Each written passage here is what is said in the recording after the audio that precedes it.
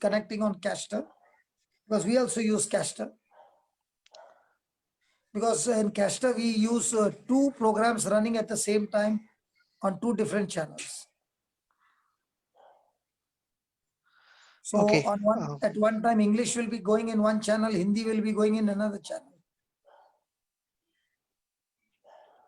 And even the videos, you have got the authority that nobody owns the video without the permission. Everything is in the hands of the host, how he does the setting.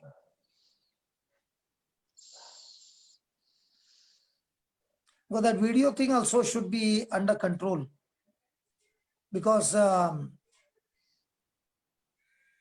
it will cause distraction to the participants, not to the YouTube, because it will not highlight,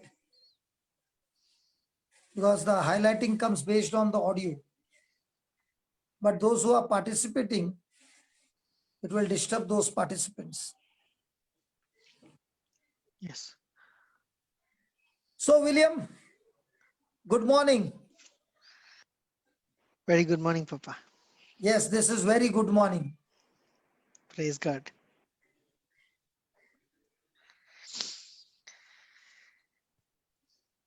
My wife was doing some cooking and she wanted to on the mixer. So because of that, the mixer was closed. When this happened, she finished the cooking. So there are advantages. There's not that there's no advantage. If you start looking at things, you will be praising God. Yes. Yes. Hallelujah. Praise the Lord. Thank you, Jesus. You look at many things. Praise God. Now, Praise how many God. people are praying? Praise God. Praise God. A problem is actually never a problem. It is like, everybody building up their spiritual muscles and saying, come on, let me exercise my faith, my faith, my faith. Yes. So Yes. all those Yes. who are lethargy, sleeping, lying down, Yes. Yes. come on, let's get into the gang. Let's declare the war. Praise Yes. God. That's Yes. how we overcome. People are texting me on WhatsApp saying that they are praying in tongues along with us right now. So Hallelujah. I know. Because when we face problems, we know. Hallelujah. Now, did you see me even little shaking? Not at all. What can he take? He can take property, he can take money, he can afflict everything. But can he take my faith out of my heart? No. No. Can he take Jesus out of my life? No. Nothing can separate us from the love of God. Amen. Amen. So when you understand that, in fact, now when I'm weak, his grace is stronger. Yes. And that's what Paul says, I will boast of my weaknesses. Yes. Why? In those weaknesses only. Gladson bhai, kaisa hai?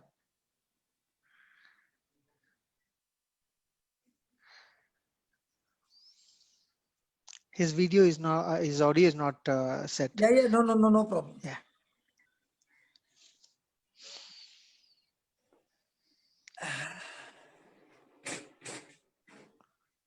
Praise God. Hallelujah. That's what I said. If you have control over the video, so when I'm preaching, I know some of them, when they come on the video, it starts distracting. Okay. Kiran bro, If at all. can we set anything on the videos as well? It's already been taken care of. Okay, because I still see some of them turning on their videos.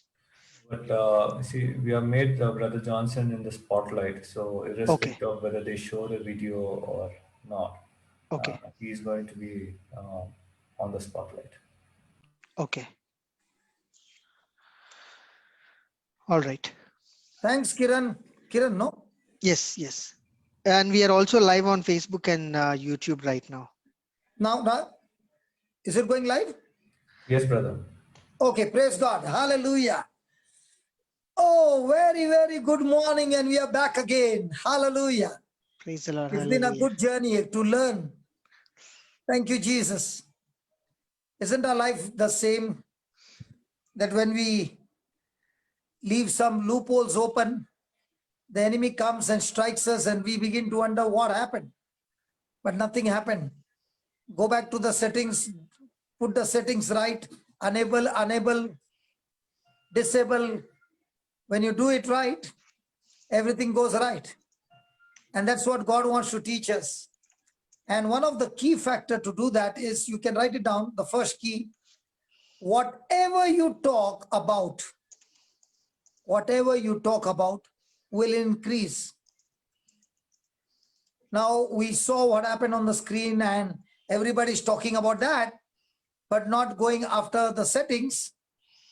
Then whatever you talk about will increase, because God has created us in his likeness and image, and therefore we have been given the power to talk, and our words have power to create things.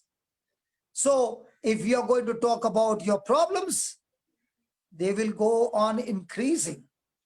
But in the midst of your problems, when you talk about your faith of God's promises, then what you are seeing will start decreasing, and what you're talking about will start increasing. Praise God. So when you are in the midst of a problem, you might be saying, okay, I will not talk, but I will think about my problems. Now, what you think about becomes larger. Please write down that. What I think about becomes larger. So I think with my mind, I speak with my mouth. And that's what God spoke to Joshua and said, listen, Joshua, teach your mouth to speak my word day and night. Teach your mind to meditate on my word day and night. So when these two begin to align together on the word of God, remember, this word coming out of your mouth and this word in your mind will empower you with the anointing of the Holy Spirit, that now you will find yourself doing things that you've never done before. Because now you are not on your ability, now you are on God's ability, because the word of God in your mouth releases the power of God. The word of God in your mind releases the power of God to make quality decisions. So your mind and your mouth are amplifiers of anything you want to grow in your life. Wow. Wow, that's good. Praise God. Whatever you think in your mind and whatever you speak in your mouth. Now, God spoke these words to Joshua when he was discouraged, because he had to take these people to the grumbling, complaining, murmuring, stone lifting congregation. He has to take them to the promised land, and he is totally shaken up because his best friend Moses is dead. He is extremely low. His emotions running in him are talking to him loud against everything. And God is saying to Joshua, listen, Joshua, three things. Teach your mouth to speak my word. Teach your mind to think on my words. Now, these two will amplify, praise God, Praise God. anything that you're talking and thinking. And that power will help you to grow. So if your thinking and speaking is words contradicting to word of God, now the problems in your life will grow even more than before. Let's take some example. Okay, there are 12 leaders who went to the promised land, and they were told to bring back the report.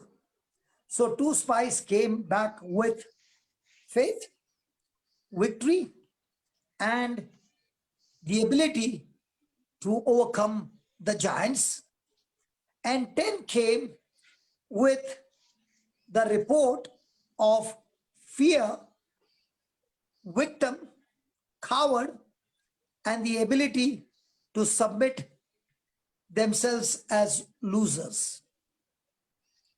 Now, look at this situation. All the 12 saw the same thing, but all the 12 did not think the same thing. Their thinking was different. And the ones who thought that they are victorious, that they have the ability of God, and that God was on their side, and that they can overcome the giants, were Joshua and Caleb. How come they could overcome this giant in their mind, in their thinking, in their faith? Because they were the ones who were with God. When you spend more and more time with God, means spending more and more time with His Word, because the Word was made flesh and the Word is God.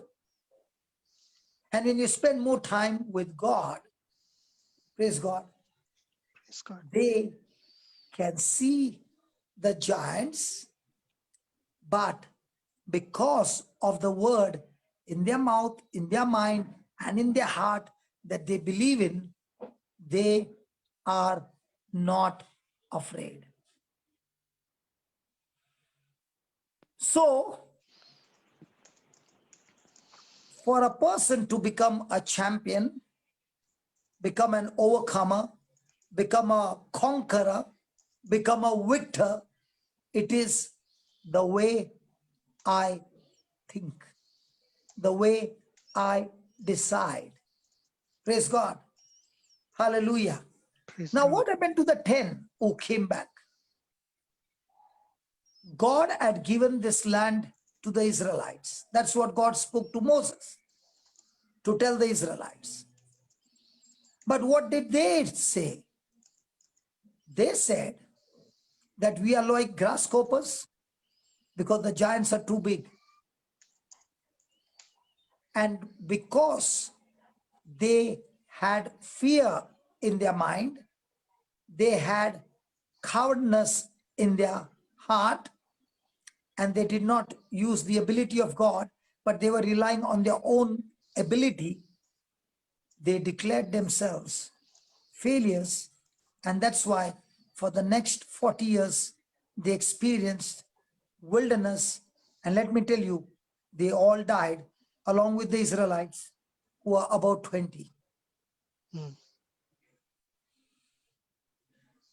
My friend, today in 2021, the Lord is talking to you loud and clear.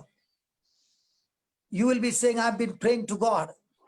Listen, prayer is good. Prayer that builds up your faith, excellent. But prayer that still takes you into worry because you have no applications, no promises, no understanding, then you end up with fear. We all become. We all become. Now, to become, there's going to be development, there's going to be training, there's going to be practice, there's going to be pressing forward no matter what happens, and we become champions of faith. Now, let's say we restarted the meeting without changing the settings. Do you think the meeting would have been going so smooth? No. Yes, the hackers had something evil that they could go through a particular door which was open. But the moment the meeting was shut down and change of setting was done, now the meeting is smooth. But what happens to the person who is not changing the setting, but ending the meeting and starting the meeting again and again and again and again? His life will be miserable, and that's what's happening in our life. You're praying and praying and praying, but the question is, have you changed the settings? I could have been praying and praying and praying, but God says, listen, child, I have given you the settings there, and if you can change those settings, the enemy can't enter in. And that's what happened to Joshua and Caleb. When they came, they told the congregation, can you change your settings? We can get into the land right now. They changed their settings, not according to Joshua and Caleb, but they changed their settings according to the hackers. Mhm. The 10 came with an evil report and hacked their mind, took their account and gave it to the devil. And that's why for 40 years they were hacked. And in that hacking, they all died. Now, can you blame God? Or can you blame anybody? It is their own decision. Yes. What do you think about that, William? Yes, yes, it was their own decision. And when a person stands in faith in the kingdom of God, imagine the whole congregation, lakhs of people or millions of people, millions of people. And these millions have allowed the hackers to hack them. 10 hackers hacked them and took them into a land of wilderness where they were hacked for 40 years. And there were 2 who were saying, can you change the setting? We can enter right now. But they refused. And those, in spite of being in the wilderness, did not get hooked up on the hackers. They kept their setting on God. And that's why Joshua became the leader after the death of Moses, and Caleb became a man who is called as taking his mountain. You know, Caleb was 40. When I go to heaven, I want to meet him. He was 40. 45 years he stayed with the chickens and the cowards.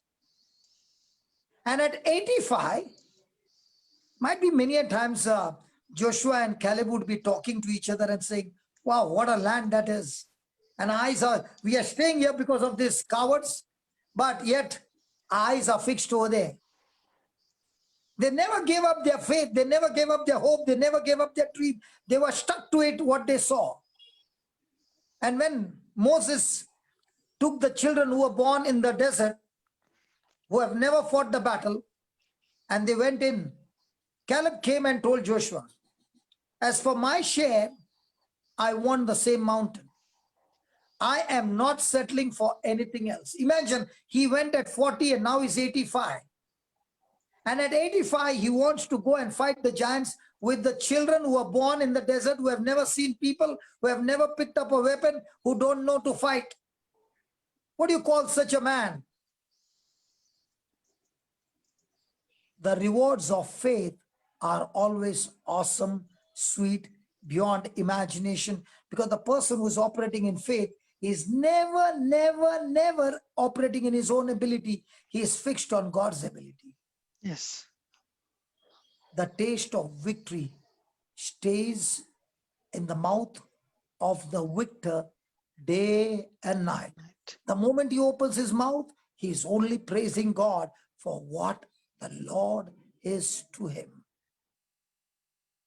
And that's why we must always search for fellowship with people who are Joshua and Caleb generation, because they will, that it is contagious, it will rub on you and you will become one of them.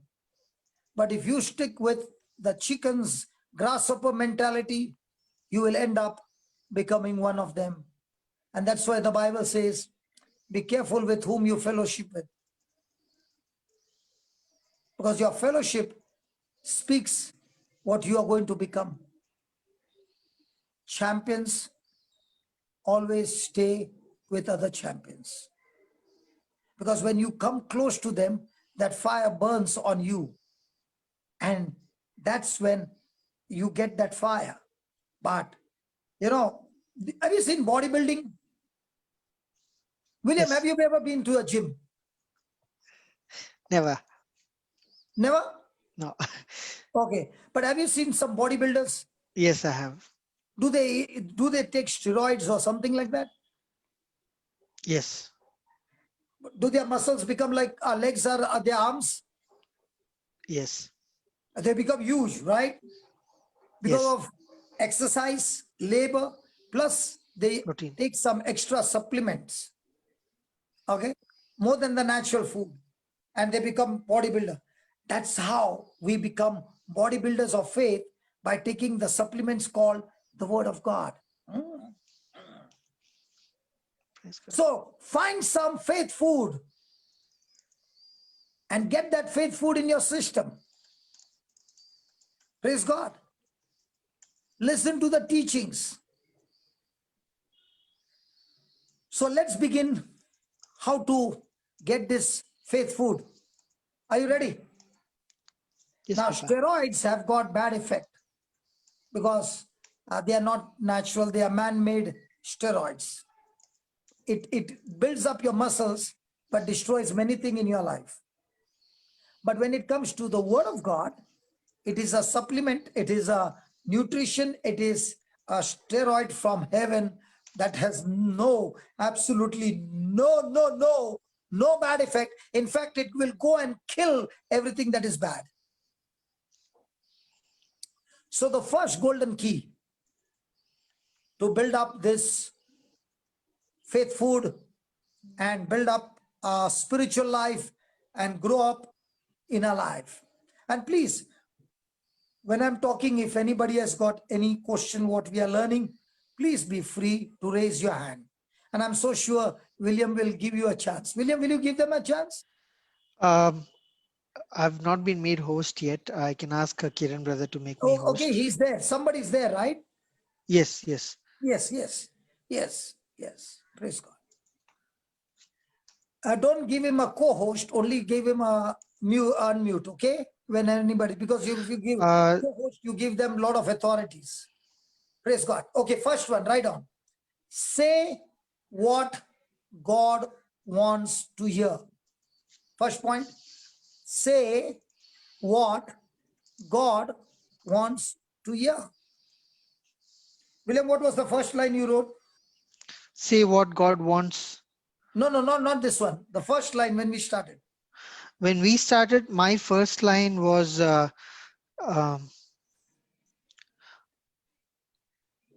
whatever you talk about will increase. What I think about becomes whatever large. you talk about will increase.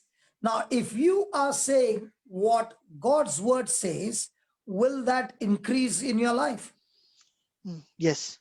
Yes. Praise God. So give me Matthew chapter 6. Yes. I'm on Matthew chapter 6 already. And verse number 9 to 13. Okay.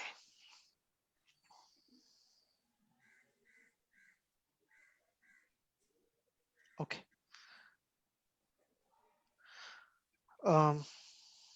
Can I present it? Yes. Jivan is gone?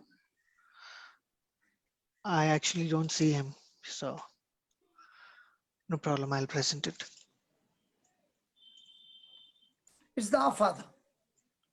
Yes, I have it. I'll present it. Okay, I can't present it, brother. I don't have the host access. Kiran, brother, are you still there? I just made you as a co-host. Okay, thank you. Thank you. See now, how wonderful we are learning. Somebody wants to do, but permission not granted. Yes. So you can't do anything till the permission is granted. Okay. Brother, can you take off my host access? Okay, I think Brother Williams' account is compromised. Yeah. So take William's co-host out. Yeah, I've already removed it. Okay. Praise God. But William, you can talk to me, no problem. I can read out the scripture, brother. Okay. All right. Matthew chapter 6, verse 9. Hold on. Isn't it wonderful that my brother who is doing it is also listening to the word of God? Yes. Father, we thank you for my brother or sister, whoever. We love him, we love them, and we bless them. Truly, Lord, there was a day when we were also in darkness and we did not know the truth. And thank you, Lord, that right now you exposed where the problem was. And we thank you, we praise you for this wonderful creation of yours. Lord, thank you for the wisdom that you have given them. Thank you for the knowledge, understanding. And this is our prayer, Father, that what has been given by you be used for your kingdom and not for the kingdom of darkness. Father, we bring the souls before you and we speak to you, Father. In the name of Jesus, touch them and heal them and renew them, O Lord. Send forth your perfect laborer, O Lord, in that person's life, that he will experience the joy and peace, not in disturbing and destroying, but in building up broken people and wiping their tears. Lord, I was once upon a time in the gangs. It was you, O Lord, who brought me out of that darkness into this marvelous light. I pray, Lord, for these precious brothers of mine or sisters, whoever they are. Lord Jesus, you love them and you died for them. And you shed your blood for every one of us. We bring before you this wonderful people. We are not angry with them. We are not offended, Yes, but we love them with the love of Christ. Yes, Lord. Just the way you love us, we pour that same love to them. We choose to forgive them and bless them. And we speak, oh Father, in the name of Jesus, that you have touched them, you have renewed them, and you have made their life beautiful. We bless their parents, we bless their siblings, we bless their children, we bless their generation, that they will always be called the mighty men of God. Thank you, Lord, for raising them up into Joshua and Caleb generation. Thank you, We Lord. give you all the praise and the glory, Father, because you said, believe whatever you ask in prayer, whatever you desire in prayer, believe that you have received it and it shall be given to you. Yes, Father, whatever is holding them, made them slaves, Father, we take authority over that spirit of disturbance. We take authority over the kingdom of darkness in the name of Jesus that is controlling their minds, that is controlling their life, and we cast it out of their life and we declare that they are free from that captivity, they are free from that addiction, they are set free and they are prospering in their soul and their lives are transformed and changed. And Father, we will surely meet these people with their testimony. Amen. In Jesus' name. And all God's people said, Amen. Amen. Amen. Thank you. Thank you. Thank you. Thank you. Thank you. Praise the Lord. Kiran, Yes, brother. can you just make William co-host? And if it is repeated again, make him remove him from the co-host. All right. Praise God. Praise the Lord. Yes, Thank William, you can. Jesus. Okay.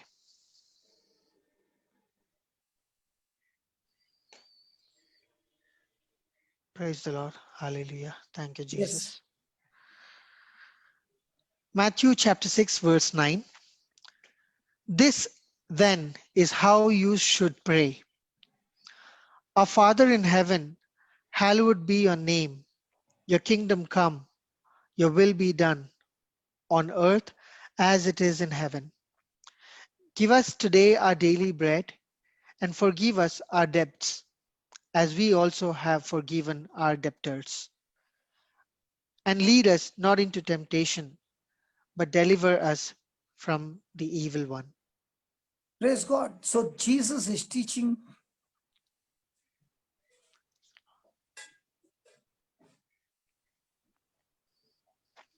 Thank you, Jesus.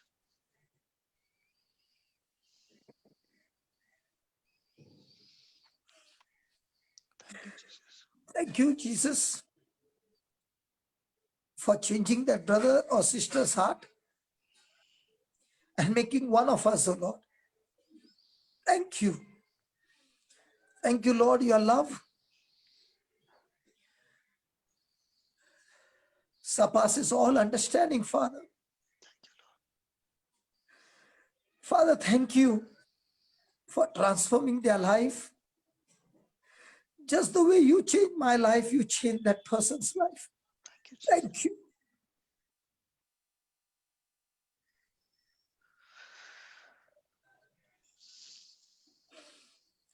Praise you, Thank you, Jesus. Without your presence, oh Lord, in this meeting, it would have never been possible. Thank you, Jesus. Thank you, Lord, as you were teaching your disciples, you are teaching us today to love and to love and to love.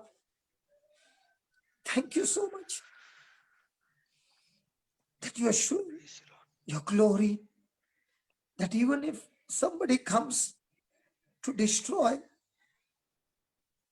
and we turn the other cheek, believing that you are our defender, believing that you are with us, Lord, you have touched that soul, and we love you, Jesus, and we thank you. Thank you, Lord, that one more person has joined the kingdom of God. In Jesus' name, amen. Amen. Praise God. So nice. Lord, I thank you. So just as Jesus was teaching his disciples, he was teaching his disciples how to pray for provisions, protections, and pardon in this passage. And when he was teaching, he is expecting us that we also learn from the scriptures how we got to pray, and prayers get answered so quickly. Yes. Faith talk, when you're talking in faith, it's all about what God responds to. Because when you talk in faith, believing in God and his word, God's favor begins to flow. And I'm so much rejoicing that favor of God is on that person and his family. Lord, bless and bless and bless and bless, and let your blessings overflow in this person's life right now. And the same way, the Spirit in me was weeping for the soul.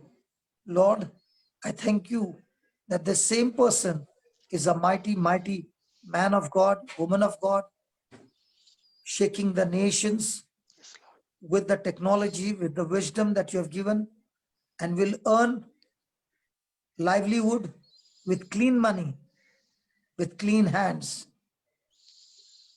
and solve other people's problems. In Jesus' name we pray. Amen. Amen. Lord, you always respond to faith. Thank you, Lord.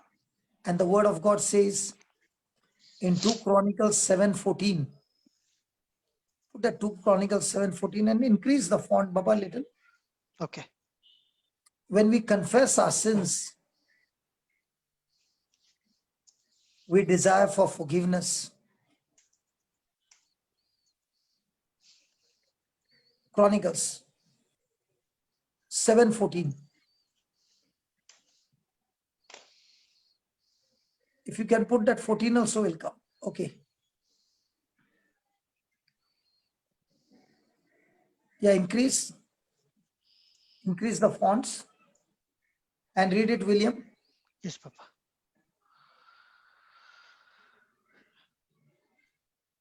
If my people who are called by my name will humble themselves and pray and seek my face and turn from their wicked ways, then I will hear from heaven and will forgive their sin and heal their land. Praise the Can you Lord. read that again very slowly, Papa? Please. If my people who are called by my name will humble themselves and pray. Praise God. Praise God. So what is the Lord saying? If I want my words to be heard in heaven, the first thing he says, am I willing to humble myself? Yes. Am I willing to make the corrections in my life? Am I willing to agree with what God says? And when you humble and pray, and then Seek my face. so seek God, his kingdom, his ways, his righteousness, and turn away Read that. And turn from their wicked ways. Praise God. Sin is the root of destruction. And we have all made mistakes. There is not a single person here who has not made mistakes. So instead of condemning and judging those who have made mistakes, Yes. can we look into our own mistakes and make the corrections? And when we make that corrections and we come to God and we confess our mistakes and our sins, the Lord promises us that he will hear from heaven. And what will he do with the mistakes? He's not going to punish you, my friend. He's going to forgive you.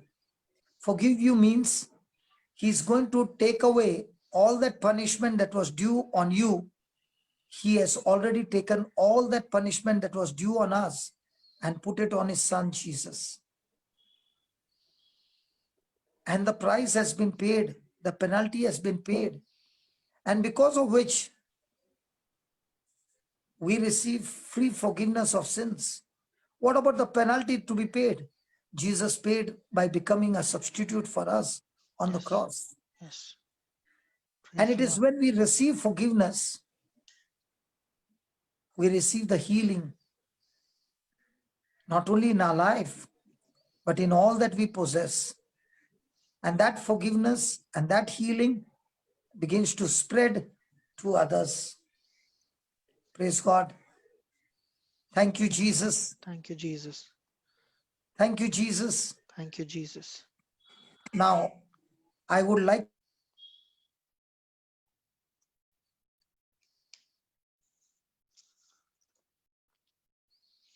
Papa, looks like we lost you, both audio and video.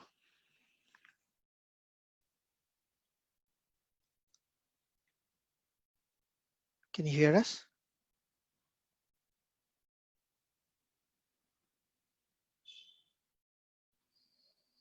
Brother Kiran, can you hear me? Yes. Okay. Thank you, Jesus. Praise you, Jesus. Hallelujah. Thank you, Lord. Thank you, Lord. Thank you, Jesus. Thank you, Jesus. Thank you, Jesus.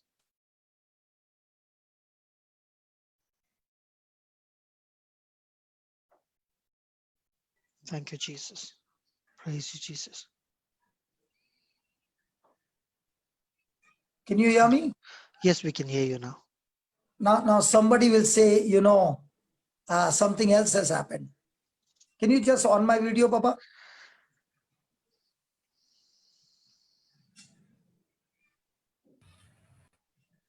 Kiran? 1 second. What happened is in my house, the current went off. Okay. So by the time the Wi-Fi comes back,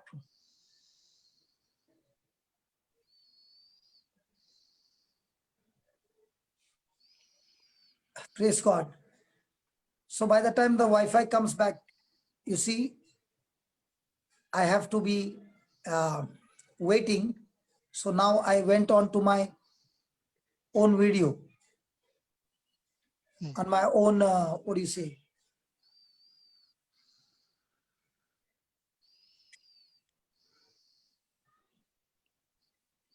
iPad. My mobile. Your mobile. Okay. My mobile data. But now tell me, wouldn't this cause another misunderstanding? Yes. When we were talking about it, at that very moment, something happened. How easy it is to put a blame on somebody who has changed. See, God is doing such beautiful, practical explanation, and I love the Holy Spirit. My wife came and said, your net will get closed, and thank God for she's saying to me. So I knew what I had to do. I removed my Wi-Fi and I put on my mobile data. Now it's working. But what happens to the person who is thinking, he just hacked now brother's total line and he only disappeared. See, and that's when we have a misunderstanding of everything. And love says, love believes all things. Yes. Even if there are wrong things, love still believes that right things are happening. Yes. Praise God. So the next golden key is talk expectation, not experience. Talk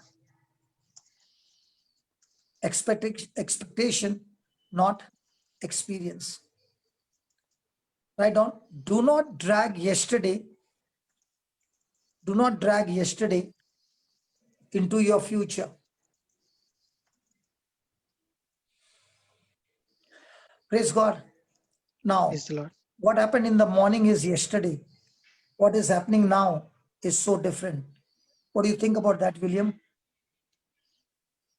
Sorry, Papa, can you just repeat that? I just lost you. I said, what happened yesterday, don't drag it today. Yes. Don't drag it into the future. Yes. What happened this morning? Yes. Okay. If I drag it, can I allow that person to change? No, not at all. Can I allow my fate to change? And that's what happens in life, is that you have been working on a job and might be in the job something happened and you are unjustly picked up and you are unjustly accused for something you had not done. Now, that feeling of rejection can keep a person in that same state for years and make that person's life miserable. But when you go through rejection, when you go through something unjust that has happened to you, don't stay on that feeling of rejection. But look at God. He works all things together for good for those who love him, for those who have, for those who have a purpose in life, and God given purpose, God predestined purpose. And when a person begins to look at the same situation with God kind of purpose, the feelings of rejection is changed into feelings of promotion, feelings of freedom. And this is how a person can come out of his shell and start growing stronger and stronger. Most of the time, when people come and share, they want to share their experience. And what kind of experience? The tough, painful, sorrowful experience, what people have done to them, and all that. And today the Lord is saying, it is not what people do to you, but what did you do with the seed, with what people did to you, is what turns you into a champion, turns you into a leader, turns you into a powerful witness for Christ. And that's why whenever we open our mouth, let us not talk about experience, but let us always talk about our expectations. And our expectations are built up by the promises of God. Praise God. And as the promises begin to grow more and more and more in you, the expectations, as you read the promises of God, they begin to become photographs. And these photographs within your heart are all the negatives. You know, when we were small, we used to have not the digital photographs, but we used to have film put in, and then we would click, and then the film would be taken to a dark room, exposed. And when we would look at the negative, we could not make out what it is till they would allow the light to pass through a liquid, and the from the negative, the positive would be formed, and then it would be very clear. In the same way, when you read the Bible, it is God's dreams up for you that he has put in the word, and they are encoded like the negative film is encoded. It has to be decoded, and then the real picture opens up. So when a person is speaking his experience, he is not giving any chance for the promises of God to be exposed and bring forth the manifestation of God's glory. The challenge is not what you are speaking about your experience. Because the first thing we learned is whatever you talk, that will increase. Whatever is in your mind will grow larger and larger and larger. So a photograph in your heart, let me give you an example, a photograph in your heart. Is there anybody who can be willing to talk to me on the those who are in Zoom, please? Somebody I need to talk. Anybody with whom I can talk? Someone named John had raised hand. John, if you're still there, would you like to speak? Just raise your hand if you are still willing to speak. So William, you're there, right? Yes, I'm here. I have Pamela who wants to speak, brother. Okay. So those people, just put them. And if it is anybody by the name John, come on, speak it, Baba. Okay, let me unmute Pamela. Is that okay? Yeah.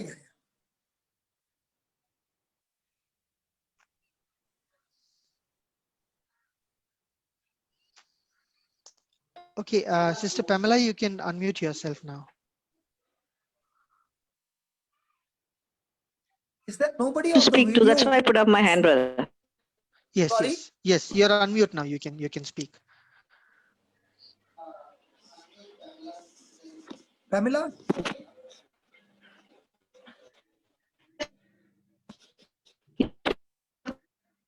Is there anybody who can on their video and be with me that I can see?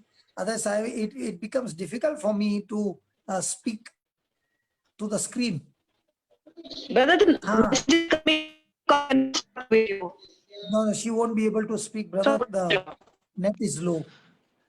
What about John? Okay. We have Mildred. Just mute the one which is making noise. Yes. Yeah, is there anybody? Okay, then because I did not see you, I was searching for somebody. Okay, William, you are enough for me. Praise God. Okay. Now, let me give you an example of how this works. Okay. Speaking your expectation and not your experience. Yes. When you can write down 1 Kings chapter 17. When you go home, you please read this chapter. Let me give you an outline. Elijah is in a place after challenging King Ahab. He is hiding in a place where God is feeding him food from the ravens, and there's a brook of stream where he's having his water. And suddenly the brook dries up. Yes. And now God gives him an instruction and says, go to the city of Zarephath, and there you will find a widow, and that widow I've made provision for you over there. So Elijah goes to the city, and there he sees a widow who is picking up sticks. And he says, can you give me some water? Now, please understand, there was no water because there was no rain. Yes. And water is very precious. And this widow is about to go and bring water. And this man of God says to her, while coming back, bring some food to eat. And now this widow says, I want to tell you the truth, that I don't have any more food. This is the last meal. And I picked up these 2 sticks to go and make cakes for me, pancakes. Okay. And I and my son will eat. And this is the last meal. And after that, we will die. But there's no more food. Now, the photograph in her heart is that she has got the last meal and death is unavoidable. Yes. So Elijah says, go and do as you are doing, but see that when you come back, bring for me a piece of cake. And then he gives her a word saying, thus says the Lord, that till the famine gets over, you will have food every day. The Lord will provide. Yes. Now, when the man of God said these words, the woman has got the last meal. William, you have got the last meal. Will you give the last meal to a man of God? He will give you a share, not that you gave him completely. You gave a part of it. I'm asking you, would you give? Probably I'll end up sharing a part of meal with the Huh? man of God. I'm asking you, she does, how will she know he's a man of God? She He does is a not know. complete stranger. He's a Yeah. complete stranger. Yeah. Now, will you be willing to give the last meal, a part of it, to a complete stranger? You and your son have got just little to eat, and out of that, will you give? No. No. But what did Elijah do? He gave her a photograph of expectation. Remember, expectation through the promises of God is a breeding ground for great miracles. So when he gave her that photograph, she believed that photograph in her heart. So it was just a word. She brought water and food for Elijah, and also she and her son ate. But what happened after that? Multiplied. Everything. Now, did Elijah speak the word of faith? Yes. How did he get that faith to speak? Because he built his faith by through the word of God. Because God had said that he has already kept a widow to provide food for you. Yes. Yes. So when God said that, and this widow is saying, last meal, is there a matching? No. So now Elijah has to make up his mind. Do I believe in what God said, or do I believe what this woman is saying? Yes. Now, did he say to the woman, God will provide for us, you don't worry? Or did he first say, give me something that you got? He said, give me something that you got. In the same way, many of us have got caught up in different situations. For God to work in your life, you must first go and give God something to work for. Amen.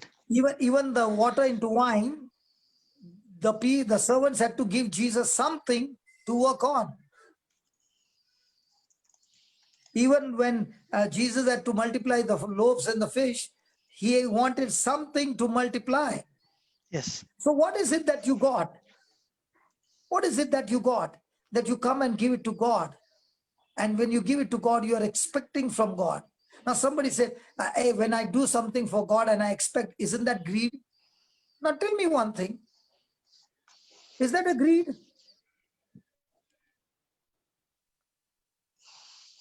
It is not greed if you are relying on his provision. No, I'm doing something but expecting at the same time. A return on it? Yes. Because that's what his promise says. So you are. So when I'm doing something, okay, give and it shall be given to you. Okay. And I'm expecting. Is it a greed?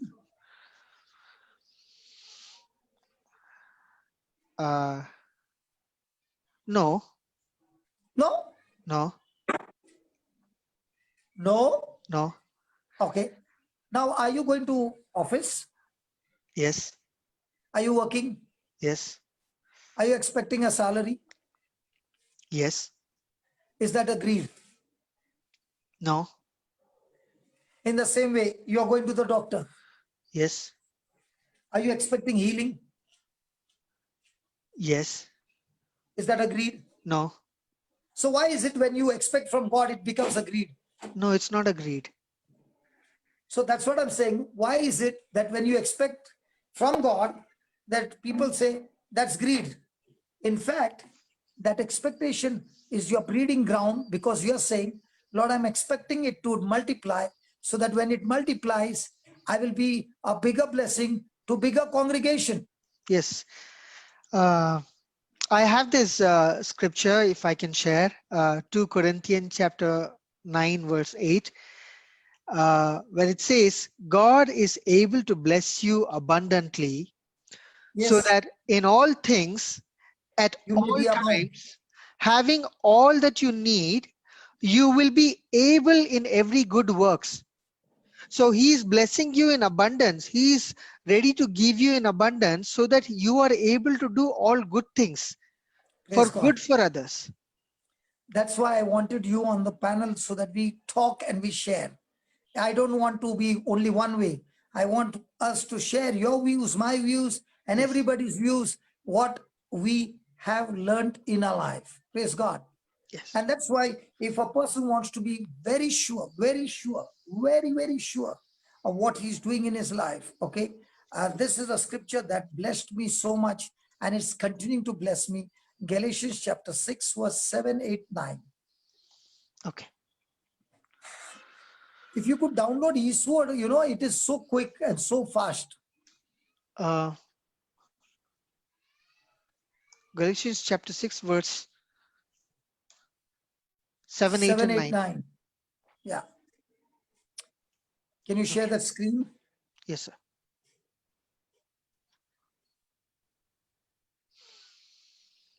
Okay, can I read it, brother? Yeah, please, please, please. All right, Galatians chapter 6, verse 7, 8, and 9. Do not be deceived. God cannot be mocked. When the A power man, comes, just let me know. sorry. No, I told my wife, when the power comes, just let me know. Okay. Yeah, go ahead, brother. Yeah. Do not be deceived. God cannot be mocked. A man reaps what he sows. Whatever sows to please their flesh, from the flesh will reap destruction. Sorry, whoever sows to please their flesh, from the flesh will reap destruction. Whoever sows to please the Spirit, from the Spirit will reap eternal life. Let us not become weary in doing good, for at proper time we will reap a harvest if we do not give up. Praise God. Praise the So Lord. what a man sows, that he will reap. Yes. So if I'm sowing love, then I reap love. Yes. If I'm sowing forgiveness, then I'll reap forgiveness. So Bible says, don't be deceived, that God is not mocked. Today, wherever I am, in whatever things I'm doing, is what I sowed in the past. And then he goes on to say in the verse 8, come on, read that verse 8. Whoever sows to please their flesh, from the flesh will reap destruction. Whoever sows to please the Spirit, from the Spirit will reap eternal life. So now, can I make my own future? Yes. So is my future in God's hand or my hand? In my hand. Because if I am sowing every day in the flesh, of that flesh, I will surely reap corruption. But if I make those corrections in my life, you know, Jesus is a master corrector. Everywhere he went, he preached. Why did he preach? To make corrections. And only those who believed made corrections.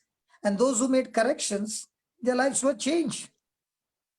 Your life doesn't change because you are praying. Your prayer should help you to make the corrections. There are people who are champions in praying, but no corrections in life. Their life is still miserable. And there are people who might be praying little, but studying the word and making tremendous corrections in their life. Their life is awesome. And verse 9. Let us not become weary in doing good, for at the proper time we will reap a harvest if we do not give up. So every moment we have opportunity to sow. Now, what is the meaning of the word sow and reap? Anything that God has given you, when you use it for yourself, it is your harvest. Anything that God has given you, when you use it for others, it's your seed. So the seed can be godly and ungodly. The harvest can be godly and ungodly. So the Bible says, do not get tired in doing good. It's a good seed. Why? Why? Just read that again. Let us not become weary in doing good, for at the proper time we will reap a harvest if we do not give up. So the Bible is very clear. Due season is right now, or due season is coming. Don't quit. Don't quit. It will surely come to pass. People, when they see that what they are believing for starts getting delayed, they want to quit. But if you are continuously sowing seeds in other people's life every day, every day, every day, every day, you are so much filled with joy, and every day, you know, you are expecting, but you don't know from where the harvest is coming every day. Now remember, if you plant one coconut seed, how many coconuts are you going to eat? Your generations are going to eat from one coconut seed. Imagine you sowing in the kingdom of God. You, your family, your generations are going to reap all that you're sowing in the kingdom of God. Wow. Hallelujah. Praise God. Praise the Lord. So can a person make his future big?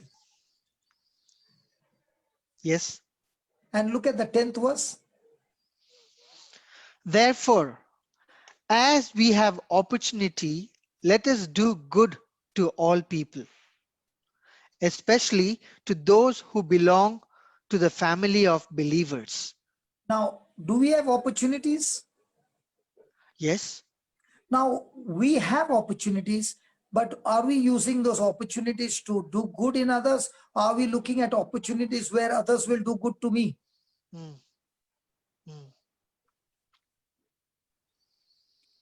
William, are you there with me? Yes. Why Yes. are you not talking? You can hear me, brother? Yeah, but I'm asking you a question. We Yeah, are so looking. I think if you know, we most of the time end up looking for people who will do good for us. And that's why we are always in lack. Yes. But a person who is always looking for ways, what is it that you got in your hand? You can keep it as your harvest, and you can sow it as a seed. When you sow it as a seed, it looks like subtraction because you can't see it anymore. It's gone out of your hand. But remember, it never goes out of your life. Yes. It has only gone into the spiritual world, and it is growing there, multiplying. And in due season, when you need the most, it's coming back with multiplication. Praise God. I can say without a doubt, the new creation home, which was built, was not built on donation, was not built on the pulpit for asking for money. It was built by only one system: going out and winning souls, going out and reaching out to the alcoholics, taking care of them. We were sowing seeds, and we did not know from where the harvest would come. But the harvest kept coming slowly, and it started multiplying and multiplying and multiplying.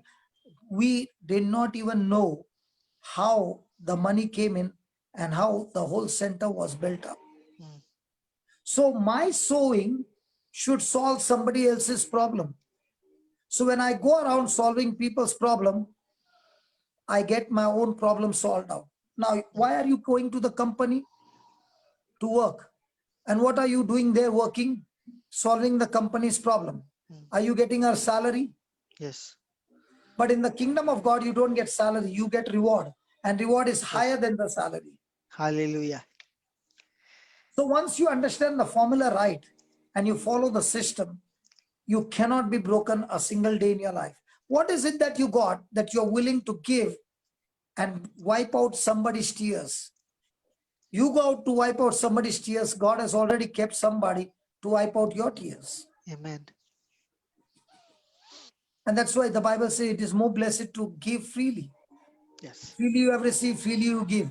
And I took that verse seriously, believing, and that verse has changed my whole life and provided everything in my life. Everything. Amen. So the third golden key is picture your desired future. Picture your desired future. Now go to Genesis chapter 17, and let's start with verse number 1 and go up to verse number 6. Are you enjoying? Yes, very much. Are these golden keys talking to you? Yes, it is. Praise God. So is it and a I fluke? can relate an examples also on it. No, and let me ask you, is a Christian life a fluke game? A game of luck? No, no. A I don't game of live by luck. chance? A game of chance? No. It's a game of choice. Yes. Brother, is my screen visible to you? Yeah, your screen is visible, but the color has changed. Okay. The thing is, there's a power cut, so I can't use the extended screen. So I will use the same laptop screen here. Okay. Okay. Can you see it? Is it visible? No, not yet. Okay. Everything was going on fine, and suddenly there was a power cut. Power cut. All my settings have gone for a toss. Now, No. do you mean to say there is no different setting? There is. There is. So I have to go into the other setting. Yes. So problems are not problems. Problems are meant for me giving the opportunity to increase my wisdom. Yes. To increase my understanding. Praise God. Yes. There it is come. Yeah, read. Okay. Genesis chapter 17, verse 1 onwards. When Abraham was... No, not Abraham. I thought you would make a mistake. When? Abram. Yeah, Abram. When Abram was 99 years old, the Lord appeared to him and said, I am God Almighty. Walk before me faithfully and be blameless. Then I will make my covenant between me and you and will greatly increase your numbers. Abram fell face down, and God said to him, as for me, this is my covenant with you. You will be the father of my nations. No longer will you be called Abram. Your name will be Abraham, for I have made you a father of many nations. I will make... Hold on. Read verse 4 and 5. What's the difference? Read verse 4 and 5. As for me, this is my covenant with you. You will be the father of many nations. No longer will you be called Abram. Your name will be Abraham, for I have made you a father of many nations. So what's the difference? So the difference is, if you're Abram, you are father of one family. Yeah. But when God has called you as Abraham, you are father of many nations. In the 4th verse, what is he saying? He is making a covenant with Abraham and God. In the verse 4, he's saying, you will be. Yeah. And in the verse 5, no longer will you be called then Abraham. Your name will be Abraham. Then, for I have made you a father of many nations. So from will be father to I have made you. Yeah. It has happened in one conversation. Yes. So did God make him father of many nations? Yes. Now, did he see any evidence? No. So when God changed his name from Abraham to Abraham and said, I've made you father of many nations. So God said it in past tense. What did Abraham say to himself? He called himself as Abraham. So was he calling himself that he is already father of many nations? Yes. Now, did he have any physical evidence in his favor? No. What happens to a person who has never had children and he goes in at the age of 99 and his wife at 89 are introducing themselves? Her name is Sarah. Her name was Sarai, Sarah, which means mother of many nations. And he is Abram, who has no children, and he is called as father of many nations. Is it easy to introduce yourself with a name or call yourself by something which you don't possess in the physical? It's easier to speak you what you know, see it in the physical. so the truth is that when we picture our desire, okay, we speak that picture of our desire, that it is already done in the spirit, and I've received it by faith in the spirit, and therefore I speak myself in the spirit. Mm. So many a times people will say, God, please anoint me. God, please bless me. But a person of faith will never say that. The person of faith will say, I thank you, Lord, that I'm anointed according to your word. I'm blessed according to your word. I'm Yes. filled with wisdom according to your word. It's all in the past tense. And the reason he's saying it in the past tense, because he has already received the picture of it. Mm. Mm. And when you have received the picture, that picture in your heart is preparing the manifestation. Mm. There are many who have got the picture of their lack, their inability, and all of that. And they keep speaking that picture to heaven. And heaven cannot work because it's going against the system, against the kingdom of God. Mm. Mm. Okay, let me show you. Go to Joel 3:10.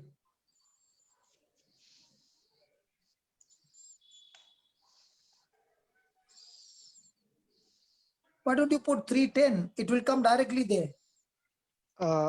In case if I want to read the next verse. Okay. Beat your plowshares. Beat your plowshares into swords, and your pruning hooks into spears. Let the weakling say, I am strong. Let the weakling say, I am strong. Let the weakling say or pray to God to make him strong. Say. So that to say I'm strong, does he need to carry the weapon in his hand for a fight? No. Look what the Lord said in verse 10. Beat your plowshares into swords. So the farming equipment which you had, Yes. beat it up like a blacksmith uses the iron and turn it into a sword. Then. And your pruning hooks into spears. What did we say? What I talk will increase, and what I think in my mind will become larger. So when the person is working on the pruning hooks, the plowshares, at that time he's speaking to himself, this is my sword, this is my spear, I'm a warrior, I'm a warrior, I'm a warrior. What happens in your mind, what happens in your mouth will bring forth the manifestation. Mm.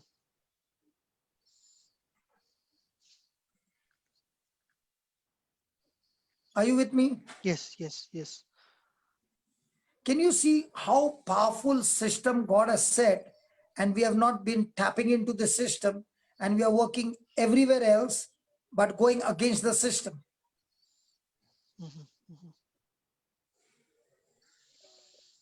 So if let the weakling say I'm strong, what will the sickling say? I am healed. I'm healed, I'm healthy.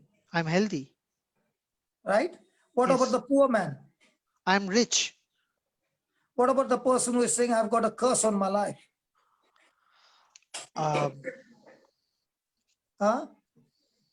I'm blessed. I'm blessed. What about a person who has got insecurity? I'm protected. So are we doing that, or are we talking to God a current situation or a desired outcome? Desired outcome.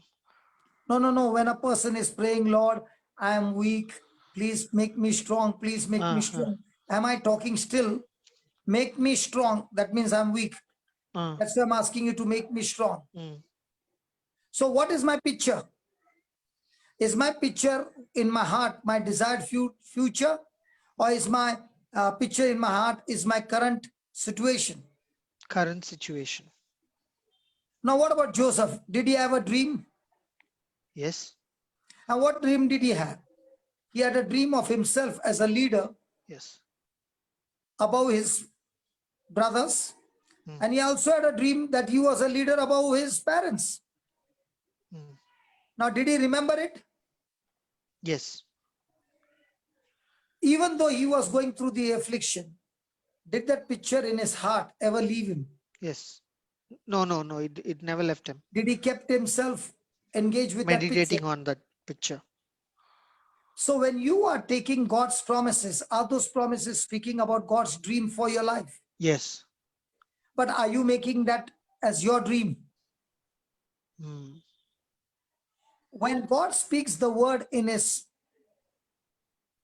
the Bible, he's speaking about his dream about you, his plans about you, his purpose about you. And what am I supposed to do? Get that picture big. And when I get that picture big in my mouth and in my mind and in my heart, the picture starts getting more and more bigger. So I need to fill my heart, I need to fill my mind, I need to fill my mouth, I need to fill my life with it. And now I have that vision, and that vision will consume me, and every conversation, every thought, everything around you, you are only thinking about that picture. When I was supposed to set this call center, have you ever worked on call center? Yes, Papa. I worked for 8 years in call center. So how do you feel that I got a call center with nobody coming to work? How do you feel that when a person calls up, the ringtone, on the second ring, the ring gets closed and an SMS goes to him, thank you for calling, we will call you very soon. And at the same time, the whole group who has got a telegram, the message comes to them with the link of the case, and anybody in the world, in the group, picks up the phone, calls on WhatsApp, people of that country calls that person, and that person is not prayed, because I don't want people to pray over people. I want people to make the person into a warrior by teaching him the truth. So now that person is talking to that person, and then the other person goes and talks to that person. 3-4 of them talk to that person. Now they follow up with that person, and the person's life is changed. And whatever they have spoken, they put it on the report so that everybody else in the group knows what scriptures were given, what was given, and what this person needs, and follow-up is needed. And the others who are there, who have come from work, they scroll and they say, this one needs a follow-up, this one needs a follow-up. Now they are doing the same job. Will he? Yes, yes. And all this, God has been doing it free. Yes. The people who are working are free. The people who are receiving the answer to their call is free. And the person who gave me the software also is a man of God who did it free. Praise God. So when you begin to picture, when you begin to think, your thoughts, your mind, your words, your fellowship, you're talking to people, but you're talking only about your dream. And that's what happens to Word of God. Proverbs 29:18 speaks about. 29:18. Yes.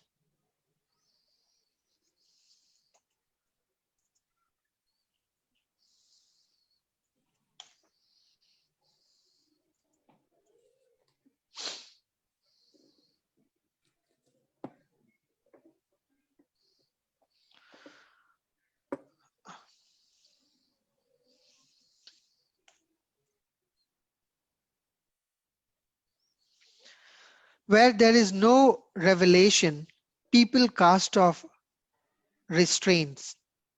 But blessed is the one who heeds wisdom's instruction. Can you put the King James Version? Oh, sorry. Okay. No, not new, not new, not new, not new. Okay. Hello, not new.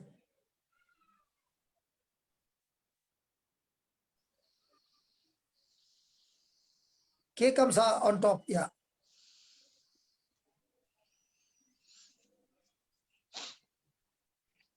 Where there is no vision, the people perish. But he that keepeth the law, happy is he. What does that mean? When a person has no vision in life, the year comes and the year goes, and nothing has happened. Nothing has happened. Do you know, every time you go to have you ever been to a funeral?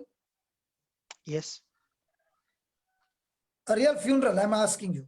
Yes, yes. And when the dead body is being lowered, William, did you ever think when this body is being lowered, this person, how much of people's future died with him?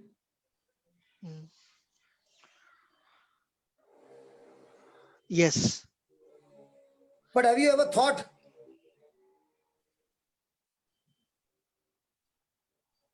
let me give you an example. I was running a business and everything is good.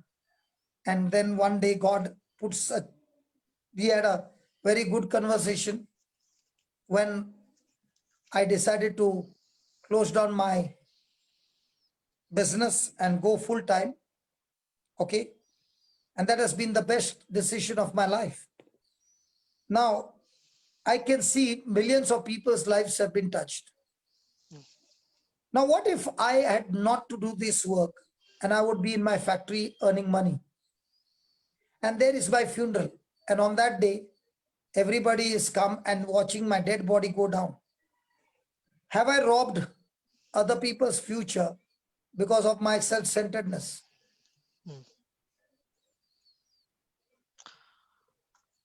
Yes.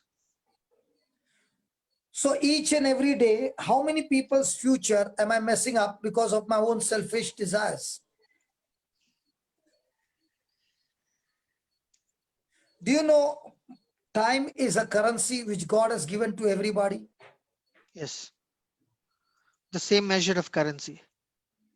Now, a person is using that time to work and he might be getting 100 rupees an hour or 50 rupees an hour or 10 rupees an hour. Another person will be earning 5,000 rupees an hour. Why is there difference?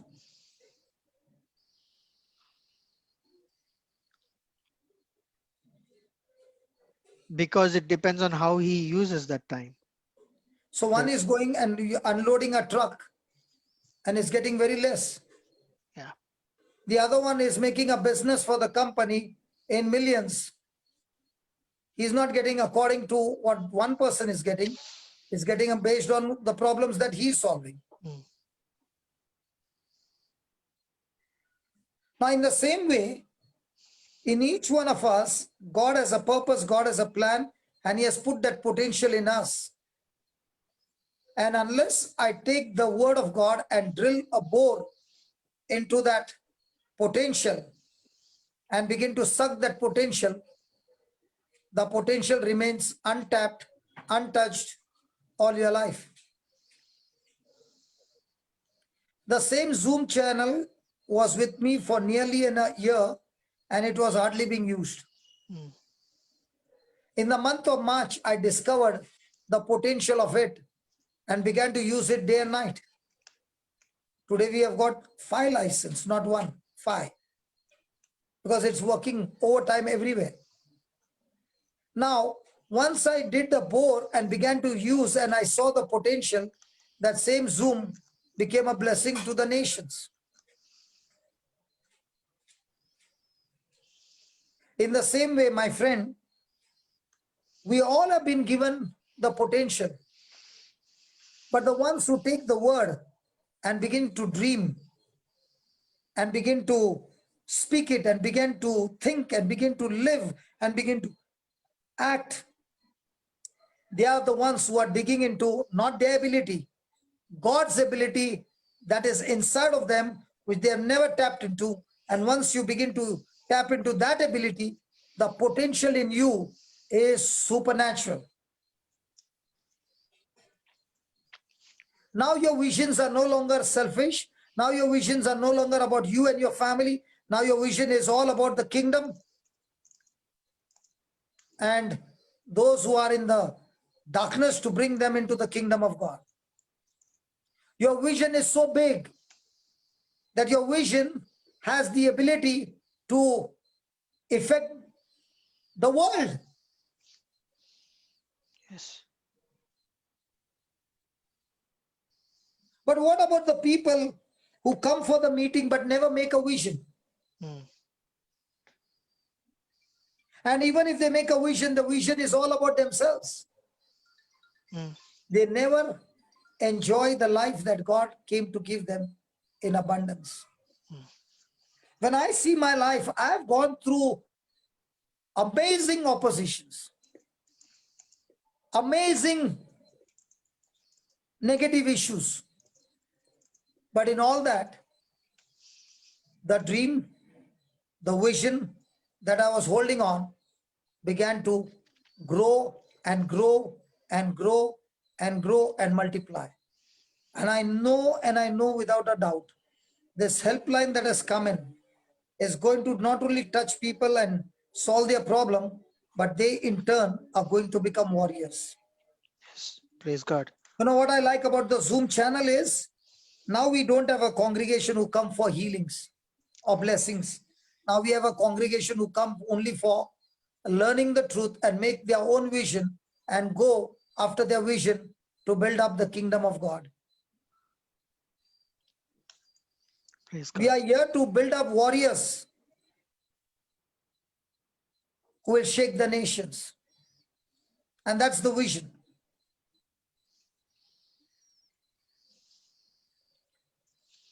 Fourth golden key. Listen to mentors of faith. Listen to mentors of Faith. faith. Did Moses go through a tough time? Yes. 40 years work, beautiful in the palace. Born a Hebrew, to save his life, he's put in a basket. Pharaoh's daughter picks up the basket as she's bathing. And in that she finds a boy, calls him Moses. Moses grows for 40 years and there is a crisis. He has committed a murder and he runs for his life. 40 years is under Jethro. Why did God put him under Jethro? So Jethro is born in the desert. He is a champion in the desert. Moses is a champion in Egypt, but he has no knowledge of the desert. In the desert, he can be defeated. But in the city or in the nation of Egypt, he is a champion. So God has to make him a champion in the nation of Egypt. God wants to make him a champion in the desert of Egypt, and he has put him under Jethro. When the training is over, God says, now Moses, you are ready for your desire. You wanted to deliver your people because of which you committed a murder. Now I'm going to take you back, but well equipped. And Moses learned to depend on God and work in the supernatural. And he brought the people out of Egypt without an army, but by faith in God and his word. Joshua is very close to Moses and is watching Moses and learning from Moses the secrets of the kingdom of God. When Moses goes for a meeting in the tent, where God is talking to Moses, Joshua cannot enter the tent, but is staying at the entrance of the tent, worshiping God. Moses has got instruction and is gone to work, but Joshua is still waiting at the tent, worshiping God. Yes. There were the whole multitude of Israelites who could see what is happening, but nobody had a desire to go to the tent, but they all stayed far away from the tent. And that's what happened is Joshua learned from Moses and he took over the battle and he could get the people into the promised land. He learned by listening to his mentor, who is a mentor of faith. Elisha learned from Elijah. Timothy learned from Paul. So, when God has a call on you and God has a purpose in your life, as your call is, so will you choose a mentor. Now, Mother Teresa is a mentor, but before she could go, there were so many attracted to this mentor that she could build up convents after convents of the same kind in different parts of the world. Yes. The mentor is gone, but she left a legacy behind. And those who are following the same principle, what she taught, the convent is working the same and still multiplying.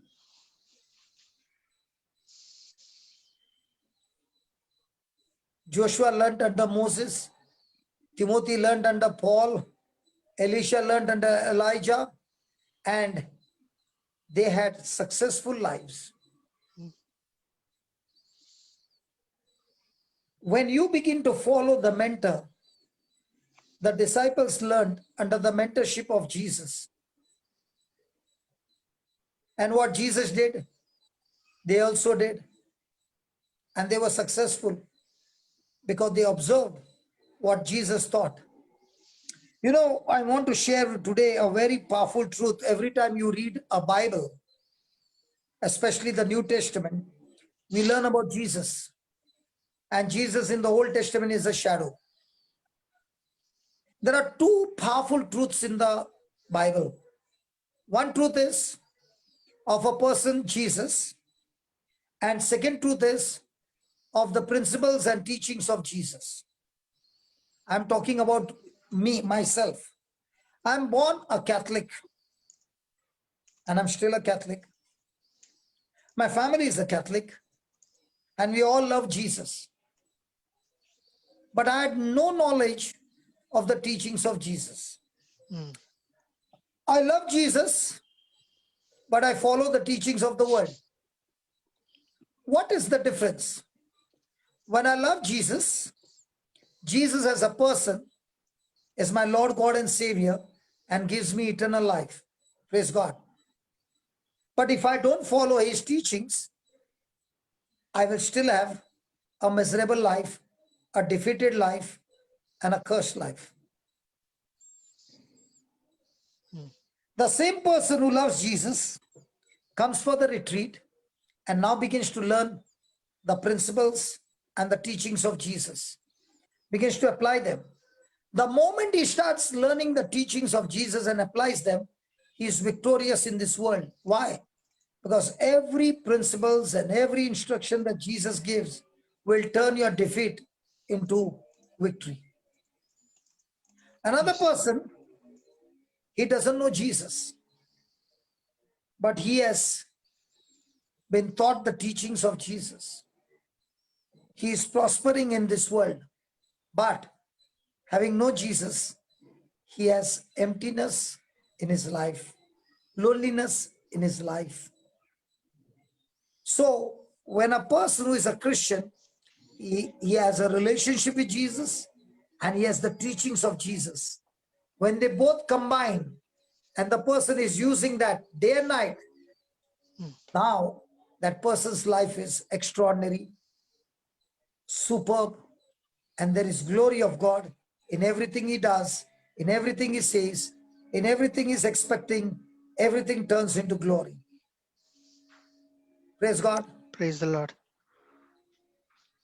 What do you think would be the percentage of we Catholics, I'm only talking about the Catholics, that we love Jesus, but how much do we study his word?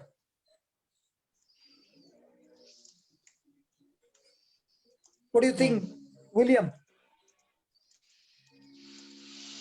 We love Jesus, we sing his praises If you day and ask, night. We love Jesus, we sing his yes, praises day and night, but we don't know his teachings. What do you think will be his life? yes. Jesus You said don't the know wise him man will personally. build his house on a rock. He did not say Yes. the wise man will build his house on praise and worship and thanksgiving. He said he'll build his house on the rock, means the one who heard my teaching and went and did what the teaching says, his house will be on the rock. And the one who hears the teaching, does everything, but does not keep the word, Jesus said, he's built his house on the sand, it will surely fall. What do you think about that?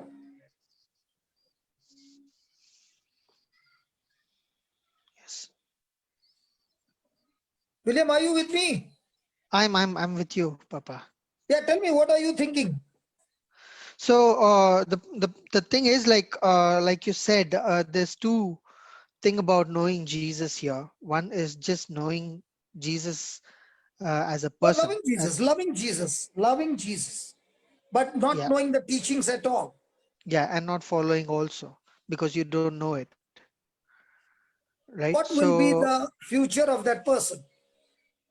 still miserable, That's still exactly miserable, what's still, happening in the church. yes. What happens to the person who comes Sunday after Sunday and gets 10 minutes of the sermon?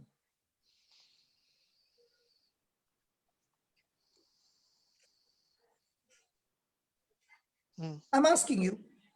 And in this 10 months, we were preaching for 17 to 18 hours a day, every It day. just it's just like you have charged your battery only 10%, Not even 10%. not even 10%. Because in 15 minutes, by the time you gave the introduction, the 15 minutes are over. And even in that 15 minutes, if you're giving some motivation talk and word of God is a very different thing. Yeah, Motivation talk, after 45 minutes, they need to give a break. Today I was praying in the washroom and I was saying, Lord, give me that strength today. Let it go non-stop right up to 5 o'clock without a lunch break. praise God. It's all about a relationship with Jesus and how quickly. Why did Jesus go preaching and teaching? Only for one reason, for repentance. And what is repentance? Correction. People who Change make of mind, corrections change of in no thinking. time are flying high. People who don't make corrections can come for the meeting for the next 10 years, do the best praise and worship. Everybody will be touched, but their own life is miserable. And then they begin to wonder, how come my life is miserable? Your life is miserable because you don't know the teachings.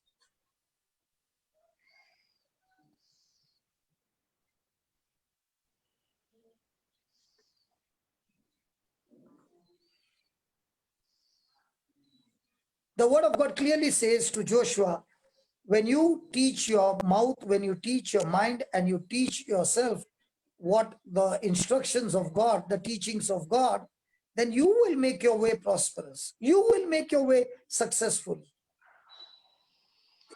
So when a person is listening to the mentor who is successful and taking the instructions and following the instructions, his life turns out to become successful. So when a person is coming and saying, please keep me in prayer, I say, no, I will not.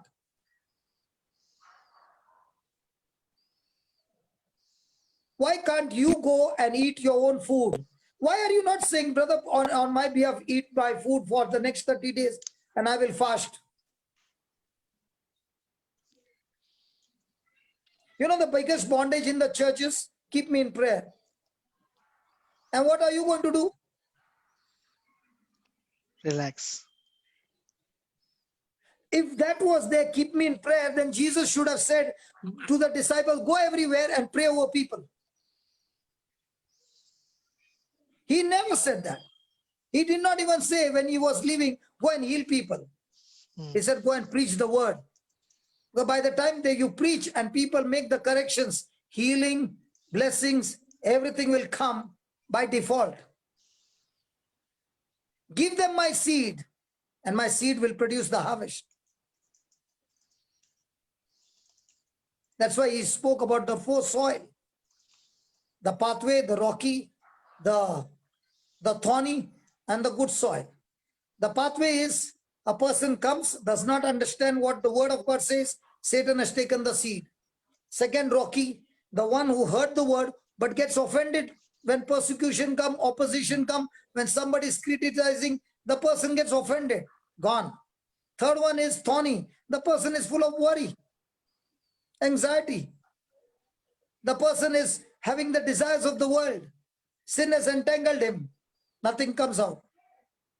But only the one with endurance, patience, honesty, faith, fighting back, brings forth the harvest of 30, 60, and 100. So how do you know your house is built on the sand? It's rocking. Are you a person who's getting offended? Are you a person who is getting worried all the time? Are you a person who is speaking your bad experiences all the time? Come on, your house is already cracking, man. Your foundation is having cracks. Build your house on the rock.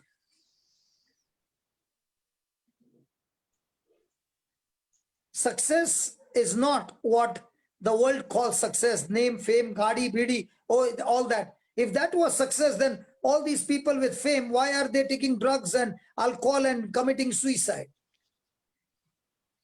Success is when God has called you on a purpose.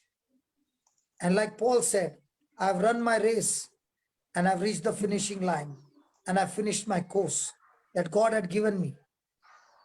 Is success. Going after God-given goals and finishing them before the call comes to go back to heaven is success. And that's why we got to learn, we got to read and understand the biography of people who lived extraordinary life. Because they were the ones who learned how to tap into the fountain of faith. And thank God, by the time they went, they left back something of their life, sharing the truths, sharing the secrets. For those who are excited of those truths will go after that and experience the same new height of faith manifesting in their life. And the proof is in Hebrews chapter 12 verse 1. The 11th chapter is speaking about all the giants of faith, and the 12th chapter is speaking about how you and I can do the same. Hebrews 12:1.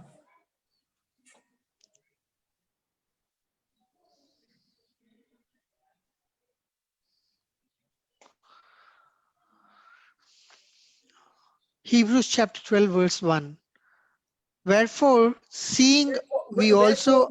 The reason, the wherefore is, the 11th chapter is talking about all ordinary people. Giant faith. But they applied faith and they got uncommon results. So now he's talking about how you and I can tap into the same and get uncommon results in our life. Go ahead. Wherefore, seeing we also are compassed is surrounded about with so great a cloud of witnesses. Let us lay aside every weight and the sin which doth so easily beset us, and let us run with patience the race that is set before us. Do you know God has done match fixing?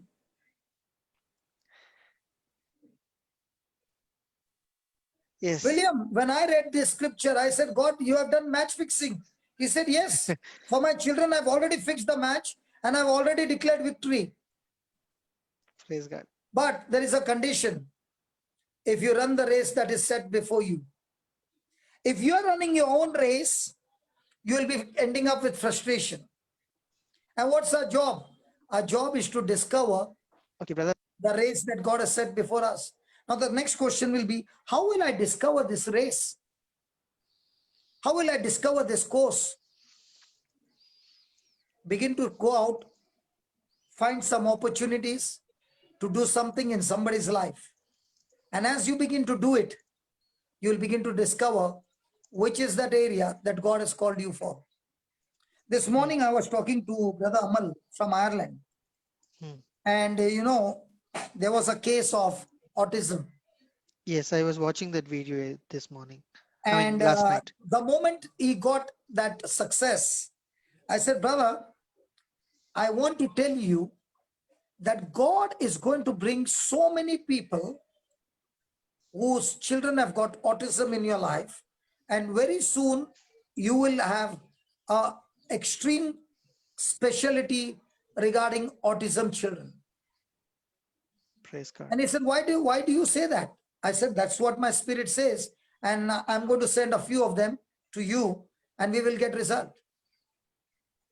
And now he's seeing that mothers who have got problems with their children, he started a clinic now. That physically the mothers are coming and sitting and talking to him, and he's having a class once a week. And there were 14 this week. And another mother who has got the victory, she shares her testimony, bringing her son and the test report to give them proof how things have changed. Yes. So you will never discover your race as long as you are self-centered. Impossible. God can never ever get involved in anybody's dream if the dream is self-centered. No. God is not there. God is not there. But if your dream is that you want to go and be a blessing in somebody's life, God is in that dream. He will start from there and direct you to the purpose that he has for your life. And that's what I discovered after all these years. I discovered that when I began to chase what God had given me, to chase those who are in need and solve their problem, I discovered God's purpose in my life. Praise God. Praise the Lord. And that's why he says you are surrounded with such great cloud of witnesses. Look at their life, each and every hero. Even when they were in the worst of the worst situation, they laid aside every weight, every care, every worry, every fear. They laid it aside. For us, God has given us the gift called cast your cares unto him, for he cares for you. But if you're carrying the cares, what God has said not to carry, you're messing up your own future. Right. Praise God. Praise the Lord. And every time you see the same area where you were weak once upon a time in any kind of addiction, that same addiction, the devil is going to put pressure after pressure to see whether you will open the door so that he can destroy you. But every time you pass the test, you receive a reward. Amen. Amen. Praise the Lord. Fifth key, respect your tongue. Fifth one, respect your tongue.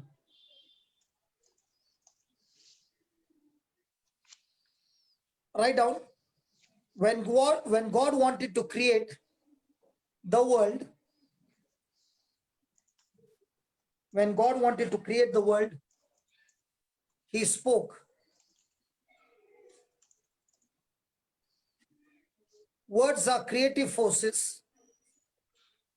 Words are created forces that bring into existence.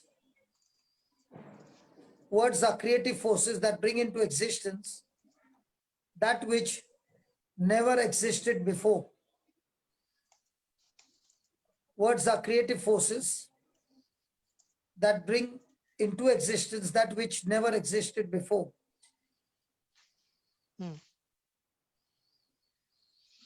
Praise God. Praise the Lord. God has given to man a powerful gift called tongue, because words are formed on the tongue. And when you open your mouth and you speak words, when these words are spoken, they carry the power of faith or fear. One has the power to create good things in your life, and the other one has the power to create destruction in your life.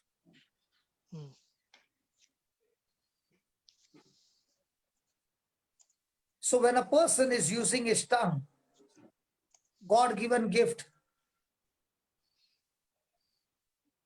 that God believed and gave that tongue and said, when you use the word coming out of your mouth, those things will be created for you.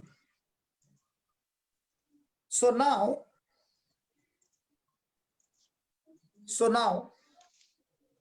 how are you going to use the tongue? Are you going to use it wisely? That you will discover that this is the powerful tool that can create a great future in your life. Or are you going to use this very tongue in what the devil is putting in your mind and open your mouth and mess up your life?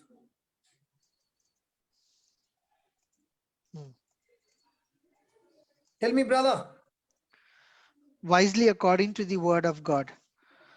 The more I start taming my tongue wisely according to the word of God, start to practice it, even at the times of storm or trouble, your tongue automatically starts speaking wisely according to the word of God. That's what James chapter 3, 4 and 5 says, how the tongue controls our life. James chapter 3, 4 and 5.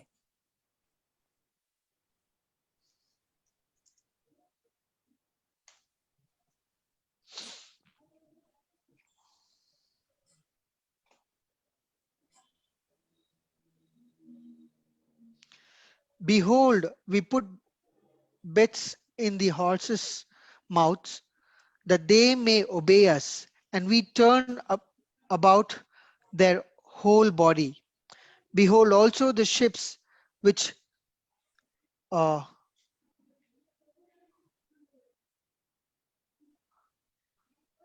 which though they be so great and are driven of fierce winds, yet are they turned about with a very small helm. Whether so, the governor listeth. Praise God. Behold E- also the ships. Okay. Behold also the ships which through they be so great, though be so great, and are driven of fierce winds, yet they are turned about with a small hem, whichsoever the governor listeth. Have you heard the word governor? yes. But in a mechanical line, have you heard the word governor? You're a mechanical engineer, right? No, Papa. Okay. Have you seen the engines which are used to pump water? Yes. They have Yes. a governor. Means what? Controller. Correct. This big buses, what company they are? The tourist buses. I forgot here. I stopped traveling in 1 year. I forgot the name. Those big buses here, not Tata. They are from Volvo. Ah, The Volvo buses. yes. Their capacity is to go up to 180, 180 plus. Okay. So the RTO has compulsory put a governor. Means what? It can't go above that place, above that speed, because the governor doesn't allow. Even if the driver has to stand on the accelerator, it will not go beyond that because there is a governor that controls the accelerator. Mm. Do we have a governor with us that controls our tongue? It's the same thing that I can. Okay. Do you drive a bike? Yes. Is there a governor to your handle? Yes. Where? In the not to the handle. The handle, there is a governor. You must be not knowing. Even the cars have got a governor in the steering wheel. that you cannot turn beyond a particular degree, it's locked. Yeah. The reason it is locked is, if a person has got no lock and he turns the handle at that speed, 360 that much, the bike will straight away tumble. That's why the steering has got a lock, and that's why it doesn't touch the water tank. Before that, quite a long distance before that, the handle is locked. Did you know this? No. And Not that on is the bike. Because if it is not locked and the handle goes and touches the water petrol tank, that at that speed, the person not understanding that he can turn even more, the bike will just go somersaulting. So at 100, 120, at how much can a person turn? That much it is locked. So everywhere there is a governor as a safety measure. The tongue, is there a governor? The ship is so big, right? At the tail end, there is a what? Governor. A rudder, a hem. At the change of degree, the ship takes the turn. The plane that flies on the tail, there's a rudder that when it turns the tail, the thing starts turning. All these parts are so small compared to the whole body of the plane, but it controls the direction. What about our tongue? It's same like a rudder. But do we have control over our tongue? What happens when you see things coming against you and everything is going negative? What happens to your tongue? What is formed in your tongue? Negative. And now you opened your mouth and you release that word which was formed in your tongue. How many battles would have been turned into victory if you had to keep a mouth shut? Big battles are fought and won by keeping your mouth shut. One of the most excellent example I find in the Bible is that of Jairus. When he's listening to the testimony of the woman who got healed of the issue of blood, Jairus is just standing there and the news comes that his daughter is dead. And Jesus is saying, Jairus, just keep your mouth shut. How does Jesus say? Only believe. Only believe. Do not fear. Why? When you fear, you will open your mouth and speak. And once you have spoken, you have aborted your miracle that you started at the beachside. When you said, come home, lay your hands on my daughter who is at the point of death that she may live. That seed is working. And this news is uprooting that seed. If you can't continue speaking your faith, then zip your mouth. Do you find Jairus opening his mouth after that? No, not at all. He's keeping his mouth shut. What happens to Jairus when he sees that his own family who are making fun of Jesus and Jesus puts them all out of the house? And Jairus is quiet. Is it easy to be quiet in your own family? William, you have every right to keep your mouth shut. Yes. You can say, pass, I don't want to answer this question.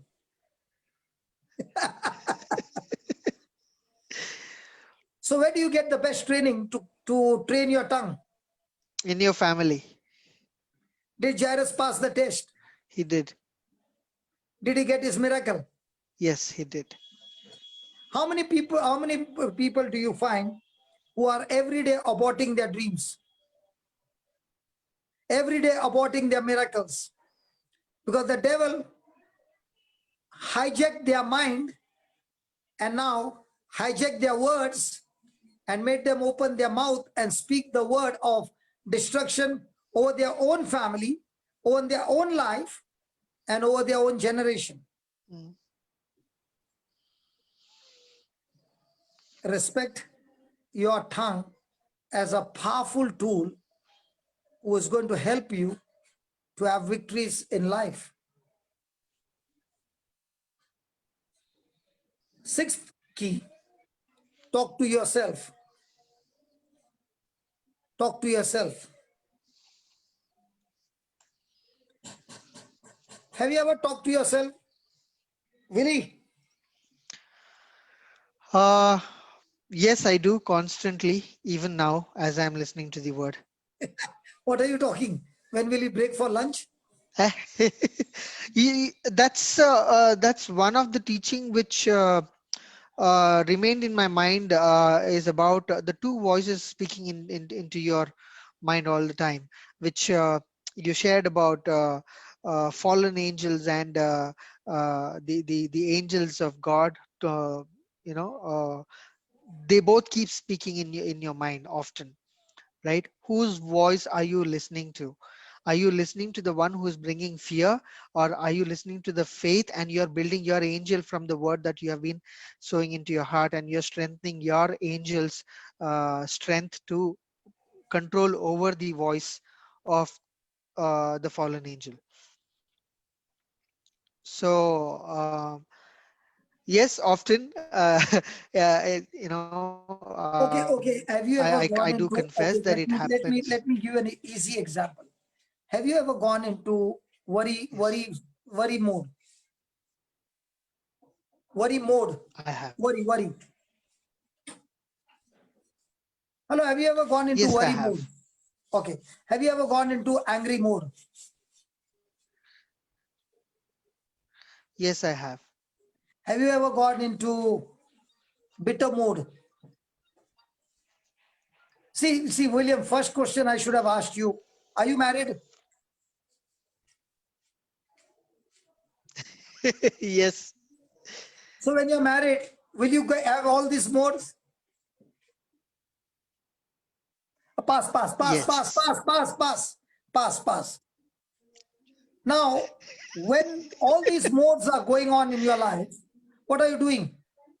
You are talking to yourself. yes, Now, there are two communications. External communication, which I'm talking now, is what you are saying to others. Internal communication is what you keep saying to yourself, but nobody can hear it. yes. What you're speaking to others, others can hear it. What you're speaking to yourself, nobody can hear it. Mm. Praise God. So Praise the when Lord. others are not talking a good report about you or to you, or not talking God kind of report to you, so Mm. what do? Let's go to the place where Moses is there, Joshua is there, Caleb is there, and the 10 spies are there. And they are talking Mm. to the congregation. The moment they heard what the 10 spies said, that there are giants and these giants are eating people, what do you think every person would have started talking to themselves? I have made my mind, I'm not going there. Fear. Yes. How do I know your power is gone? Uh, Hello? Yeah, you can see it. What I saw? How have I come to your house to see? No, but I've turned on my camera Then how come I can see you still if you have turned off your camera? because there's still light. So why are you saying you turned off your camera? No, I've not turned off my camera. My camera is turned on, and there is a power cut, and which is visible with the video that you can see.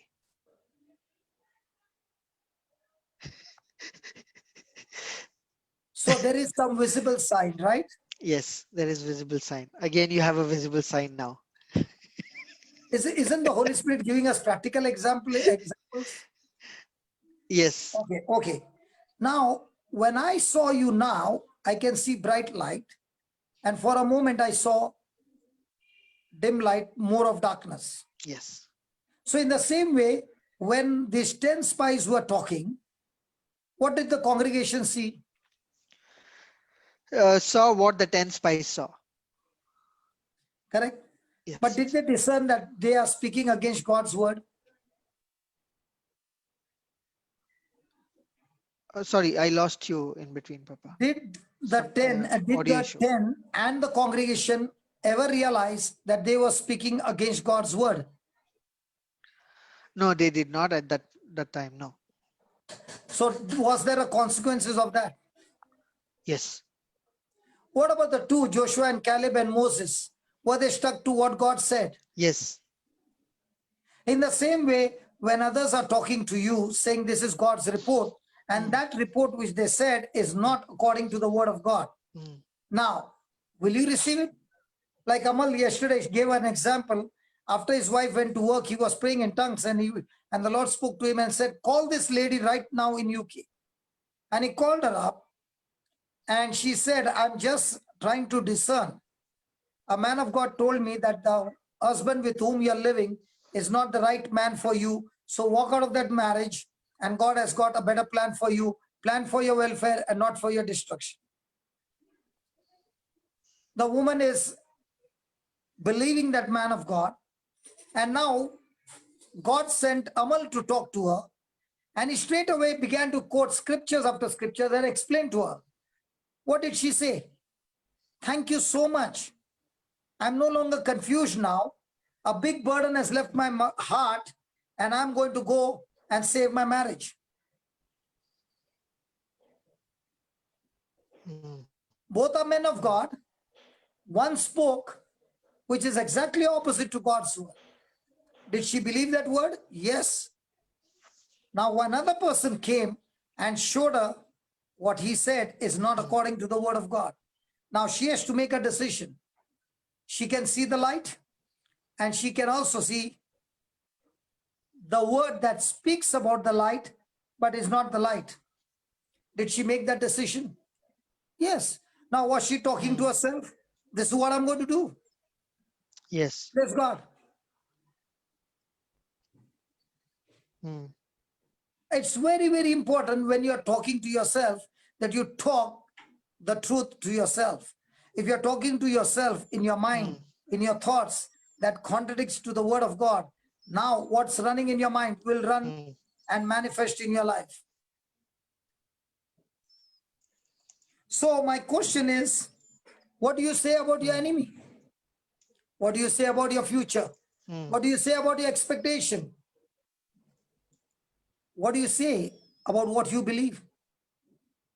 It's all going to affect your life. And that scripture is Joshua 1:8, which we have already learned. So I'm not going there. It's all about talking to yourself what God said. And Joshua did that, and he came out of discouragement. He came out of depression. And that same Joshua went out to become a great leader and fought very many, many battles, and was a key instrument to lead people to the promised land. Praise God. The seventh key is, okay, we just give some chance for people who have heard the 6 keys, and if they have got any question, then we can proceed further. Yes, this is the time for you to speak. Come on, from the participants. If anybody is willing to ask any question or speak, you can raise your hand.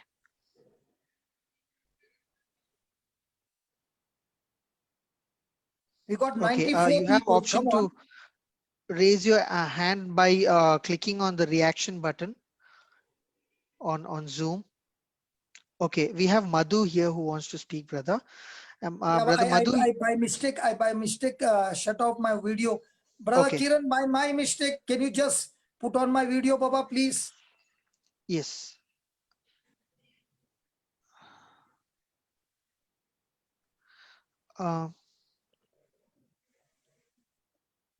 Okay, till then you can give that person. Yeah, Brother Madhu, can you you can unmute yourself now. Yes, praise the Lord. Praise the Lord. Very Sorry, nice sister. session. Yeah, can you hear me? Yes, yes, we can hear you. Yes, yes, very blessed and nice session is going on. I'm very much grateful for this. Thank you, Jesus. And I have a one request from start 1 to now we have just covered 6. Not talk to yourself. Okay, so just in a small. Uh, just I request pastor to can he take repeat 1 to 5 4 1 to 4 just one line only because I have joined little late, so just there is one request only. Okay, okay, okay. Just small William, small request. Yes, William, can you just repeat yes. the keys? Yeah, the keys. And Brother Yes, Kiran, can you put my video on, please?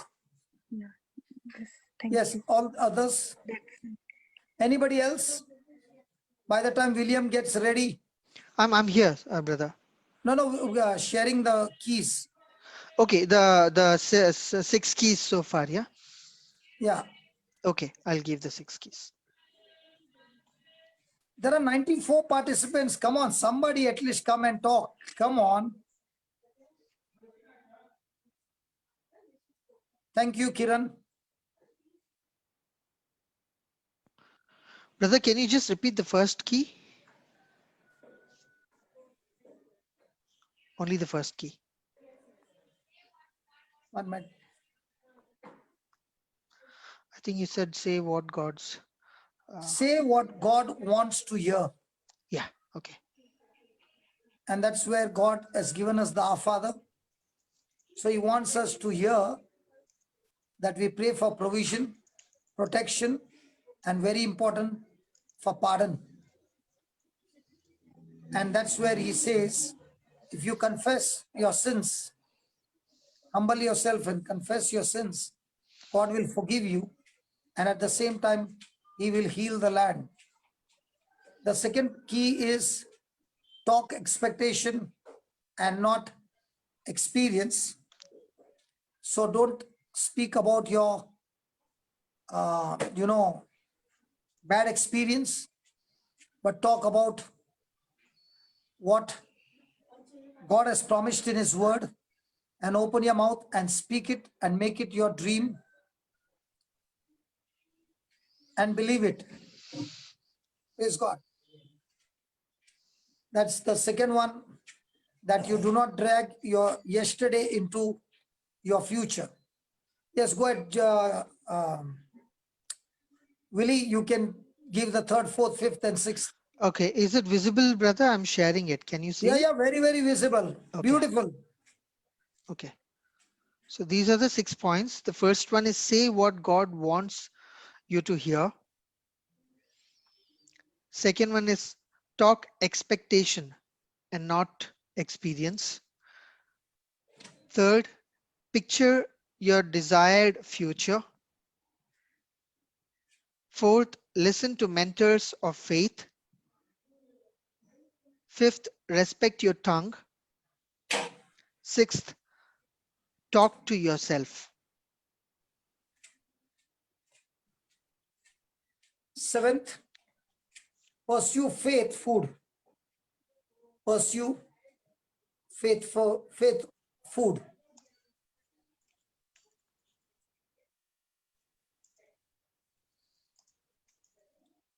PUR, brother. Sorry. Praise God. So anybody to add something and make this meeting very, very interesting? Come on. Come, my friend.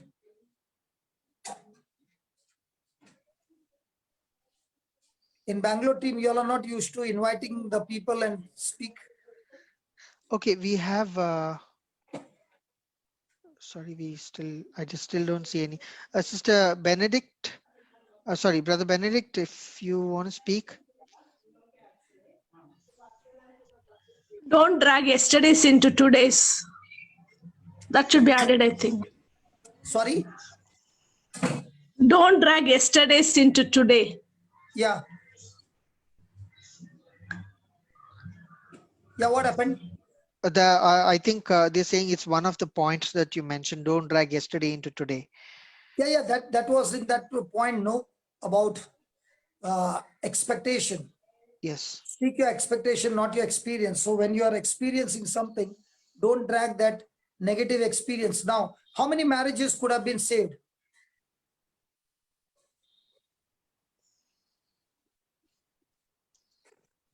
Because most of the time people want to drag their bad experience and create conflicts in their relationship. Your in-law, your parents did this to me, and my parents did this to you, and it goes on and on. So what has happened in yesterday, bury it. Use the weapon called forgetting.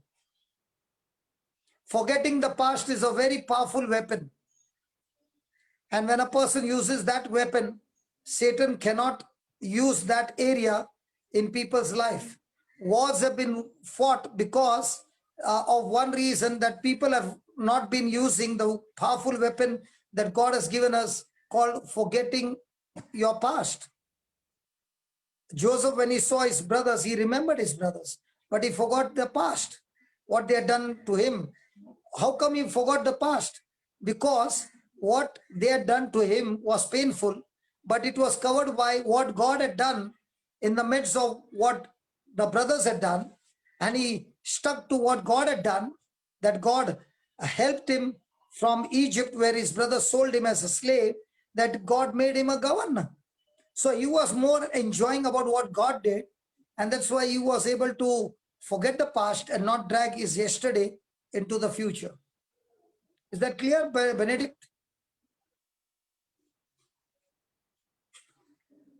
Nobody's there. I'm here, Papa. Can somebody raise your hand that you want to be in the panel so that we can have discussion? Come on, somebody, come on. Okay, we have one more person here. I'm just unmuting them. That lady in the beginning, Excuse she me, said she will be there. I want to ask that, do you believe that if anything take birth, have to die? What's the question? If anything take birth, have to die one day. Do you believe I in didn't. that? Really, did you get it? Okay, the question is, do you believe if anything that takes birth has to die one day?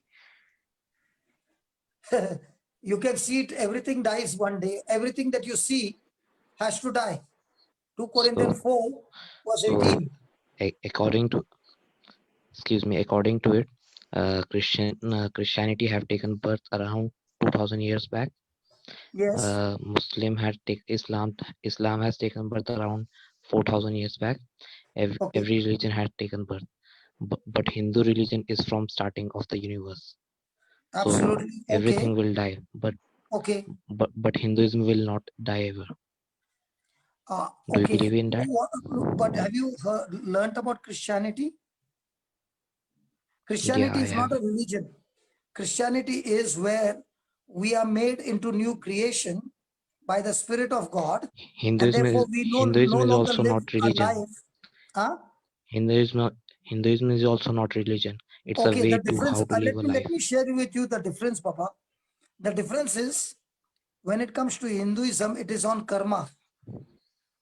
Whereas when it comes to we who are Christians, it's not on a karma. It is the karma of Christ on the cross for us, who paid the price and gave us a gift of salvation.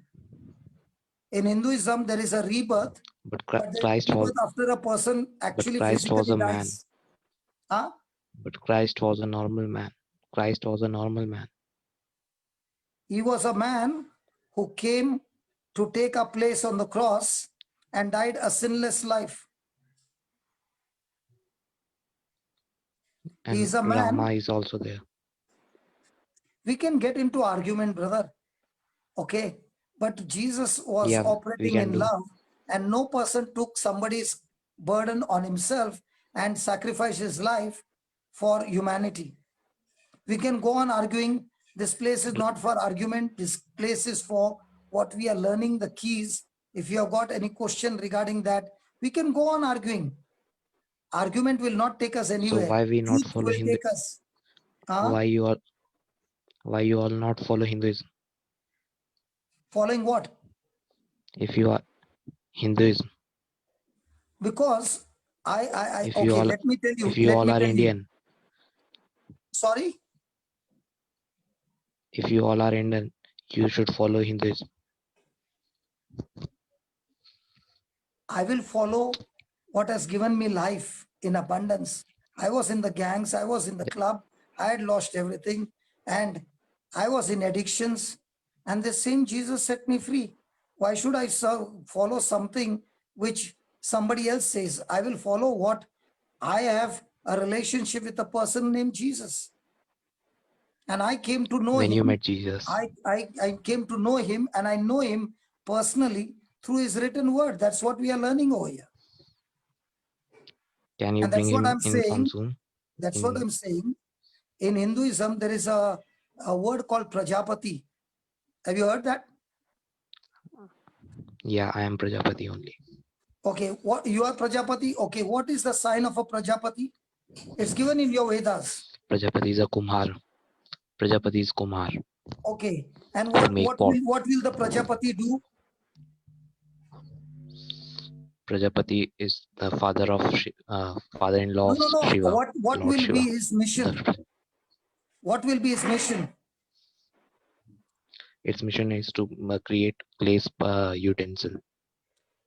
Go and read your Vedas. His mission is that he will be born of a virgin. He will live a sinless life. He will die in place You can't tell me of about humanity. Prajapati. I am It's in your Prajapati Vedas. only. It's in your Vedas.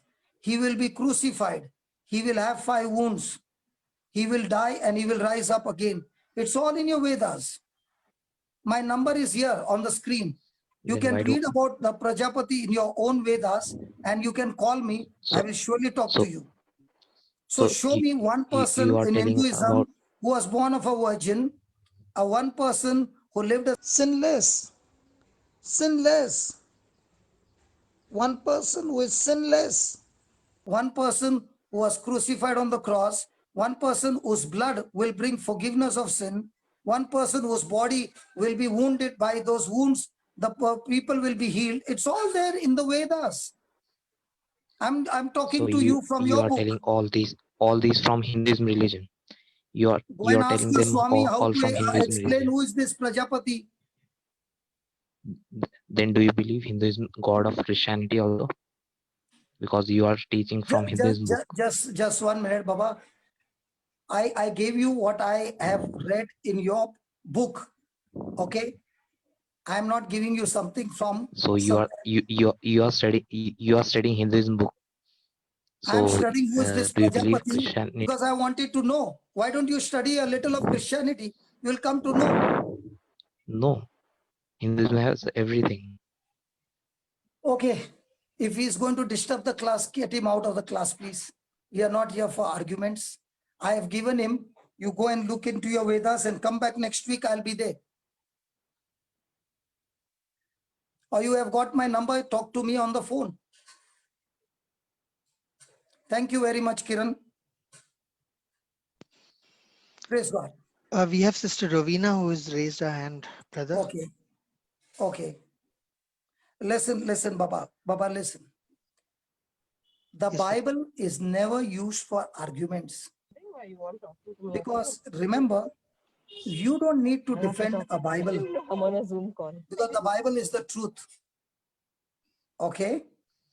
It is either you believe or you reject. Our job is, this is what the Bible says, and this is what I believe. God has given everybody the freedom to choose. Now, when I spoke to him about the Vedas, Prajapati, it's all there. If a person goes and starts searching, he'll find it over there. And then begin to ask a question, which among the gods is talking about Prajapati who is having all these signs? So if a person is still going into argument, you win the argument, I lose the argument, you go in peace, I go in peace, but I will continue to do what I want, you continue to do what you want.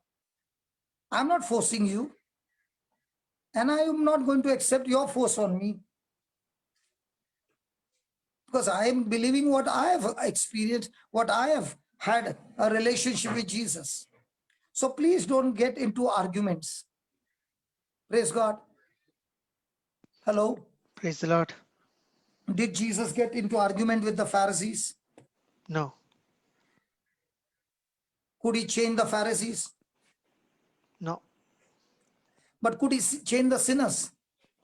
Yes, he was able to. Was it their own choice? It was their choice. Praise God. Now, Kiran, did you remove him from the class or did you just mute him? I have just mute him, Papa. Very good. So let him continue in the class. Yeah. I've not removed him. I've just mute him. Because it's not, we are not here to argue. Yes. We are here to learn from the scriptures. And we who have been learning these principles, when you apply these principles, you can see that God-given ability is running in your life and you are doing amazing things. I'm the same person who used to be in the wrong side, in the kingdom of darkness. Now, when I began to understand these principles, my life has changed. And I'm enjoying this life to the full.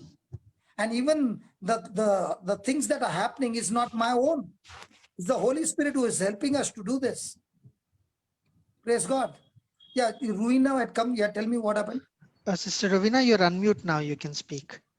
Okay, I'm on my way to work, so I'm not able to. I mean, there are other sounds around me. No problem. There's no sound. You can go ahead. Okay. I didn't really have any questions. I'm just listening in and just let you know that we can discuss. Sorry?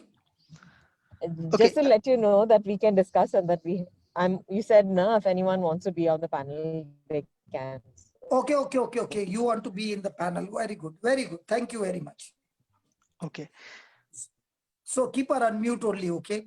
Okay, brother. Praise God. Anybody else? We have Benedict. My video is off, Baba. Can you just make it on?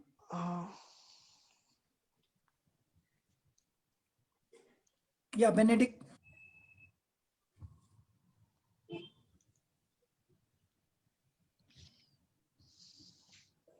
Let me unmute Benedict.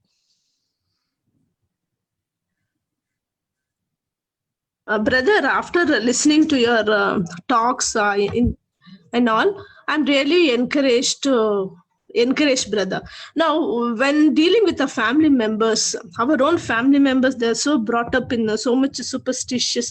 We are all Catholics, yes.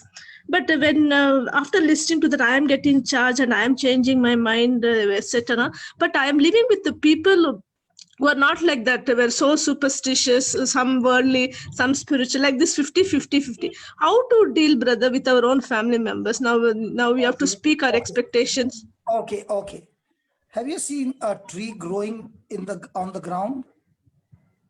Yes, brother. Are there other varieties of trees over there? Yes, brother. So when there are other varieties of trees, does this tree still continues to grow? Yes, brother.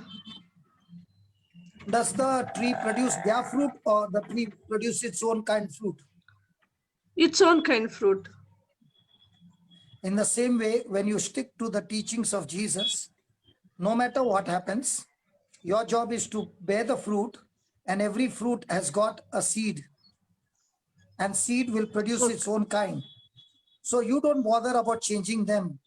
You bother about how you can use their pressure to keep yourself more and more stronger in the same mindset, in the same attitude. And when you do that, that is what which will help you to grow up and bring forth the fruit. Jesus never said that when you become a Christian, there will be no tribulation. But he said, the words that I've spoken to you, rejoice, you will have peace. But when tribulation comes, remember, I have overcome those tribulations for you. So tribulations will come, opposition will come, everything will come, false accusation will come, torture will come. But in all this, am I ready to follow Christ by still growing and bearing fruit of the kingdom of God? And actually speaking, if there is no opposition, there is no pruning. Yes. When there is opposition, there's going to be more pruning in your life, and that pruning will actually help you to become a better Christian. And Jesus said, my Father is the gardener, and he is the one who prunes the branches so that it bears much more excellent fruit. The problem comes when you want to chain them. Your job is not to chain them. Your job is to sow the seed. The seed's job is to chain them. Hello? Yes, brother. Yes, brother. So, I'm listening, but it is difficult the early church, when persecution came, opposition came, they were all excited. Why were they excited? Because they said, when we are weak, God's grace is strong. Okay? And we will be using God's grace to bring forth more excellent fruit. So what communication they said, if you receive those words, then you are hurt. But if you are only talking what God's word says, then you are only releasing good seeds. And we just now read, do not get tired in doing good, for in due season, what will happen? You will reap your harvest if you don't quit. So when opposition comes and nobody's listening to you, you are living by sight, not by faith. Faith says that what seed I planted, it is already done, it is already over. So even though I see with my eyes what I see, I refuse to believe what I see. Okay, I'll show you. Give me 2 Corinthians chapter 4, verse 17 and 18.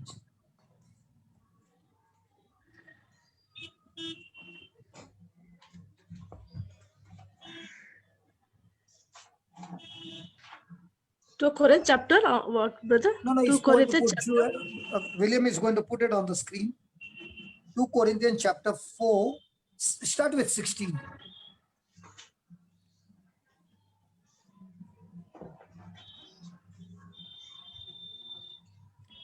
Yeah, read. Sister, can you see? Yes, yes, brother. Okay, For which cause we faint not, but through outward man perish, yet the inward man is renewed day by day. For a light affliction. No. Don't rush. Now he's saying, each and every day we are growing, and there's one thing that cannot be avoided, that is our death. Now God never created death for us. It was Adam's sin that brought death and destruction in our body. So even though we are growing in the word of God, our body is getting older and coming to an end of its age where we are going to die. But our spirit and our soul is going to live forever.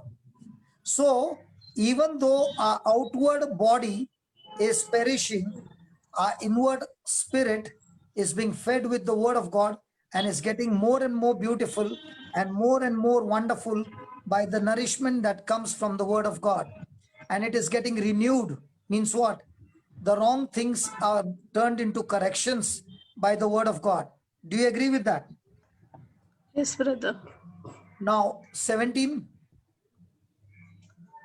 For a light affliction, which is but for a moment, worketh for us a far more exceeding and eternal weight of glory.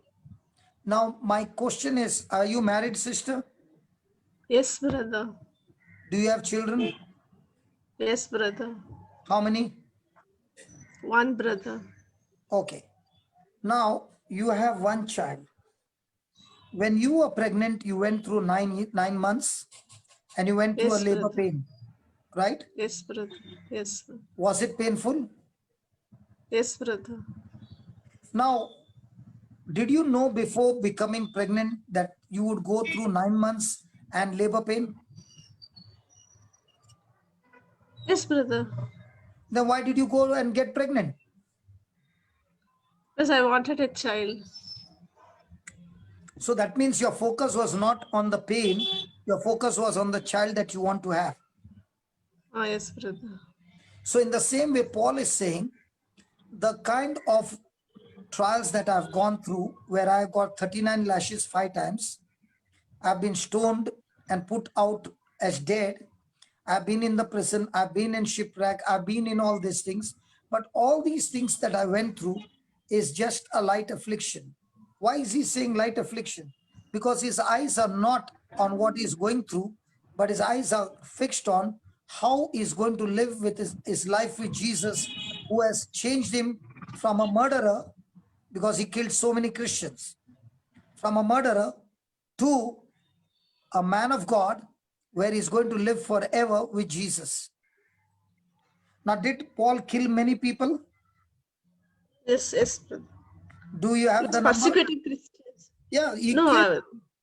There's no numbers, right? no numbers. Yes, Yes. yes, brother. So he's saying, for the sufferings that I went through, that suffering is nothing compared to the eternity that I'm looking to.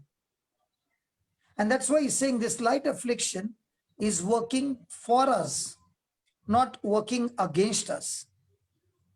The problem is that whenever anything negative happens, we quickly jump to a conclusion that it is coming against me. No, it's not coming against you. It is coming for you to be pruned, for you to build up your faith, for you to be strong, and it is working for you and not against you. And it is working for you, preparing you, working for you, training you for what? For exceeding an eternal weight of glory. In other words, your journey to heaven begins here, and you begin to experience heaven's life here. You begin to experience your body as a blessing to other people who are miserable and crying. Your body begins to be used by God for his kingdom and for the goodness of humanity. Praise God. Hallelujah. Yes, hallelujah. Now, my question is, did you see Yes, something brother. on the screen? The red color drawing. Yes. Till now, the person was absolutely beautiful. Now, did he get some thoughts to create irritation? Yes. Why does the person get this thought? Because what I desire, my desire is not fulfilled, then I will go into destructive mode. But a person of love ignores what wrong he does and continues to love him, continues to forgive him, and continues to bless him. And that is the nature of Christ. The nature of Christ is that at one shot he could have killed everybody who came against him. But his love is that for the sin that they did, he was ready to pay the price by becoming a substitute, and paid the penalty by his own suffering and death, and on the cross still saying, I choose to forgive you. I choose to bless you. I choose to bless your generation. Now tell me, what does a person get by destroying this meeting? Nothing, but showing the fruit of what is dwelling in his which tree he comes from. That's why Jesus said, you will only know the tree by the fruit, by his action. It is not by what you call yourself. It is by your action you begin to show who you are. Right? Yes, brother. Yes, brother. Now you saw the screen began to show something. William, I want you to put the screen again. Now let us see whether the love seed that we are talking about is changing the person's mind. And if it has changed the person's mind, that means love has changed his life. And that is the battle every day we go through. Sister? Yes, brother. That is what I said. Do not drag your yesterday to tomorrow. Okay. If I've forgiven Yes. him, now what does that show? Hello, what does that show? That we are also not renewed our mind. We are That acting person has according not to the renewed word. his mind. Now, Yes. even if God has to come and help him, but if he, because see, remember, God has given everybody the freedom to choose. Yes. If a person has thought that by doing this is going to bless himself and his family and his generation, he is being deceived by the devil.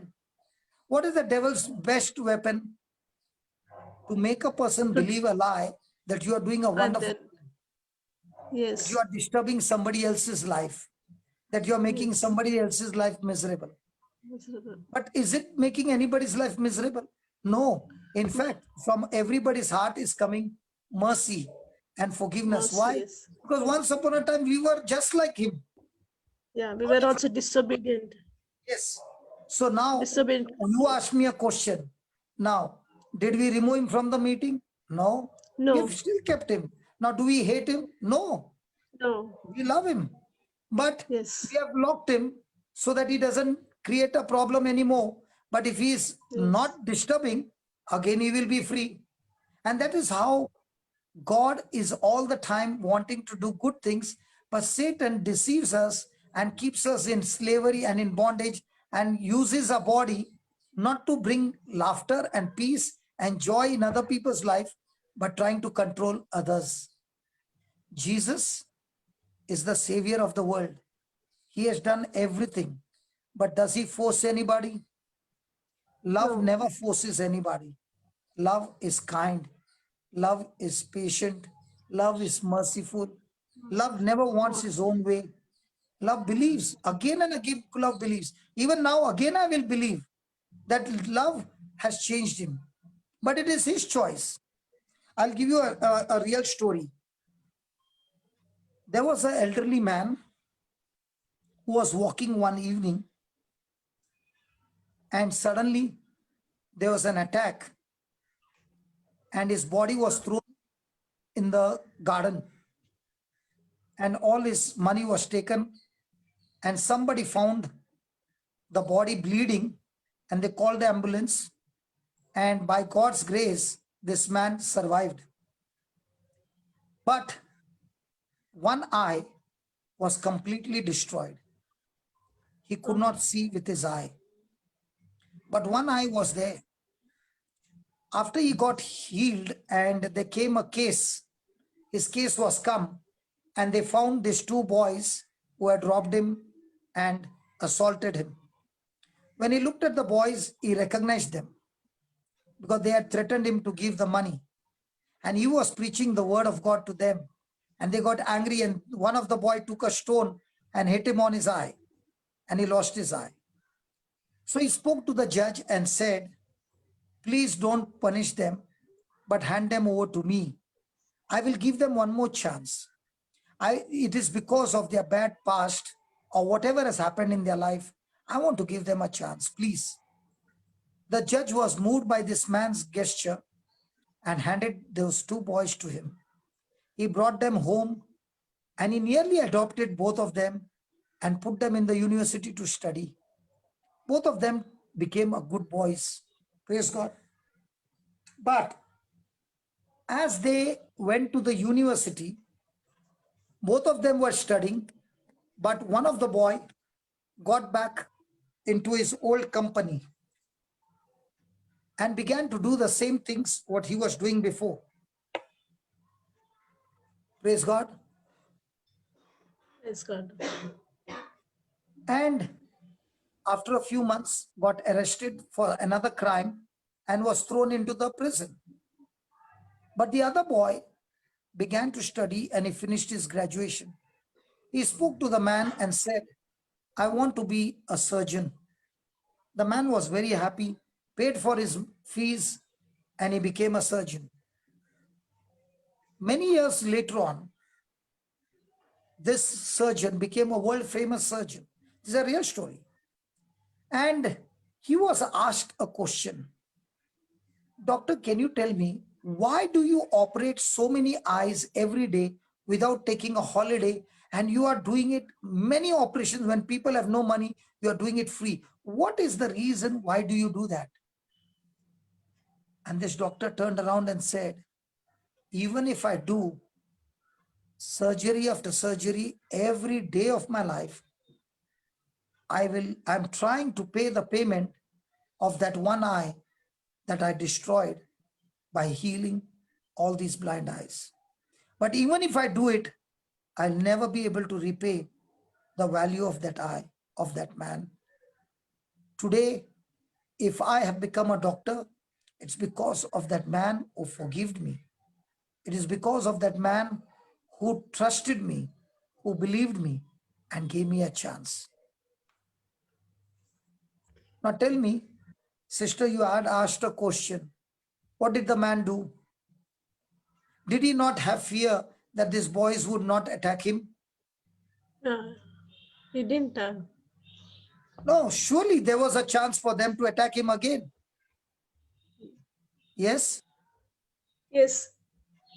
But we who are Christians, our defender is Jesus. We hand over our life in the hands of Jesus, who is our defender. And we still give people the chance. And we still tell the person, I still give you the chance. Go ahead and change your life.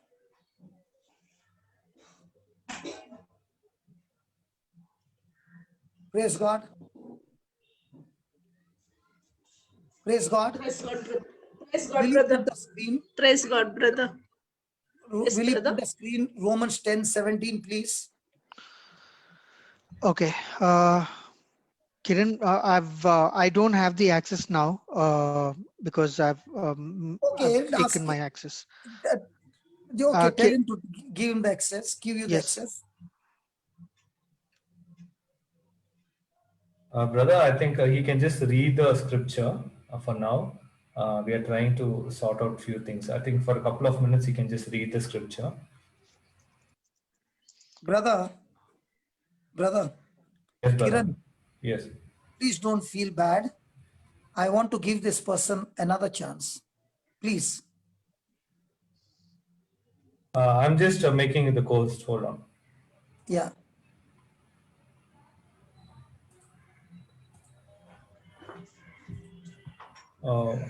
William, you are the co-host now. Okay. Yeah. Brother, Romans 10:17.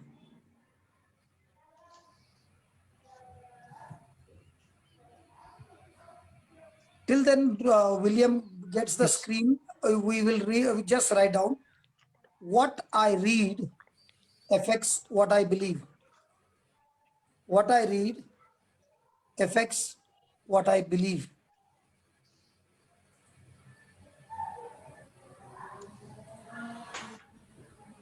What I feed the scriptures into my spirit man, or sorry, when I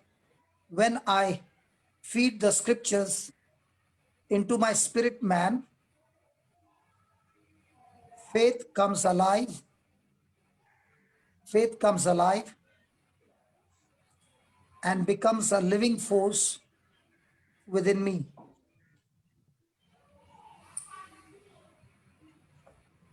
When I feed the scriptures into my spirit man, faith comes alive and becomes a living force within me.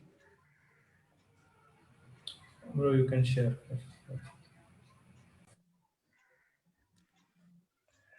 Praise God. So let's read the scripture and let the scripture get into our spirit and let faith becomes alive and become a living force within me. Okay. Praise God. Doesn't matter. Willie, can you read it without the screen? Praise God. Can you read? Now, what does this show?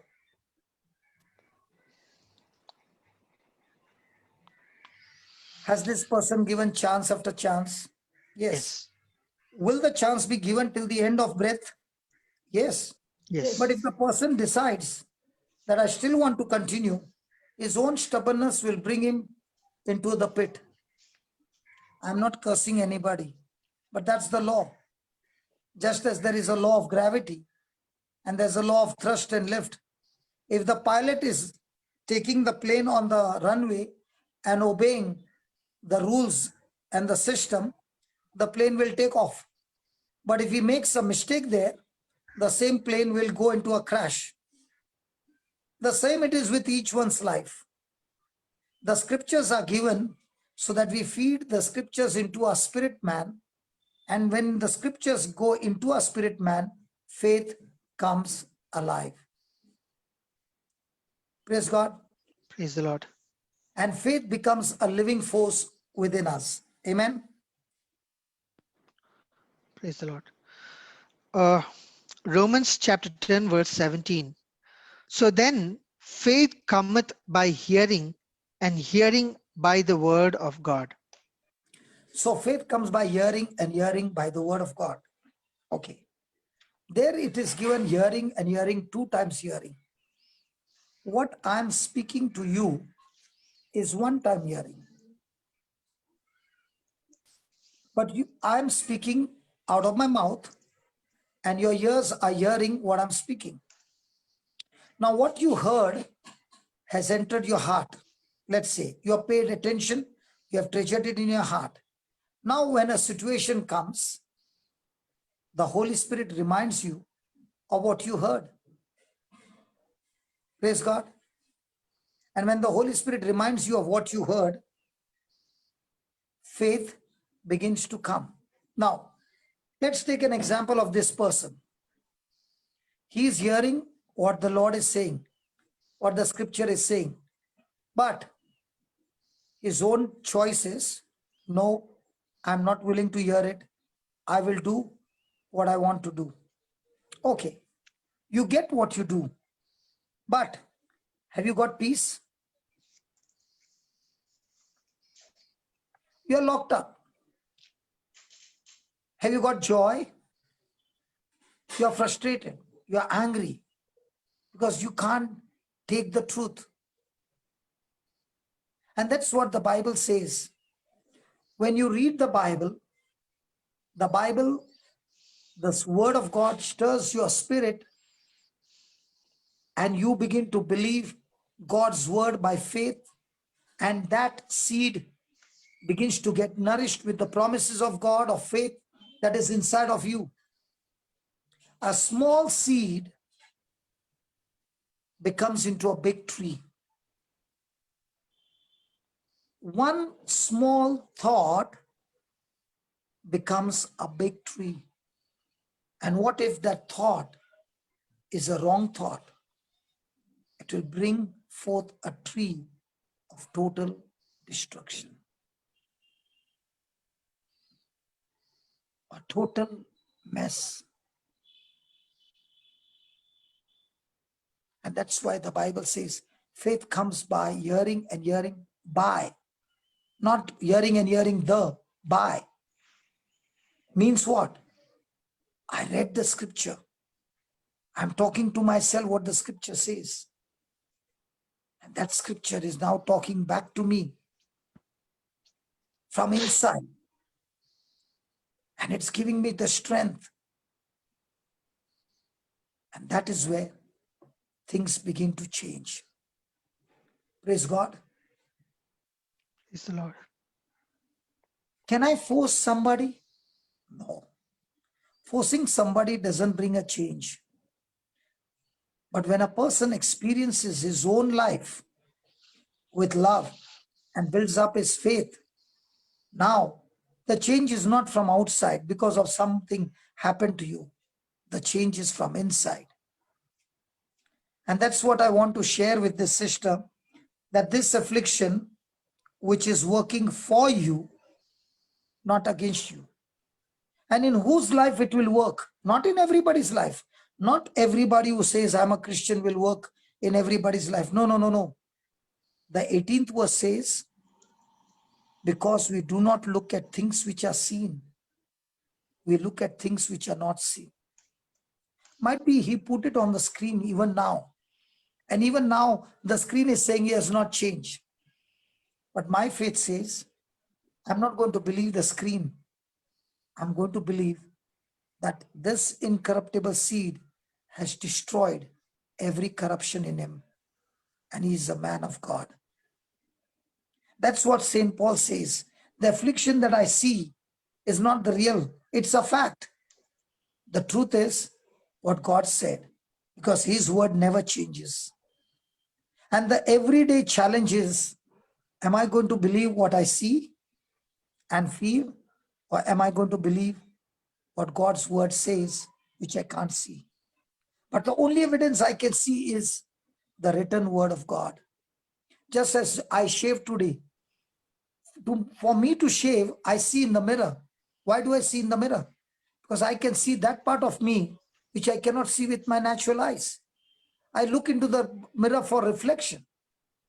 And based on that reflection, I take the corresponding action. In the same way, people of faith look into the mirror called the Bible and look into the scriptures, and believing that scriptures, which is giving no physical evidence, only spiritual evidence, they believe and they take the corresponding action. And that corresponding action becomes their faith.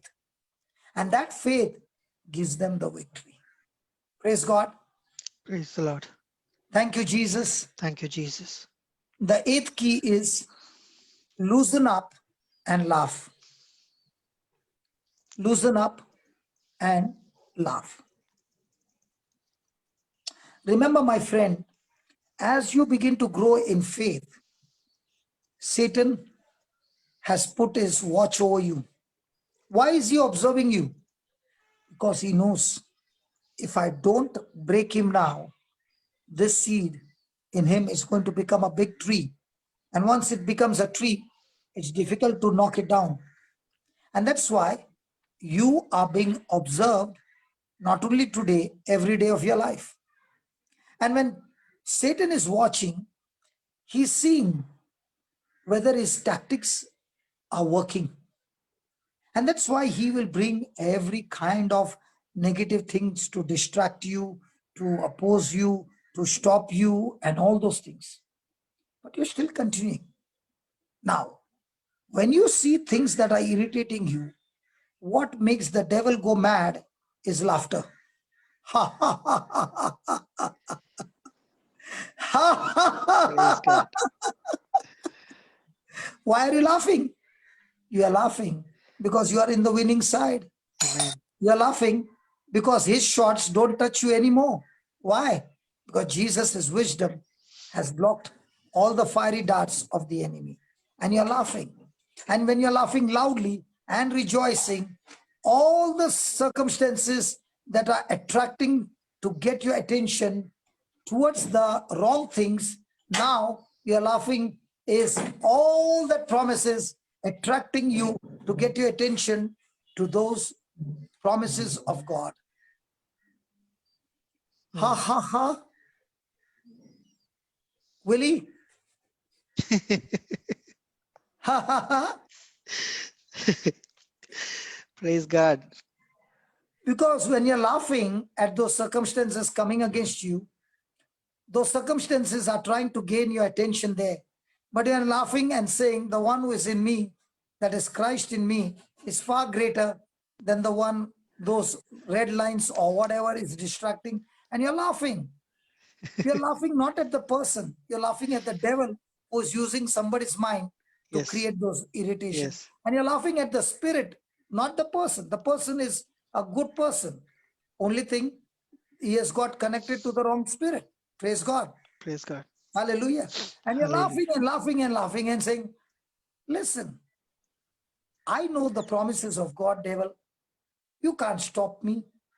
And I prophesy in the name of Jesus that this person is a loving brother, and praise God, his family is touched, his household is touched. Praise God. Now, miracles are birthed.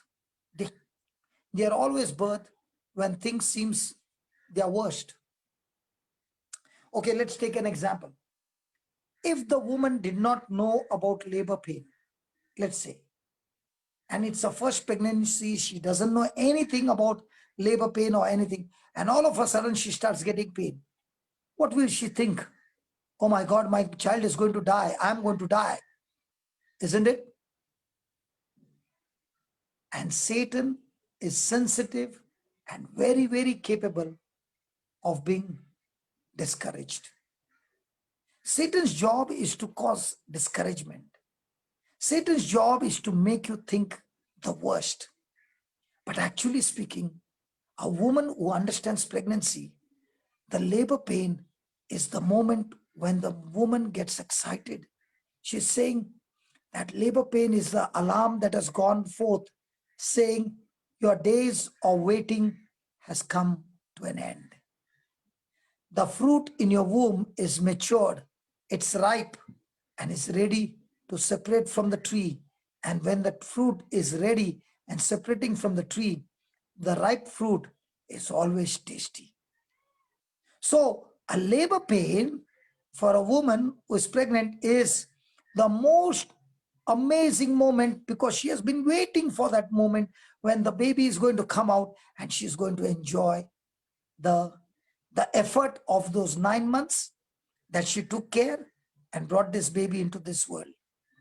Imagine for the mother who brought this person into this world, how much she must have been rejoicing that I brought this baby into this world, and this baby who is so healthy by God's mercy and grace will use all the organs, all the mind, the brain and everything to bring blessing to humanity, not bring destruction.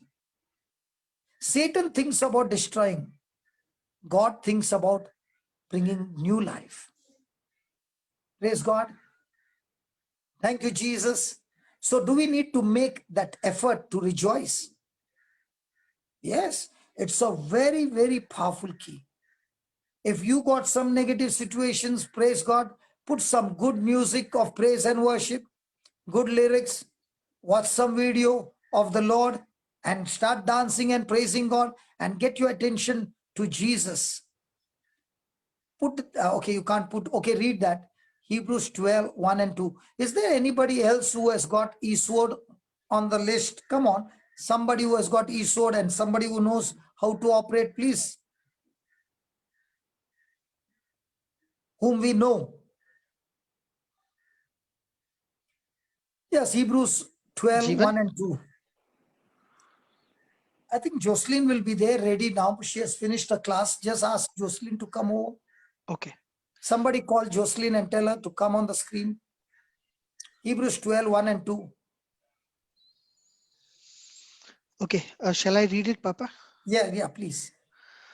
Wherefore, seeing we also are compassed No, about verse 2. verse 12, 2. verse 2. Yeah. Looking unto Jesus, the author Pause, and pause, pause, finisher. pause. Go slow. Looking unto Jesus, The author and finisher of our faith. Looking unto Jesus, the author and finisher of our faith. Now, am I going to get distracted with the situations and circumstances, or am I going to still look to Jesus as an example? How many times do you think Jesus has forgiven you, William? A number of time. What about yesterday? Even yesterday, even today. So if Jesus is not keeping the scores, are we supposed to keep the scores? No. So are you going to get distracted with what somebody is doing, or are you going to be attracted to what Jesus is doing? Attracted to what Don't you Jesus is saying. think what the devil meant for evil, God has turned it for helped good. us to understand this practical because of this person? How much we should be thanking this person and blessing this person for coming and helping us. Whereas the devil who meant it for evil, God is using practical training for us to become stronger. Praise God. So are we going to look at what the devil is doing, or are we going to look at what Jesus has done and continues to do? Because he's the author of our faith. He's the one who has opened our spiritual eyes. He's the one who has given us the understanding of the word. He's the one who has given us the measure of faith. And he's the one who is also going to finish with our faith. So the whole process, don't get distracted, but keep yourself attracted to Jesus. Why? Hallelujah. Why? Looking unto Jesus, the author and finisher of our faith. Then who for the joy joy that was set before him who for the joy that was set before him endured the cross. Pause. How can Jesus be joyful when he carries the cross? How can Jesus be joyful when he's scourged at the pillar? How can Jesus be joyful when he's being crucified on the cross? How can Jesus be joyful when he's going to be put to death? How is Jesus going to be joyful when his own apostles ran for their life?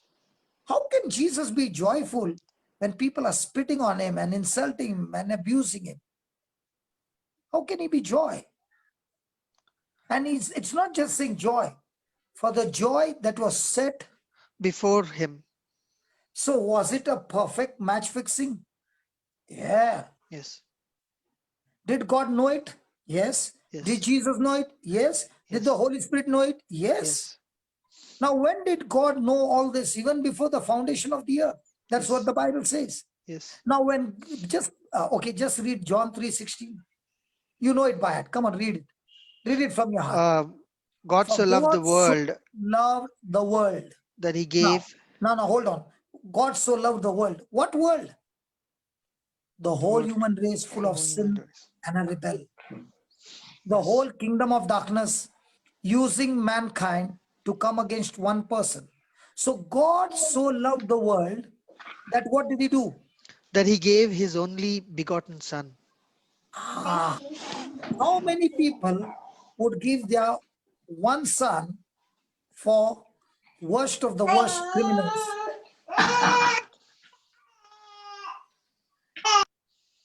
Praise God. Praise the Lord. How many people would do that? But look at God. He gave his son for the world so that we who believe in him should not perish but have everlasting life. Now, who would ever think of giving his own son to die on the cross so that you and I can be saved? And that's why the Bible says, look to Jesus, who did not look at himself. Look at God. He did not look at himself, but gave the best for you and me so that you and I could be saved and have salvation and eternal life. Amen. Amen. So all those who believe in him would not perish. But what about those who do not believe? They have already made their choice. So read that 12. Jivan, you got Eastward? I have YouVersion, Baba. Sorry? I can switch to KJV if you need. Yeah, KJV. I have YouVersion. Yeah, I'll put your KJV. And put it on the screen. Yeah. Yeah.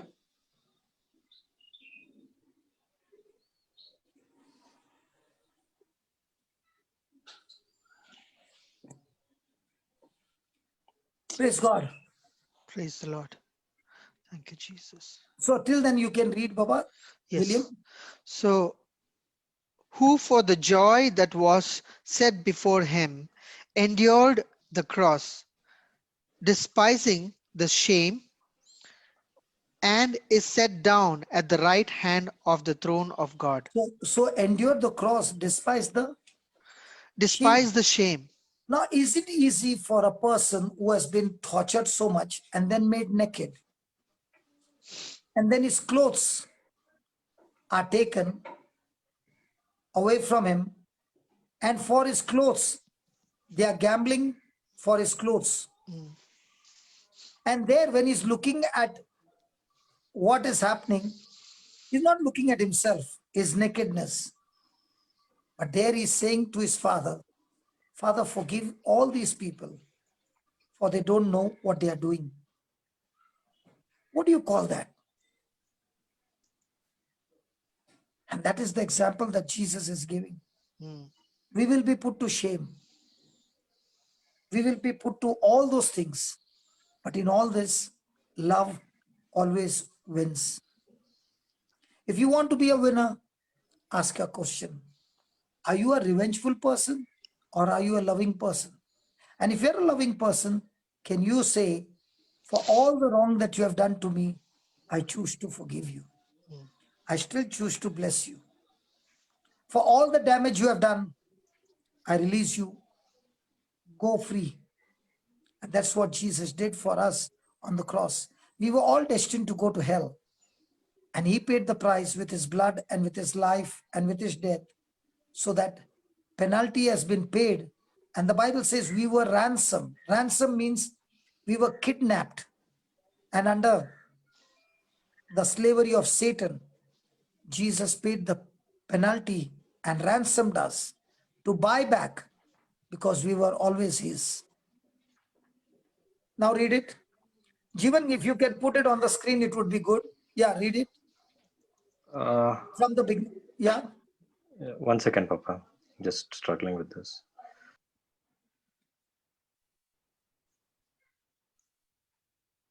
Praise God. Till then, William, you can read. Sure. So, and is set down at the right hand of the throne of God. Read from the start. 12:2. Looking unto Jesus, the author and finisher of our faith, who for the joy that was set before him endured the cross, despising the shame, and is set down at the right hand of the throne of God. So how does a person get promotion? By going through the process or avoiding the process? Going through the process. So what is our job? Our job is, our mission is, no matter what people throw at us and put us to shame and think that, I'm controlling the other person. When a person is operating in love, he cannot be controlled. But if a person is operating in hatred and bitterness, that person is under the control of the person whom he is hating. And that's why we must make an effort to rejoice. Rejoicing is a decision. Put Proverbs 17:22.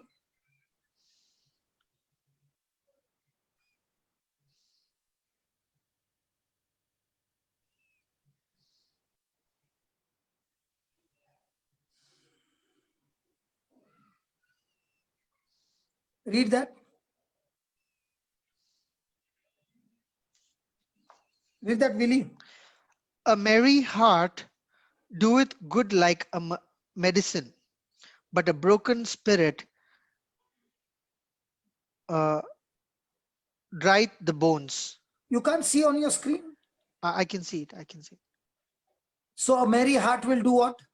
Do it good like a medicine, but a merry heart will work like a medicine. Yes. And it will do good. Yeah. Why do people become more and more sick? Because how many people you find are joyful? If the devil has to destroy somebody's health, what does he need to do? Bring some irritation. Yes. And the person is irritated day and night. What is actually happening? The bones are getting dried up. The body is getting dried up. The goodness is getting dried up. So do you need to make this decision that no matter what happens, I'm going to focus on Jesus. I'm going to focus on his word. I'm going to be joyful. I'm going to make merry, because it's God's medicine.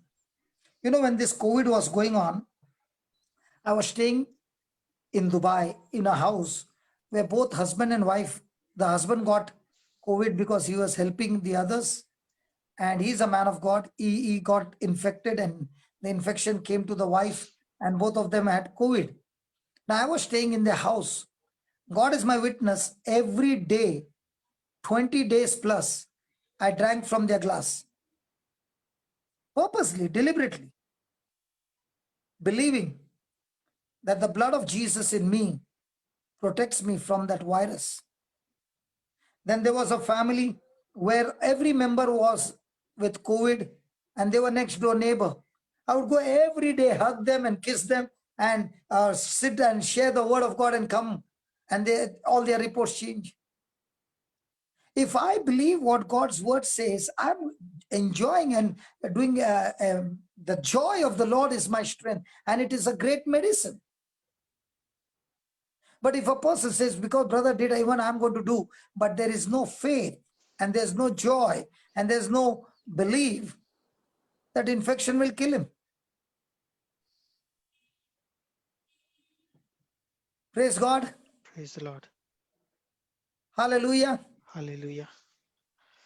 So 9th key, is it enjoying? Yes. Should I continue or should I take a break? Please continue, Papa. Praise God. 9th one is keep a journal of miracles.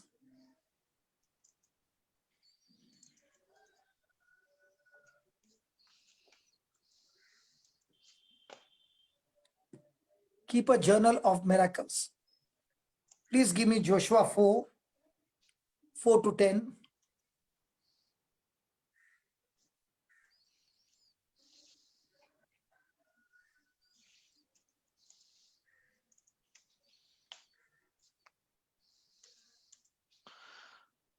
Four to 10, Papa. Yeah. Then Joshua called the 12 men whom he had prepared for the children of Israel out of every tribe a man. Then And Joshua said unto them, Pass over before the ark of the Lord your God into the midst of Jordan, and take ye up every man of you a stone upon his shoulder, according unto the number of the tribes of the children of Israel, that this may be a sign among you, that when your children ask their fathers in time to come, saying, What mean ye by these stones? Then you shall answer them, that the waters of Jordan was cut off before the ark of the covenant of the Lord. When it passed over Jordan, the waters of Jordan were cut off, and these stones shall be for a memorial unto the children of Israel forever. And the children of Israel did so as Joshua commanded, and took up 12 stones out of midst of Jordan, as the Lord spoke unto Joshua, according to the number of the tribes of children of Israel, and carried them over with them unto the place where they lodged, and laid them down there. And Joshua set up 12 stones in the midst of Jordan, in the place where the feet of priests which barked the ark of the covenant stood, and they are there unto this day.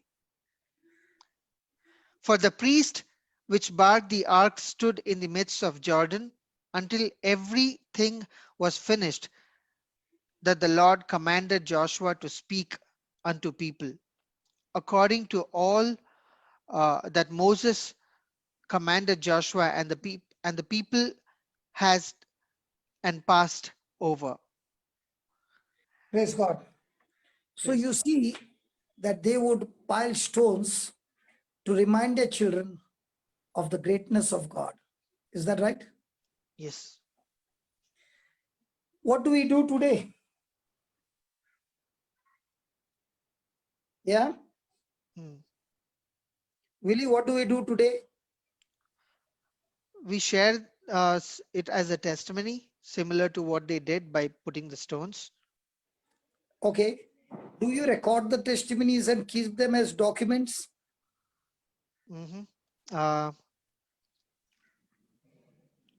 Some testimonies we recorded, yes, but not all. So what does those testimonies speak? And that's what God said to Joshua, to pile the stones in a way that when the generations would go and the children would ask, why are that stones laid down like this? Then they would say that the water of Jordan was cut off and the people of Israel could pass through. And that was a supernatural miracle. So also in our life, God does amazing miracles every day, unexpected, unplanned. And when you create those journals and begin to introduce those to people, the information that you give, the knowledge that you give, the understanding that you give, they too receive wisdom, and suddenly emerges out of those testimonies, more faith, more transformation, and more lives are changed from being a victim to a victor. And this kind of documentation, which you keep it open for others to come and read it, becomes an invitation. And when people come and they eat of that, what you have put for them to see the glory of God, they come with greater testimonies, and more doors are opened for more opportunities and to share the gospel everywhere. And that is why I can say, when I started of saving the videos of what I'm preaching, today when I see, we have got more than 6,400 videos only in one channel. I'm not talking about the other channels. Only one channel. And hundreds and thousands of healing testimonies of people being healed of cancer and blind eyes opening and paralytic standing and walking and all these healings and all. Why? Because those are the glory of God. So when you document your experience daily, you write journals and keep that as your reservoir of memories, it will help you to feed your faith. Last night, I was talking to a particular couple, and I was saying there is something called as Google Sheets. Do you know Google Sheet? Yes. In that Google Sheet, you can make a Google Sheet of your own the way you want. And that Google Sheet, you can link it to your mobile and to your laptop with your email ID. And there will be a set of questions that you decide to put. And every day you start answering those questions before you go to sleep. What was your experience today? What are the good things that the Lord has done? And you keep on feeling it every day. Might be in the morning, might be in the afternoon. You saw something happening. Just note down and put it in the description and click OK. Do you know what's happening?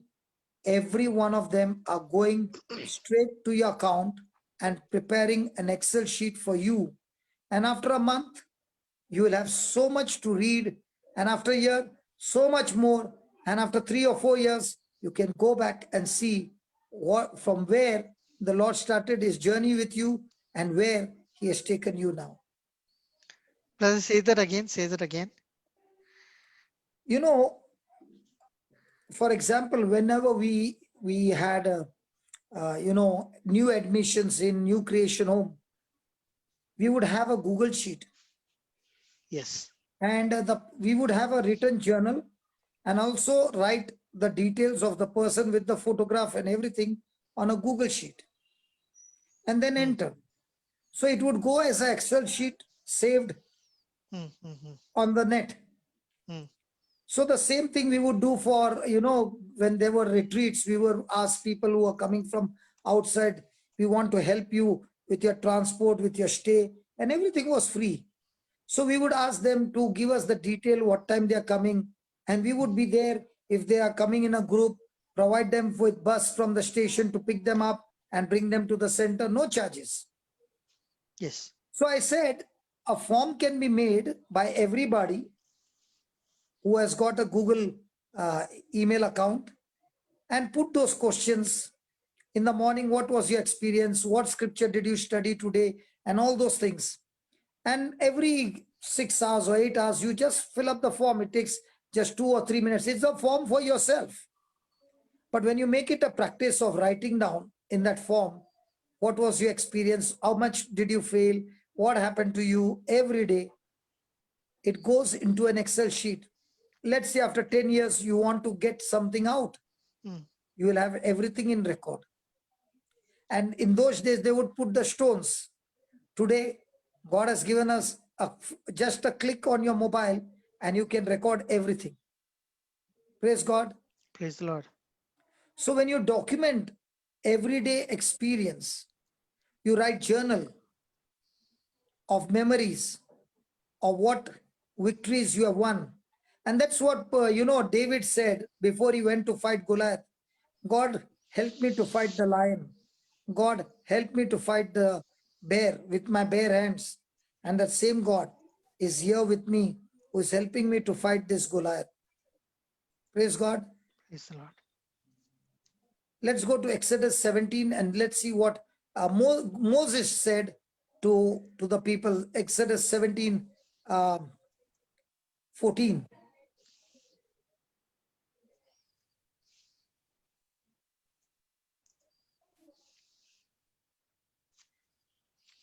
And the Lord said unto Moses, write this for a memorial in a book, and rehearse it in the ears of Joshua.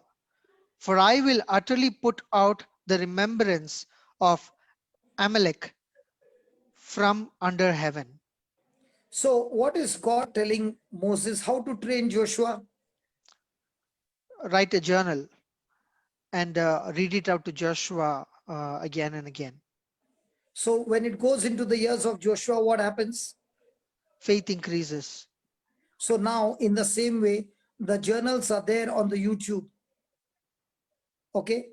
And when you go into those journals and you keep clicking and hearing it again and again and again and again and again, what are you becoming?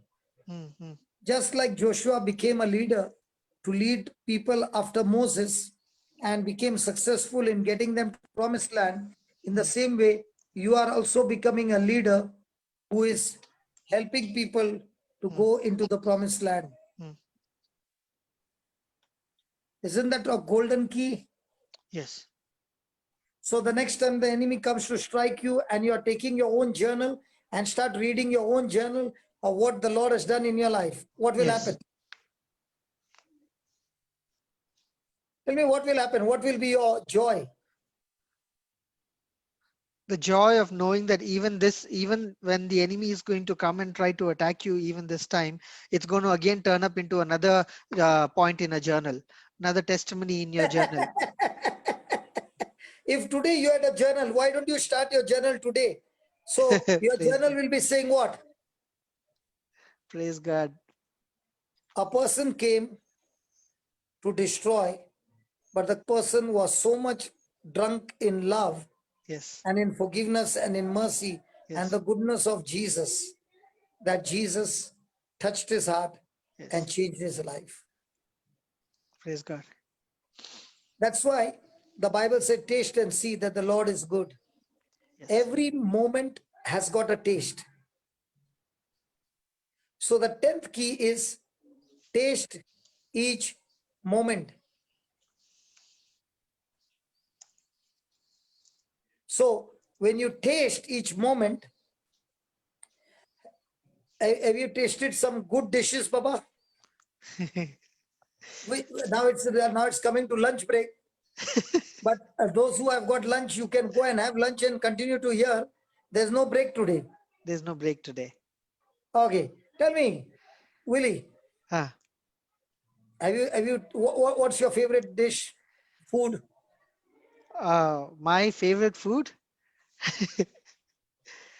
I like English breakfast. Okay, English breakfast. Now, when somebody is going to serve you now English breakfast, is your mouth started to watering? Yes. In the same way, in the spirit, your mouth starts watering when you start seeing the glory of God. When you're studying the word of God, your mouth starts watering. When you get revelations from God, yes, your mouth starts watering. Yes. So, tasting, feeling, extracting all the pleasure and benefit of each and every moment. Praise God. So now let's say you were going on a journey and there was a vehicle breakdown. and the person came and said, it's going to take a long time to repair the vehicle and the journey is going to be longer than what we thought. Okay. Okay.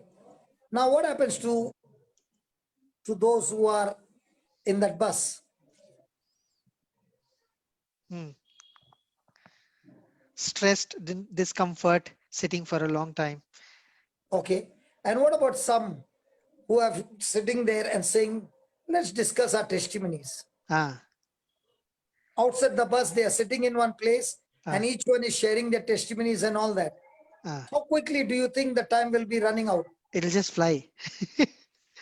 Huh? It'll just fly. You won't know how it's And gone. as you are sharing the testimony, somebody is sick over there and now you're using that time to minister to that person and that person starts getting healed. Praise God.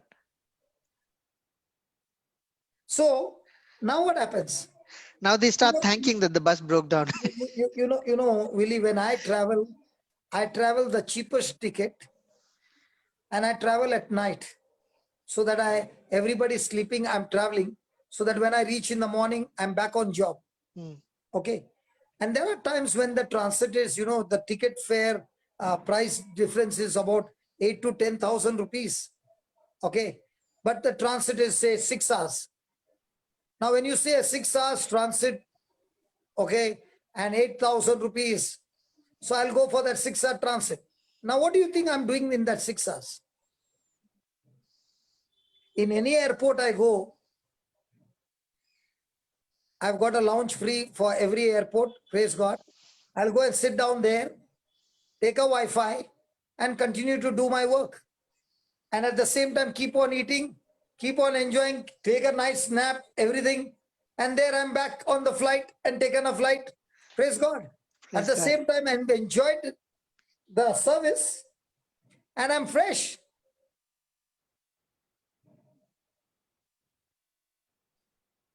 So it is all about your mindset. Are you going to enjoy the taste of where you are? Or are you going to be where your circumstances want you to go? Your mind. Yes. Is it where you are enjoying and tasting the word of God and the presence of God and the goodness of God? Or is your mind traveling in a direction where the enemy is drawing your attention to go in that direction and now be beaten up with whatever is happening and get irritated? So, can I anchor my mind? Yes. Yes. But the mind is spiritual. How can you anchor? You can anchor your mind with God's promises and God's oath. And that's what the Bible says, that we have two things that anchor our mind. One is that God has promised us something, and two, he has sworn to keep his promise. So when a person has permitted his mind to race, go ahead, but his body is behind. Now, is there a match or a mismatch? Mismatch. But when a person is taking the promises of God and now he's traveling in his mind with the promises of God and reminding the testimonies, reminding all those things, now is he creating a picture, a vision, a imagination for his future? Yes, he's creating a picture and vision. And that's what the Bible says in 2 Corinthians chapter 6 verse 2. 2 Corinthians chapter 6 verse 2.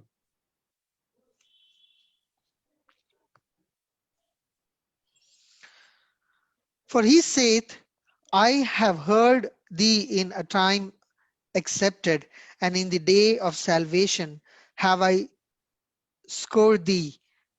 Behold, now is the accepted time. Behold, now is the day of salvation. Now is what time? Day of salvation. Now is the accepted time. Accepted time. So for us who are Christians, for us who are believers, is there good time and bad time? We don't have a bad time. Because even if there is a bad thing around, that your turns for our mindset good can be and for the focused glory of on God. the goodness of God and still enjoy the good time with the Lord. Yes. That's why all the time having a good relationship with Jesus, Yes. you can taste and see how good the Lord is. Yes. What do you say? Yes. So the 11th point. Is there anybody having any questions? Please ask.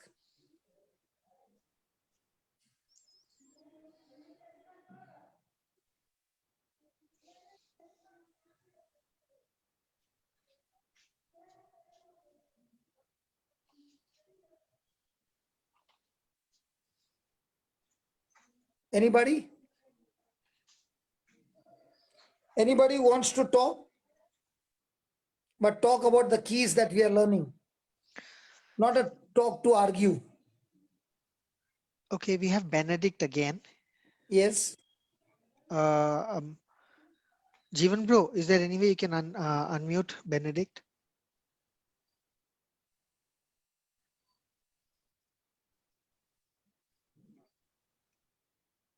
That brother is not there?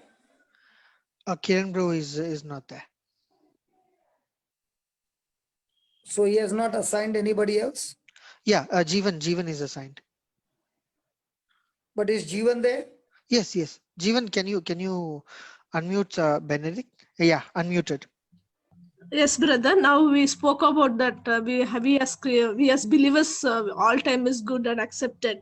In somewhere I also in Isaiah it's written, brother, in at a favorable time I have answered you something somewhere in Isaiah. I remember reading it at accepted time or at a favorable time I have answered. Now, sister, tell me one thing.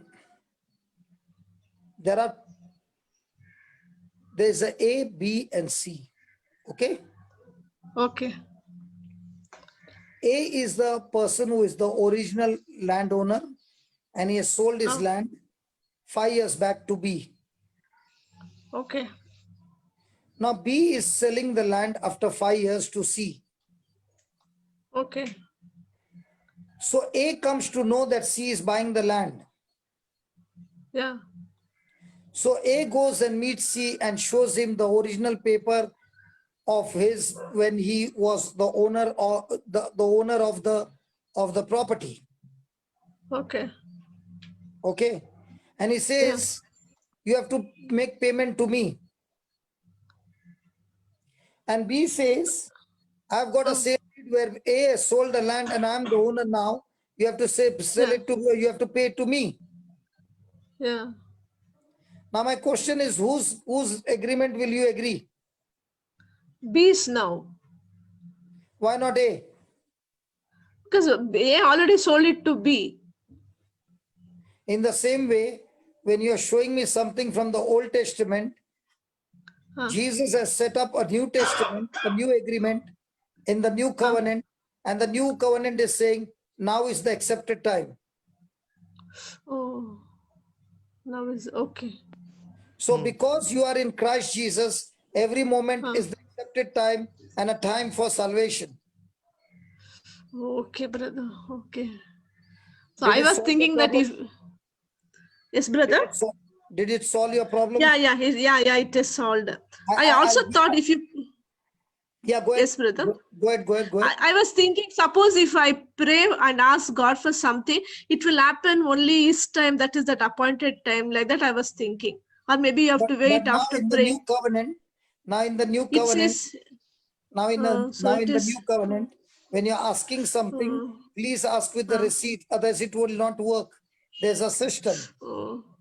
Jeevan, can you just put 2 Peter 1, 3 and 4? Thanks for the question, Brenda.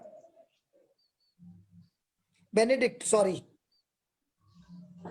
That is my son's name. Actually, my name is Francina. Okay. The computer name. Okay, not a problem.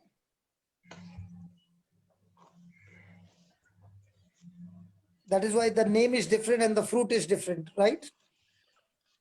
Yes, brother. Yes, Jeevan, where are you? 2 Peter 1:3, brother.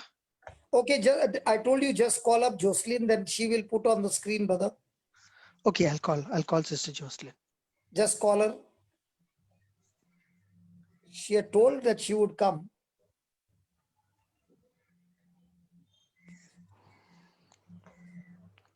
Because when you see the scripture, it makes more impact. So there in 2 Peter 1:3, the Bible says. It's already displayed, brother, on the screen. Okay. Do you want me to read it? Yeah. Okay. According as his divine power has given unto us all things that pertain. Pause. I don't want to go further. Okay. Read that again, the first line. According as his divine power has given unto us all things.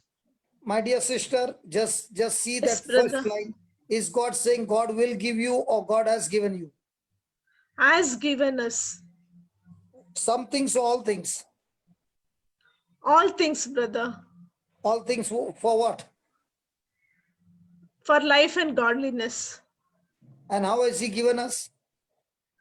Through the knowledge of him that hath called us to glory and virtue. Now my question is, are you staying in a building or in a own bungalow? Building, brother. Okay. Now in that apartment, there are many people.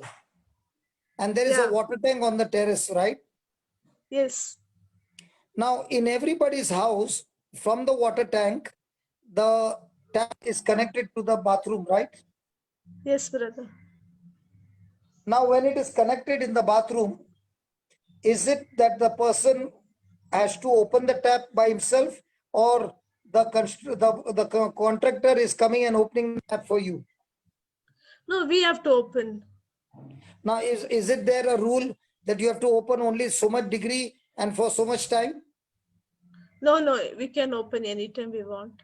And that's exactly what God is saying, that he has given us all things that pertains to life and godliness, that this inheritance is given to all, but according to the knowledge. So if your knowledge of what he has given you is not there, your tap is closed. Okay. So can you can you blame God for not answering your prayer? In fact, God loves you so much that even before your conversion, he has already made provision for you to get everything. I was feeling sad. I'm thinking why God is delaying things. Maybe he's teaching me something. And look at the fourth verse. Patience. Now look at the fourth verse. What does it say? Whereby are given unto us exceeding great and precious promises, that by these ye might be partakers of the divine nature, having escaped the corruption that is in the world through lust. What happens when you got money in your account, which your dad has put, but you don't have a checkbook, you don't have a withdrawal slip, you don't have internet ID, password or anything, but the money is in your account? Will you ever get the money? No. Now, in the same way, for the prayer to be answered, he has given you the checkbook called Great and Precious Promises. That's the Bible. Brother. And you have not been opening the Bible, but you have been doing what everybody else is doing. Yes, that's true. Will you get your prayers answered? No, still no, not. What happens to you if your son is gone to some other country for education, and you have transferred the money in his account, and again he's calling you and saying, "Mommy, send the money, send the money, send the money." Won't you say, go to the bank and see it's there in the account? Yes. But again he's calling you and saying, "Mommy, send the money." What does that mean? He's not believing me. He's not believing you, and he has not gone to the bank. Yeah. And then he comes after 10 days of irritating you. He comes and says, "Mommy, sorry, I saw in the bank it was there all the time. Mommy, from the day you said it is there, it was there, but I did not believe." Isn't that our case? Yes, brother. Now, has God given you these promises to get your blessing, has he given you this promises to change your divine nature? To change your nature to divine nature. Yes, brother. Huh? Yes, brother. For what he has given you? Read that. He has given the great and precious promises that by these that we may be partakers of the divine nature. So what is the reason? What is the reason he gave you the promises? That we may put on the divine nature. And then? And escape the corruption that is in the world through lust. So you are saying you want your promises to be answered. He has already told you how it will get answered. But without the promises, without believing those promises, without applying those promises, without speaking those promises, without your mind getting magnified with those promises, you are going on praying and praying and praying and praying and saying nothing is happening. Yes, brother. So you are tasting the goodness of God, or things have not happened? Things have not happened. I am tasting when I see this menu card. Place the order. Payment is already paid by Jesus on the cross. This is my menu card of heaven. Okay. Is it making sense now? Oh, yes, brother. It is. Praise God. Now, when you saw this menu card, are you going to be passive or are you going to be celebrating? Celebrating. But I did not see you when you were reading, you were celebrating. Yeah. Yes. I was just feeling a little sad. Like I didn't know this particular verse. And now what are you doing? Now I'm very happy. So with this happiness, what are you going to do? I'm going to thank God. And expect what I'm not expect and believe. That's all. No. That's all. You know what I do? When I find something, I will be a blessing also. I go on the rooftop and I start yelling, hey, listen. I found. And I start celebrating, giving invitation to everybody and saying, come. There is so much more to share and enjoy. This is our inheritance. Yes. I have to grow to that maturity what you have grown, brother. You have grown to very high maturity. No. Hold on. It's not the question of maturity. It's all about your mindset and understanding the system. As long as whatever little you found, you are going on the rooftop and sharing it with everybody, your testimony, what you found, and you're saying, this is what I found. Come on, let's celebrate. Hallelujah. People celebrate for birthdays. I don't celebrate for birthdays. I celebrate for this birthday of Jesus. Now, what is this birthday? The birthday of the promise that I found. I celebrate all the time. Hello? Yes, brother. So in this celebration, what happens? Not only my problems are sorted out, others are also coming for this birthday, promise birthday. Hey, you have given me an invitation. What invitation this is about? I found the promise of God. I found the checkbook of God. And in this checkbook, your name also is written. Come and enjoy, and let's celebrate, and let's make it as a major event. And you can make every day a major event in your life, inviting people to share in the inheritance that you are enjoying, so that every day is an active day, not a passive day. All day is an active day because you are alive, the word is alive, and the promises are alive. So you're acting it, you are doing it, you are talking it, you are celebrating it, and you're speaking, and sometimes you can't even control. You are talking, and people are asking, no lunch break. Hey, who wants the lunch break? We are enjoying the other break. We are enjoying the food of heaven. Praise God. Hallelujah. Praise God.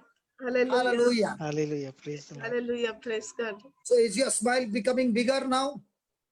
Yes, brother. Yes, is your laughter becoming bigger now? Yes, brother. Yes. Yes, the brother. joy of Jesus spreading in you? Yes, brother. And It now is are you spreading. becoming more and more generous, because now you're understanding all that I'm getting is not mine. It's of the Lord to be shared, Lord, yes. so that I can be a blessing to other people every moment. Yes. Yes, brother. Yes, brother. And that's what the scriptures talks about. Psalms 118:24. This is the day that the Lord has made. I will rejoice and be glad in it. Hey, this is the day that the Lord has That the Lord made. has made. I I will will rejoice and rejoice be glad in and be it. glad in it. I will be glad in it. So very glad in it. Hey, so very glad in it. Now, am I singing for somebody? Hmm. Hey, For the sister, glory of God.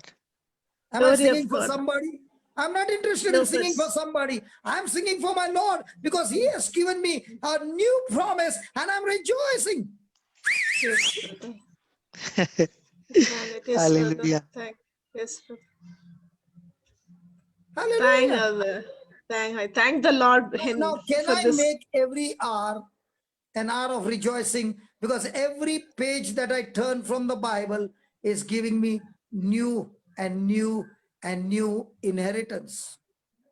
Yes, And I brother. receive every promise of God through Jesus, because every promise of God is a yes and a yes and a yes. And it's a now and a now Amen. and now for everyone who believes in Jesus. It is not yes and no.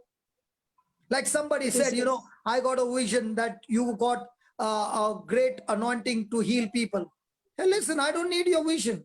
I saw in the Bible, all those who believe will cast out demons and heal the sick, all those who believe in Jesus. Do I need your vision, or do I need the word of God vision? Word of God vision. That's why when people come and talk to me, I say, listen, Baba, you are giving me, no, it's written in the Bible. I've heard it long time back. And it's not only for me, it's for everyone who chooses to believe and celebrate.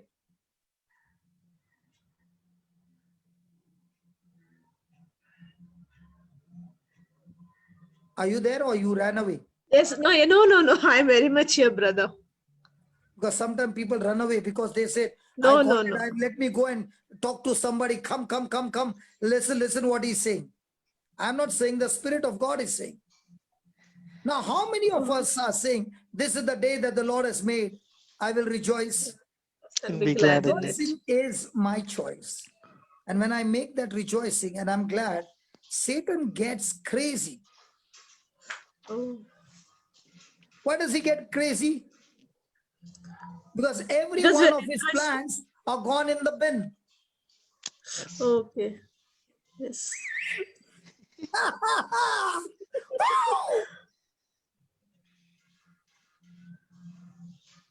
Sister, Yes, brother. now is it coming at appointed time, or an appointed time that you believe? I believe. My appointed time is that when I believe. So when are you going to believe? Now is my appointed time. So are you Praise pregnant God. now? Yes, with the vision of the Lord. Yes. Yes. So Amen. now with your pregnancy, are you going to go and tell everybody that promise which has given you the pregnancy? Yes, I'm going to deliver what God has promised. No. I said, are you going to tell everybody? Yes. Yes. So are you going to get them also pregnant? Yes, I will get them also. That's why this channel is all about, to get people pregnant. Yes, brother. And the best part is, we are not only the woman get pregnant, we all, men, women, everybody get pregnant. With what? Yes. The promise of The God. word Promise of God. of God. Promise of So God. is it a day of crying and mourning, or is it a day of gladness through Jesus? It is gladness through Jesus from now on for me. Praise God. My morning days are over. Have you started listening to me for the first time today? Yes, today I sat, brother. This is the first time you're sitting and listening? Yes, brother. How do you find? Boring? Wonderful. No, it has taught me many truths today. So is it a luck Best game? part was there was some kind of Hello. Let me ask you, is it a luck game? No luck game. Or is it a game of skill? It is a choice, I think. The choices I make today. Yeah, that's why I'm saying it's a game of skill. So if I see William is getting lots of blessings and blessings and blessings, so I will go after William and say, William, can you just teach me how do you do that? And William is teaching me there's a difference between seen and unseen. And William is saying, hey, listen, if only you can see what the Bible says and start believing and acting on what the Bible says and start doing it and shut down your sense knowledge, which is contradicting to the word of God, you will also go into the supernatural. That's all. Okay. I was thinking there should be a call for that. Sorry? I thought there must be a call for that. Are you breathing oxygen? Yes. You got a call for breathing oxygen? No, brother. Huh? No, that was my wrong thinking, I said. Are you baptized? That was yes, brother. I am baptized. Now, let's say you got 3 children. One child you will give, 2 children, you will keep them hungry, huh? What kind of a mother are you? Will you do that? No, brother. So you mean to say God is like that, huh? Huh? Then some vessels are made for, somewhere in the Bible it says so, some vessels are used for some purpose, some and some used for gold, some vessels for wood, and some vessel for earth, right? That's it's in there in the Timothy, Bible, right? but I'm not getting from where it is. It is there in Timothy. It is there in Timothy. Just our brother William just search it. You know what is that about? No, I don't know, but I was thinking like that some are selected. Okay. You know what is that about? When a person is making a choice to submit to God and agree to God, he can start with an earthen vessel or a wooden vessel and go to become a vessel of gold and silver. Oh, how much are you walking in the Spirit?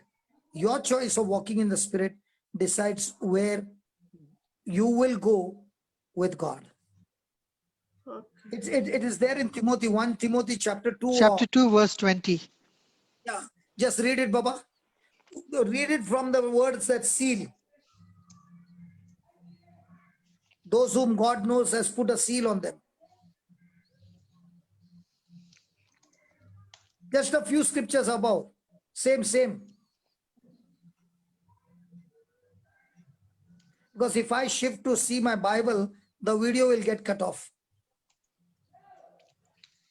I can't change my screen. We have got Sister Jocelyn also is joined the call now, Papa. Yes, she has joined. Jocelyn, yeah. Jocelyn, just give her a co-host. Jocelyn, just put that. Yeah, she's already made co-host. Bro, it is from 2 Timothy chapter 2 onwards. Okay, Jocelyn, just put on the screen, Baba. There it is. Yeah, you have to stop, brother. Okay, it's already put. Okay. Okay. I'm looking at one screen. I slid. Sorry. Just put that 2 Timothy 2.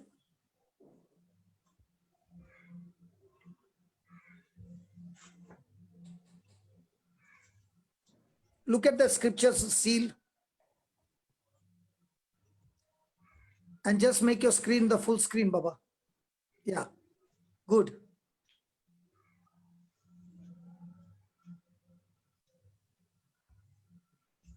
Verse number 19.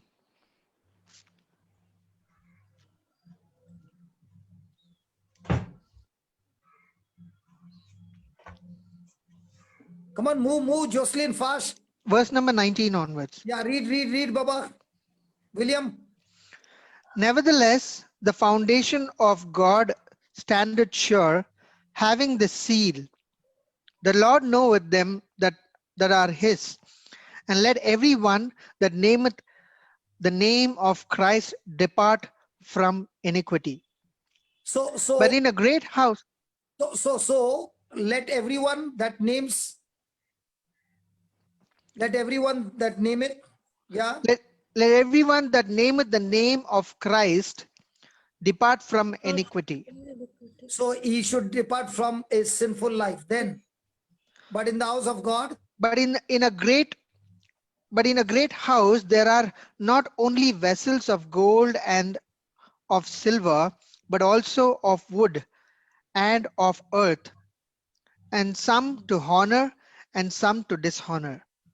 then If a man therefore purge himself from these, he shall be a vessel unto honor, sanctified and meet for the master's use, and prepared unto every good work. now 21, my dear sister, is it talking Yes, about brother. God's appointment or your appointment? Which one, brother? 21. Yeah, 21. Does it say that God will make you the vessel of gold or you will make yourself the vessel of gold? Read that. No. If a man therefore purge himself from these, he shall be a vessel unto honor, sanctified and meet. So I should, when I depart from my sinful ways, then I make myself a vessel of honor. So most of the time, what are some people saying? Oh, he has been blessed, God's mighty hand upon him and all those things. And that's why he's a vessel of God is using him so much. But is the Bible saying that? No. What is it saying, 21? If a man therefore purge himself from these, he shall be a vessel unto honor, sanctified and meet for the master's use, and prepared unto every good work. Praise the Lord.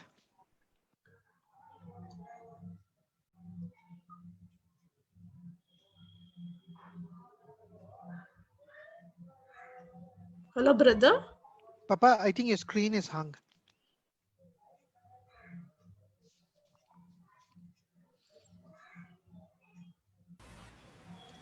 Maybe there was a power cut and he might rejoin from his mobile phone again. In that case, you have to keep the meeting. I'll call him. Yeah.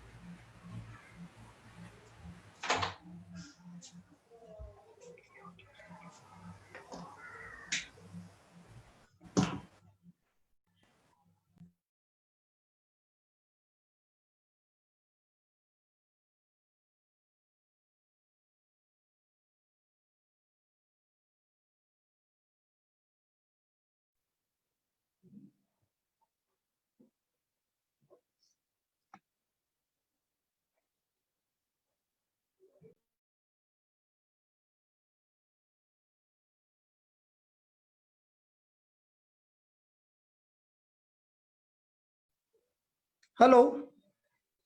Yes, we can hear you now, Papa. We can hear you now. Yeah, just on my video. Yeah. Okay, yeah. So where were we? So we were listening. Verse number 21. Yeah. So is it going to depend on myself to take a decision to purge myself from all that is carnal and walk in the spirit and make my life a living sacrifice to God and turn my vessel, which was used by the devil, is now being used by God? Can you hear me? Yes, Papa, we can. Praise God. So is that sister there or gone? Sister, she's mute again. Jeevan, can you unmute her? Sister Jocelyn? Yeah, brother. Benedict. Praise God. I'll just stop the screen so that I can. Okay, I think Sister Benedict is unmute now. Yes, brother. So is it by chance or is it by faith? By faith in Jesus. And I have to make a choice to come back from my old sinful ways. And also my thinking must change. So in the kingdom of God, is it a person who is training himself and drawing into the potential that God has put in him? Or is it only by chance? We have to train a lot into Not his train kingdom. a lot, believe a lot. Believing a lot. Yeah, but that is also kind of training our mind, because Yes, our mind, because it can waver also. Because all our life we have been taught the law of Moses. Yes, brother. Let me show you the difference between the law of Moses and what God wants us to understand. Jocelyn put Deuteronomy 28, 1 and 2.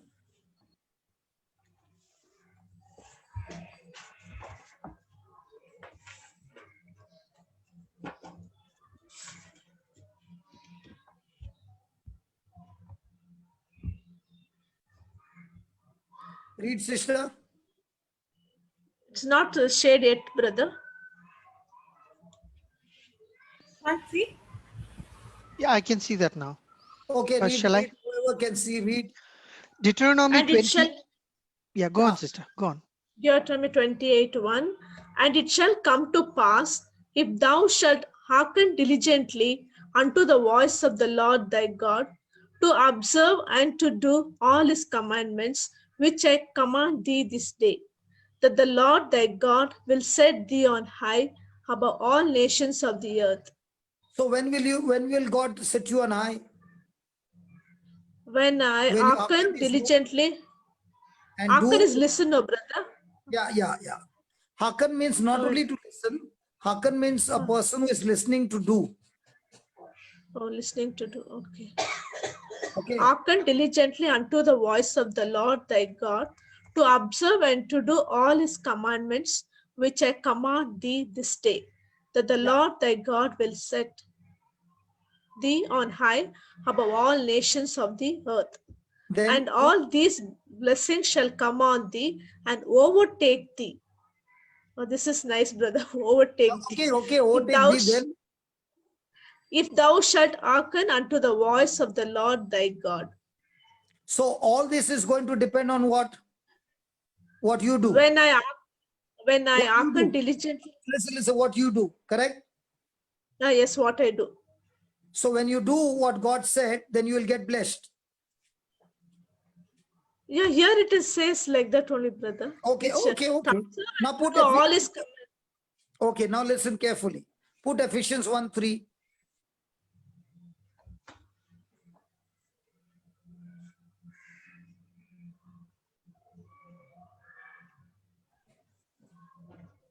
Can you see? Sister, can you see?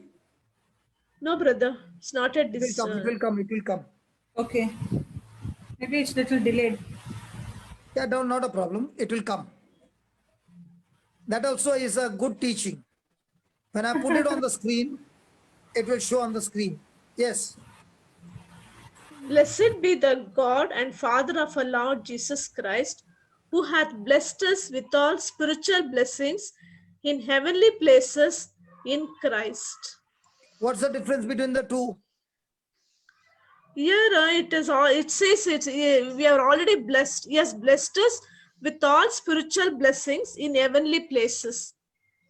Now, brother, this heavenly places is you what, did not brother? complete. You did not complete the main person. You did not complete. Say that again. Blessed be the God and Father of our Lord Jesus Christ, who hath blessed us with all spiritual blessings in heavenly places in Christ. So how do we get blessed now? In Christ. In the Christ, old covenant, how did you get blessed? By your works. When I Yes. So by now my how many words. people who are Christians are operating in Christ, and how many of them are operating under the law of Moses? Under the law of Moses. So I'm not going to get blessed because I did good. I'm already blessed because Jesus did good for me, and I believe in that. Okay. So how many people are sweating and asking God, God, please bless me, please bless me? And how many people are saying, thank you, Lord, that you have already blessed me with all spiritual blessings. And with these blessings now, I'm stepping out in faith to go and bless this world. Yes, brother.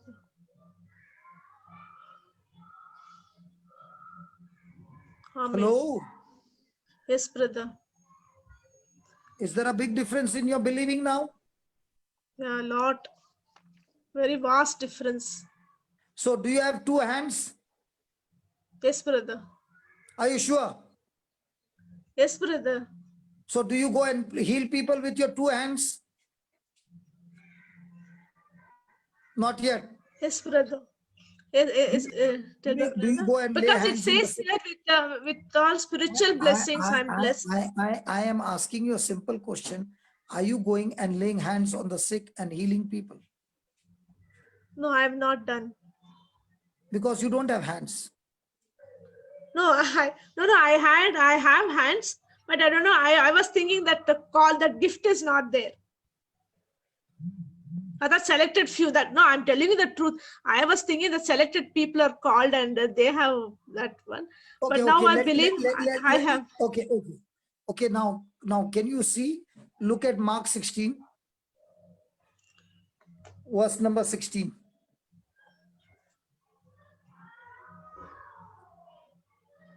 Thank God for your question. So many of us are blessed. Yes, bro. You see?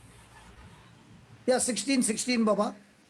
Yeah, can you see? It's already there. Yes. Yeah. She'll see. Don't worry, she'll see.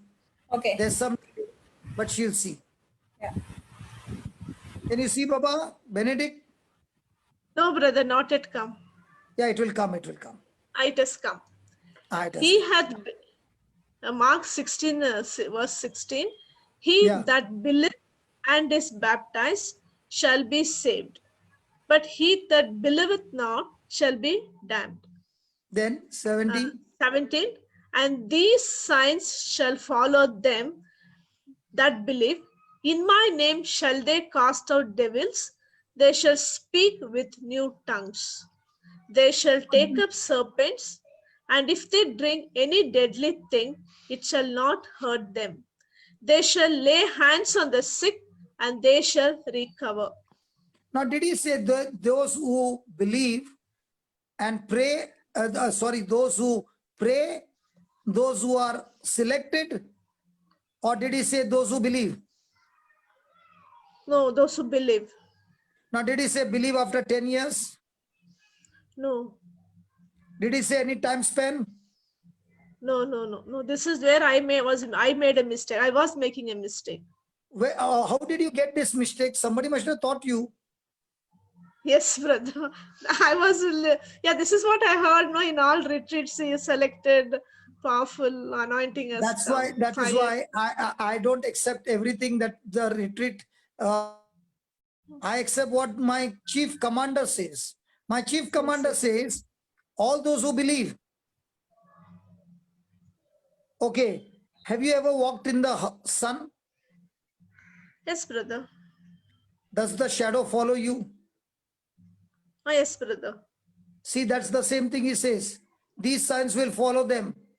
So if you believe in Jesus, these signs are supposed to follow them. If they are not following, then your belief is not right. Yes, my belief is not right. Correct. So if you get your belief right, will these signs follow you? Oh, yes, definitely, brother. So is it something special that you can cast out devils? Everyone who believes in Jesus cast out devils. Cast out devils, yes, brother. So is it your birthright? Yes, brother, my birthright. So from now on, the devil is supposed to be scared of you, or you are supposed to be scared of devil? Devil must be scared of me. So are you supposed to speak in new tongues? Yes, brother. So speaking in tongues is your birthright? Yes, brother. So even if you drink deadly poison, will it hurt you? No, it will not hurt me. And when you lay hands on the sick, they shall die. No, they shall recover. Did he say lay your hands and pray? No, just to lay the hands on the sick. So from now on, what Just will you lay- believe? Now I'll believe I'll lay the hands. No, I was believing you have to lay the hands and pray. But you're not selected, no? Yeah, that's what I was thinking, brother. Now what did you do? Now since now I'm believing, I will lay the hands on the sick and they shall recover. Praise God. So what's the first thing you do? Take these scriptures and put it somewhere as a sign in your home, wherever you are. Brother. Put it there brother. so that again and again and again, when you see, praise God, you will feel. So write down in capital letters, put faith sign in your home. Golden key, 12. Put faith sign in your home. Brother, did I miss 11.11? Because when you said you will say the point 11, that's when I think Sister Benedict wanted to ask you some question. Okay. 11th is make today a major event in your life. Make today. This is the day that the Lord has made. Yes. I will rejoice and be glad in it. Okay, Rejoice! got it.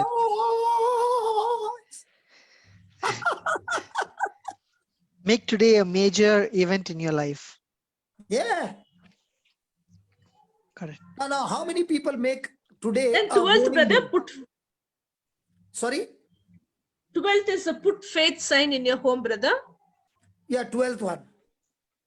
Oh, why did I ask you to put a faith sign of scriptures? Okay. Why did I tell you to do that?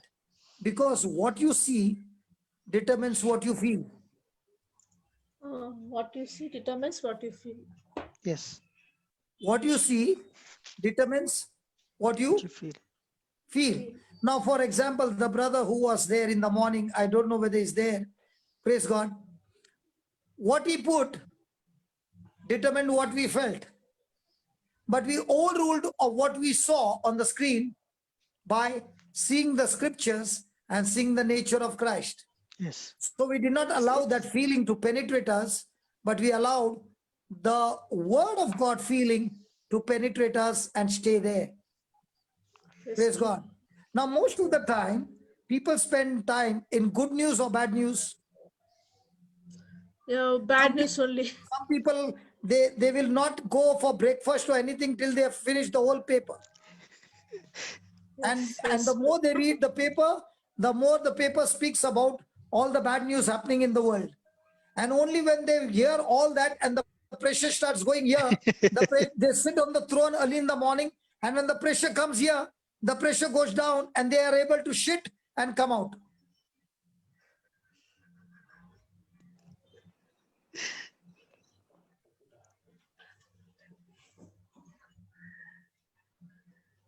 But a person who is opening the Bible all the time, he gets good news. Praise the Lord. I remember reading a biography of a man of God, Smith Wigglesworth, who had raised 24, 25 people from the dead. Yes. And a man came to visit him, a preacher. So when you open the door, that man was having a briefcase in his hand, his overcoat, and under his arm was tucked the newspaper. He said, keep the devil out and then walk in. So the preacher began to wonder, who is the devil that? And then he looked at his arm and he understood even the newspaper was not allowed to come into his house. Keep the devil out.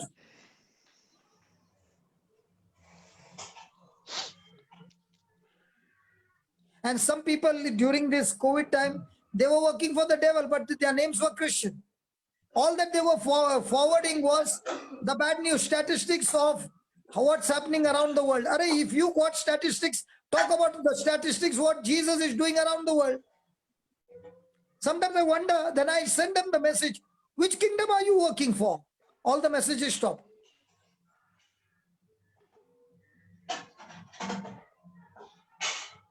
What sign are you putting right before your eyes? Because that will determine what you are going to feel. And that's going to build your faith. or that's going to build your fear. So when you put those scriptures there and you're looking at it, you're getting into pregnancy, you're getting into imagination, and that's stirring up your faith. And that's why God stirred up the Israelites. You can take the scripture and read it. It's a long scripture in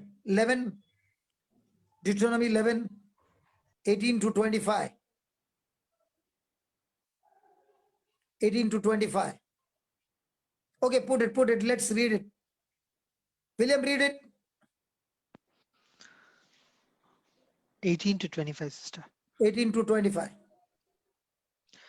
Therefore, shall ye lay up these my words in your heart and in your soul, and bind them for a sign upon your hand, that they may be as frontlets between your eyes. Then, And ye shall teach them your children, speak of them when thou sit in your house, and when thou walk by the way, and when thou liest down, and when thou rest up. And thou shalt write them upon the door post of thine house and upon thy gates, that your days may be multiplied, and the days of your children in the land which Lord swore unto your fathers to give them, as the days of heaven upon the earth. For if you shall diligently keep all these commandments which I command you to do them, to love the Lord your God, to walk in all his ways, and to cleave unto him, then will the Lord drive out all these nations from before you, and ye shall possess greater nations and mightier than yours. Every place whereon the soles of your feet shall tread shall be yours, from the wilderness and Lebanon, from the river and river Euphrates, even unto the uttermost sea shall your coast be. There shall no man be able to stand before you, for the Lord your God shall lay the fear of you and the dread of you upon all the land that you shall tread upon, as they has said unto you. praise God. Now all these blessings will come when you have followed 18th verse, by making that sign on the doorpost. Come on, just give that 18. Write on the walls. Yeah, it's And putting it under your it's arms. come out 18, here. 18, 18, 18. Jocelyn, 18. Yeah. Therefore shall ye I lay up already put.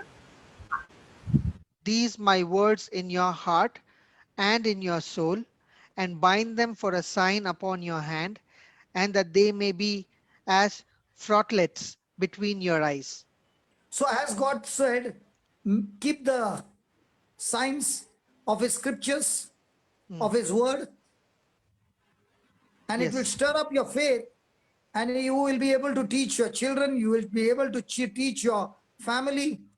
And when you put it on the gate of your doorpost and all that, praise God, everything in your life will begin to change. It's the golden key.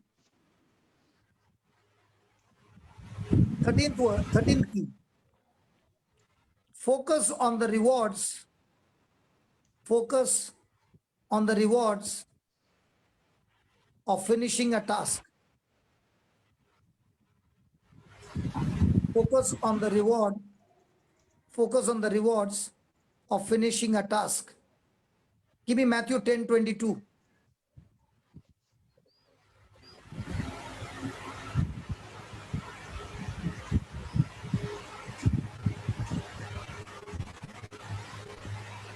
Can you see? Is it come?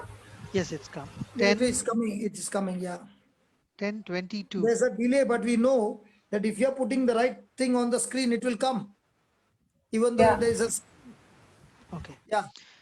And ye shall be hated for all men for my name's sake, but he that endureth to the end shall be saved.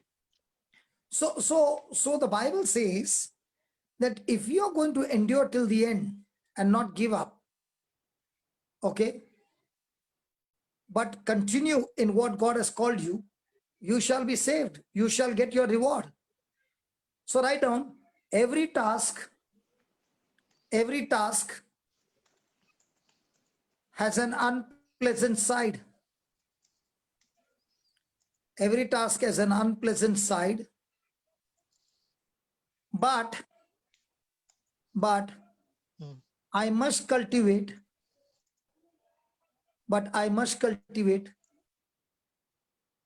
focus,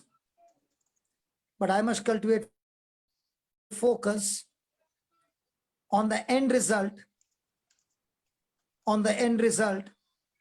I am producing.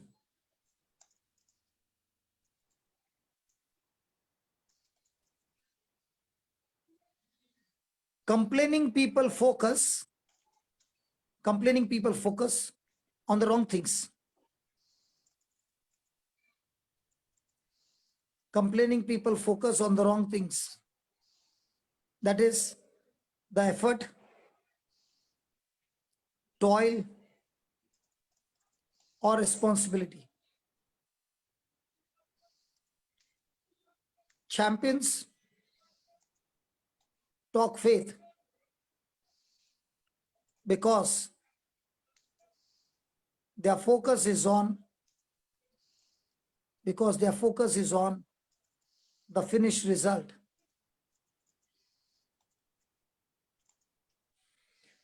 So what happened today in the morning? Willie? Papa? Did we still, what happened in the morning? Yeah. Was not a good side. Unpleasant things happened. But did we keep focusing on those things that happened, or we were focusing on the end result that it is going to produce, the word of God is going to produce? Correct.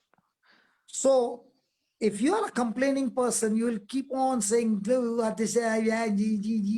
like a chewing gum, stuck. But a person who is a champion of faith will not talk about the negative things that have happened, but will continue to talk the end result that the word of God is producing.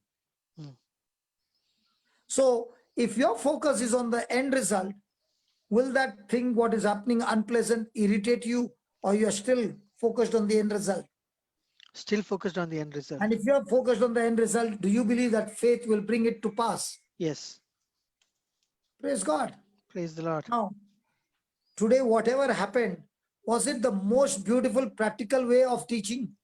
Yes.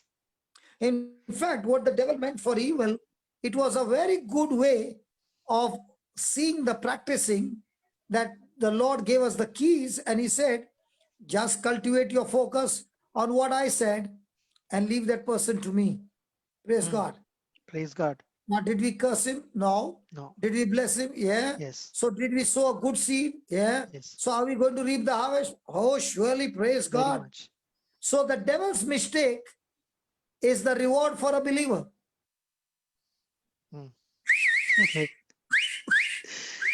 Say that again, brother. The The devil's mistake is a reward for the believer. Hallelujah. Goliath's mistake was a reward for David to be known by everybody. Praise God.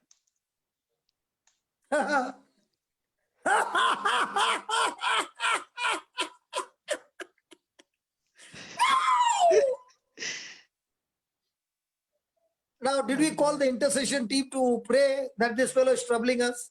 No. In fact, the intercession team is supposed to be praying, God, we thank you that you are doing amazing thing in this person's life.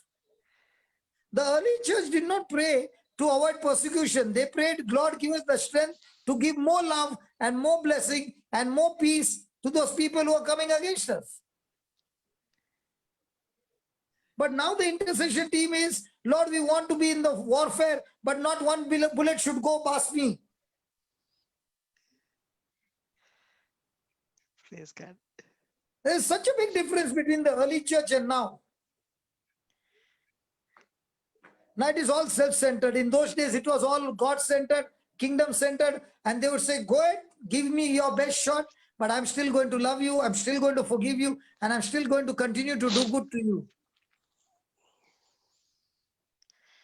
You look into the Bible, the devil's error of touching Jesus and crucifying on the cross was his biggest mistake. And Jesus took that and turned it into a victory, salvation for all men. Praise God. Learn. If there's no cross, there's no resurrection.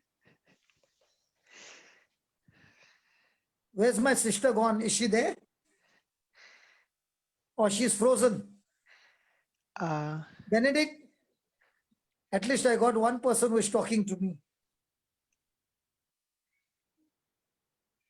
I can't even see how many participants are there. Can you just see by 49 right now. Huh? 49 participants right now.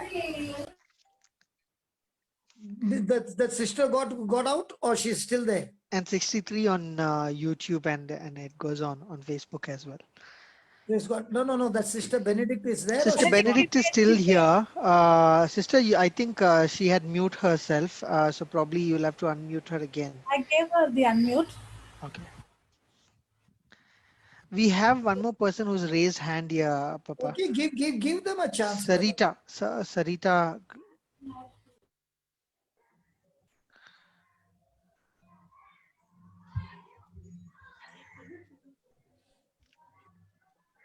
Hi, brother. Hi, who's this? Sarita. Yeah, tell me. Where are you calling from, Sarita? Bro, I'll put my video on. You have put your video off. How will I know? There are so many. Oh, okay, from Dubai. Yeah, tell me. Yeah. No, nothing. Just got time today to listen to you. And it's so nice. I want to tell everyone that I'm Johnson's product. Not my product, man. You are the Lord's product. Johnson is only teaching what the Lord has given, and praise God, it is amazing. Yeah. The wisdom keys makes life so beautiful. Yes. Tell me, how's your life now? It's really rocking, and there is so much of joy in me. So when you stopped living for yourself and started living for the kingdom, yeah, everything in your life began to change. Yes, this is my 3rd year in the Lord, and I came close after listening to Brother Johnson, and I just want to tell everyone that really the gates of heaven were open for me, and it's like I think brother said, success is not having money or a big house or a big car. No, but success is climbing the steps of the kingdom of heaven, kingdom of God. And I'm really talking very fluently today. And really, it is 3 years. It's the first 2 years I've been listening to Brother Johnson, and it is after listening to his preachings which made me more and more stronger. It is not only listening to him, but I've put it in practice. Whenever I used to listen, I always ensured that I will put those preachings in practice, and which has brought me today. Today, I'm only saying that I have Jesus with me. I have Jesus with me. Even if I don't have money, I don't have food to eat, my God has not brought me to that stage. From the day I was born, conceived till today, no. My God has always protected me, and God has brought me more and more and more closer to him, that I am only living on the Lord, and it is only Jesus who is there with me, nobody else. Jesus is there with me. Okay, and these are all the preaching which brother has taught. And brother, if you have time, I will also share a testimony which will increase the faith of all who are listening. I can share. Can I share? Maybe it will take. Go ahead. I had come earlier on the YouTube and said that I had lost a job. I will not say I had lost a job, but it was God's plan or God's way of taking me to another direction of working in his kingdom. Okay. So when the lockdown started, the company gave me a termination notice in the month of April, and my visa also was cancelled. On June 1st, my visa was cancelled. I had 30 days to stay in the country, And those are the days where the flight was not open and there were no companies as well to take interviews, and no companies who will take you on job also in those days. Trust me, brothers and sisters, I never told anyone that I had lost the job. I was only sticking on to one thing, where brother used to always say, in God's kingdom, you need God's favor. And my mind was not on the job. My mind was doing God's work. There was plenty of God's work in those days when the lockdown started. I just made use of those opportunities. Everywhere. Yes, I just made use of those opportunities. And I told the Lord, if you really want me to stay in this country, you will make it happen. If anything doesn't happen in 15 days, I said, it's your message for me that I should go down. Brothers and sisters, in those 15 days, someone just calls me and he had some work. And I said, brother, I'm free to do that work. And that guy just says that, I know you don't have a job. I said, how do you know? And he says, I don't know, I just know. And then he said, okay, my company has a vacancy of sales. And trust me, in 15 days, the company called me, took my interview, and I was on the job in that company. This is my Lord's work. And the company didn't give me a permanent visa. The company gave me a visit visa for 3 months. Okay. And you just now said, brother, in your teaching that it's a process. It was a beautiful process for me for 6 months, to live on the Lord. And God taught me how to live focused on him. The company gave me a visit visa of 3 months. 3 months were over. I'm in sales, okay? 3 months were over. I thought the company will give me a permanent visa. Again, they gave me another 3 months visit visa, okay, which will get over now in January 8th. On January 8th, it's almost over. The visa is over. So 2 weeks before, I asked the company and they told me, see, you need to achieve this much. I'm in sales, meaning they have a target. So they said, okay, you need to achieve this target. Then only we will make a permanent visa for you. Why should I fear when my Lord is there? Why should I go out and beg for business when my Lord is there? I never did all that. And I don't know how God worked out for me to get this permanent visa. I really don't know what, the Lord will make all those gimmicks and all those, that the Lord knows. I don't know, but he will do it for me. But for his work, I know how to get his things done. So I was totally focused on those things. Trust me, I never knew that the company will give me a permanent visa also. And 2 weeks before, they said, yes, we've got we've got permission from the head office, and we are applying for your permanent visa. And that too, they're applying for me for the visa is in process, and it's a Jabalali visa, and I'm getting a 3 years visa, 1 year bonus. So don't focus on your situations. Don't focus on your problems. Just there is plenty of Lord's work to do. Even sitting at home, you can do a lot of God's work. Just focus on God's work. Try to reach out to people. Bash up that devil. Now, what I want to ask you is, during the time of job, were you also at the spare time doing something for somebody? Yes. So the Bible we read in Deuteronomy, we read, in Matthew 10:22. Yes, he endures, the one who endures till the end. Yes. And in Deuteronomy, we read about 11:18-20. Yes. Okay. That when you begin to be a blessing to somebody, yes, you will always be rewarded. Yes, amen. What happens is, when we are in trouble, the devil wants us to focus on ourselves. In fact, when we are in trouble, you should go and trouble the trouble more by going and solving other people's trouble. Yes, very much. So if somebody asks me, what do you do every day? I trouble the trouble every day. How do you trouble the trouble? By going and teaching others how to trouble their trouble. Yeah. So when you keep on troubling the trouble every day, you become a master in troubling the trouble. Amen. Now, have you got training to trouble the trouble? Yes. Of course. So now you're troubling your trouble and you are troubling other people's trouble. And when you become a champion in troubling your trouble and other people's trouble, God promotes you to the next level for troubling no bigger troubles. Of course, amen. And in these 3 How years, do you get your promotion? By learning to trouble your trouble. Yes. And how do you trouble your trouble? With using faith, using God's promises. Yeah, tell me, Sarita. And also I want to tell you all, like since in the UAE, if you don't have a health card, you end up paying a lot of money to the doctors if you are sick and all, right? So on the 25th, you know, my head was, I had a severe headache, which only one side was paining. And I was praying and I said, okay, I will not go to the doctor because I don't have a health card. But then I couldn't bear it, and I had to go to the clinic, Esther clinic, and I told my company that I won't take medicines, but I will just consult the doctor because it's severely paining for me, and my BP was fluctuating. So I went to the doctor, and they told me that if you don't have a health card, you must pay 200 dirhams. I said, okay, fine.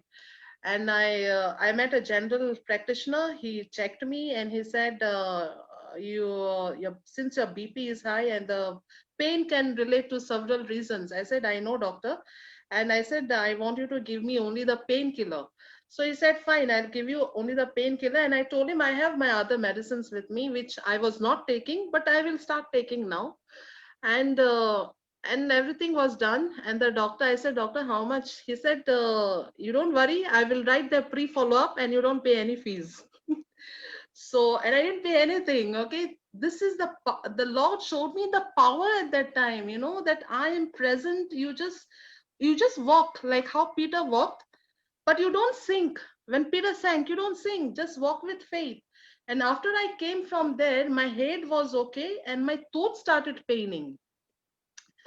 When my tooth last Sunday, again I went to the doctor for the tooth pain, and they said you must pay 150 dirhams for consultation.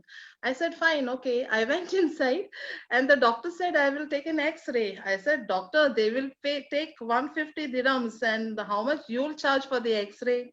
And I said, I don't have health card. So doctor said, no, don't worry, I'll charge only 150 for you with the x-ray. I said, okay. Doctor took the x-ray and he said, you need to extract the tooth. I said, okay. And then he gave me one more doctor's number. He said only surgeon can extract. I said, okay. And then he said, you take the painkillers. And then I told him, I asked him, I said, how much I'm paying? He said, no, don't worry, don't pay anything. You know, this never happened. This is all the work of the Lord, because my message is, you just spend your time the whole day from morning till you go to sleep. Just do the Lord's work. That is my message for the people. Just do the Lord's work. And you will say, what is Lord's work? Of course, you are in a family. Just now I heard one sister saying that I'm close to the Lord, but you know, my family members are not close. So I will say, God is training you. We can't change the other person, but the other person can change by seeing the change in you. Because friends will comfort you, Sarita. Friends will comfort you. Enemies will change you. Yes. Yes. So you need enemies around to bring a change in you. Yes. Amen. Even my family members, there is so much of change. Whatever I do here for the Lord, there is so much of change back home. I have 3 kids. My husband is there. So much of change. I am not forcing them to pray. I'm not forcing them to read the Bible. I'm not forcing them, but you know, there's such a beautiful change, you know, because I am changed. My mind is changed. My mind is changed to see that change and over there. If my mind was filled with all that dirt and filth, then I would never see the change that is happening over there. And it's so beautiful, the God's kingdom and God's love and the word of God. I'm not spending so much time in reading the word of God, but yes, I'm listening. Every day I'm listening to different preachers, to the priests. I'm listening, and that goes in my mind, and my mind is only filled with the preachings and the word of God, and which we really require which we really require in our life. Whatever brother is doing the whole day, It's not for him, it's for the people to change, for the people to come close to the Lord. And I just wanted to come and tell everyone who are connected here, you know, he changed, listening to him changed my life. It is not listening, it is not only listening to him, put it in practice. Am I right, brother? The one who does the word of God, he has built his house on the rock. Simple. Yes. Otherwise, the house is on the sand. On the sand. How many years goes, the house on the sand will always crack and always fall. The only solution is be a doer of the word and enjoy your life with Christ. So, you know, when you are living this life, you got to make a decision that I refuse the role of a victim. Yeah, I've made that decision already. So no, I'm saying that's the 14th golden key is refuse the role of the victim. Amen. You say, you know, many a times people justify what to do. I was brought up this way. It was in my family. I am not educated. My father did this. My mother did this. These people did this to me. And that's what they say. And then, so do not adopt this kind of an attitude. Yes. Fight it. Fight it. Because when you are born again, you have been given the mind of Christ. You have been given the faith of Christ. You have been given the fullness of God. Your yesterday is over. God doesn't look at your past to give you your future. If you see all those people in the Bible who are great giant in faith, they had a different past. Yes. But begin to act what the word says. The word says you are victorious. You are a champion. You are an overcomer. Renew your mind with that. You have the anointing of God wrapped up around you. And with the anointing of God says that when the anointing comes, he removes the burden and destroys the yoke of the devil. Amen. So you're no longer a captive, but a deliverer. You're not a victim, you're a victor. In fact, God has called you and anointed you, and he has taken you out of Egypt to the promised land, so that all those who are in Egypt, when you look at them, you're saying, hey, I used to be there. Come, let me teach you how you can come out. Yeah. That's why when I was preaching and you came the first time, you must be saying, my God, he's talking everything about my story. Oh my God, he's telling everything to me. It looks like he knows my story. No, I don't know your story. The keys of the word of God speaks to everybody, challenging everybody. Are you ready to change your captivity to a deliverer? Are you ready to change your victim to become a victor? And that's what the word of God does. You know, when somebody comes and shares the testimony, now you shared your testimony, I got healed, the doctor did not pay me, I did not ask for money, and I got healed. Much more than that is, now that you are released from captivity, how are you using your deliverance, your freedom to set others free from captivity? That is the real testimony. That's when God blessed Abraham, we only think like God blessed Abraham. No. God blessed Abraham to be a blessing to the nations. Jesus blessed the 12 to be a blessing to the world. Yes. Amen. And then those are the ones who got touched, even though they messed it up. But when they got the Holy Ghost power, after that, you don't hear their testimony. I want to sit here, I want to sit there. Not one of them are talking about their authority, the position, or anything. Everyone have got as an attitude of a servanthood to go and serve the world. Praise the Lord. 11 could turn the world around without technology. What about us with all the technology? The issue is that even though I come to sit and listen to the word, the issue is we have been taught wrong. Come to Jesus and he'll bless you. Come to Jesus and he will make you a blessing to others. Right teaching. That's why, you know, when you come and listen to the testimonies are incomplete. Why? Because when the person comes and gives a testimony, all that the person is saying is what the Lord has done in his life. The testimony is incomplete. After what God did in your life, what are you doing in somebody else's life? If that is not in the story, you are incomplete in your testimony. Your testimony holds no good. Right. Did Peter think when he denied Jesus? Did Peter think when he went fishing and caught no fish, and Jesus met him after resurrection on the beach side and asked him, and Jesus asked him, Peter, do you love me? And what did Peter say? Yes, Lord, I love you. Jesus was asking him, do you love me with agape love? And Peter was saying, Jesus, I love you with a philo love, means a love as a friend. Jesus asked him twice, agape love, and twice he said, philo love. Third time Jesus asked him, do you love me with a philo love? And that's the time Peter broke down and said, Jesus, the love that you are asking, I cannot love. And you know what Jesus said? I know you cannot love, but I'm going to give you a gift. And that is the agape love gift, Holy Spirit. Yes. Now, did Peter think his failure would turn into a successful evangelist, that in one sermon he would get 3,000 souls emptied from hell and translated into the kingdom of God?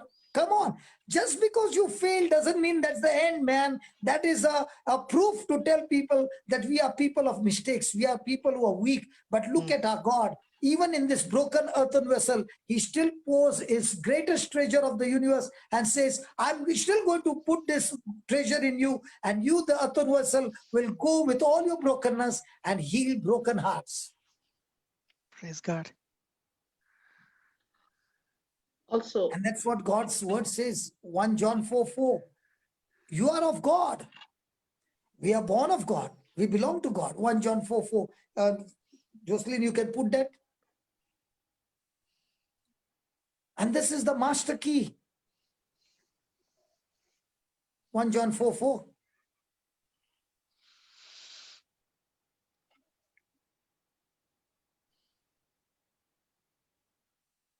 Can you see? Read that verse 4. Ye are of God, little children, and have overcome them, because greater is he that is in you than he that is in the world. So do I believe that Jesus is in me? Do I believe that the Holy Ghost is in me? And if I believe that that the Holy Ghost is in me, Jesus is in me, his word is in me, then I can already say I'm a victor. I can already start celebrating I'm a victor. Why? Because I am an overcomer. And how do I overcome? How many people keep praying to God, God, please help me to overcome? God is saying, listen, my friend, you will be able to overcome by your faith. Amen. Your faith overcomes the world. Your faith gives you the victory. Your faith makes you the champion. Your faith makes you victorious. Your faith. Praise God. Praise God. Hallelujah. Hallelujah. Thank you, Jesus. Thank you, Thank you, Jesus. Jesus. So please refuse the role of a victim. Because when you become a victim, you get into depression. And this happened to me a few years back when there was some disturbance in the ministry. I took it so much to my heart that I forgot for a moment that God is the one who is the leader of this ministry, not any human being. I was at St. Mary's Church. You know, Sarita, St. Mary's Church. I finished the Mass and I came out. And I was so depressed because of the issues that were happening in the ministry, that to cross the road from the church to the place where the grotto is, there is a gate. I was standing there and asking Pascal, how do I go there? And I started to cry. And when Pascal saw my condition, he took me by my hand and took me home to Benson's house. And he decided that he went and brought people who were sick. And he brought a man who could not walk with his daughter. And he said, brother, start the ministry again. And they both left me and went in the house. And I looked at that man and I thought to myself, a scripture came to me. What can one blind man teach another blind man? And I started to cry. And when I cried, the man on the other side did not know why I was crying, and he also cried. So when he cried, compassion moved, and I went and hugged him. All that did was hugged him, and we both cried. We did not exchange one word, one word. And the next moment, he stood up and started walking. He stood up and started walking. By the time Pascal and Benson came back, this man was walking. The daughter is saying, I've not seen dad walking for such a long time, and she started crying. And the Lord spoke to me, are you going to look at your life? Are you going to look at those people who need? Pascal, the moment he saw that, God bless Pascal and Benson. He put a WhatsApp. Nobody knew that I was in Dubai. I had locked myself up for 17 days. I did not come out of the house. And Pascal sent a WhatsApp message, brother is in town. If anybody wants to be prayed over, please let me know. And from that day, Benson's house became a place of healing in the evening. Now that day, one lady came and, she had one short hand. And she came and said, I got one short hand. Can you please help me? Praise God. And I told her, listen, please forgive me.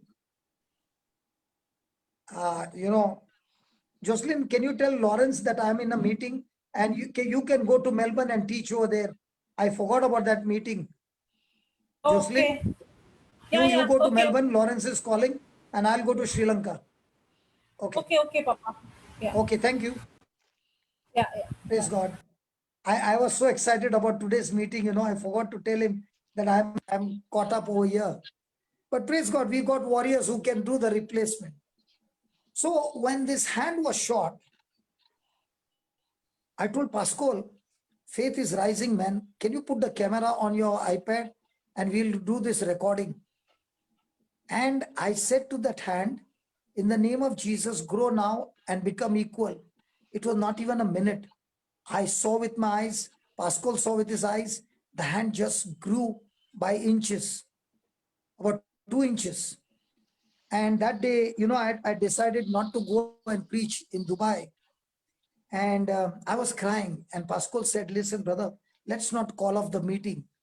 Even if the main chief is not there, I will do some dal baat and preach, but let the meeting go on, because I know Pascal had come to Dubai, who was sinking, and somebody brought for me to the meeting, and that's where my life changed. I will preach. Even if nobody comes, I will preach. I'm not going to shut down the meeting.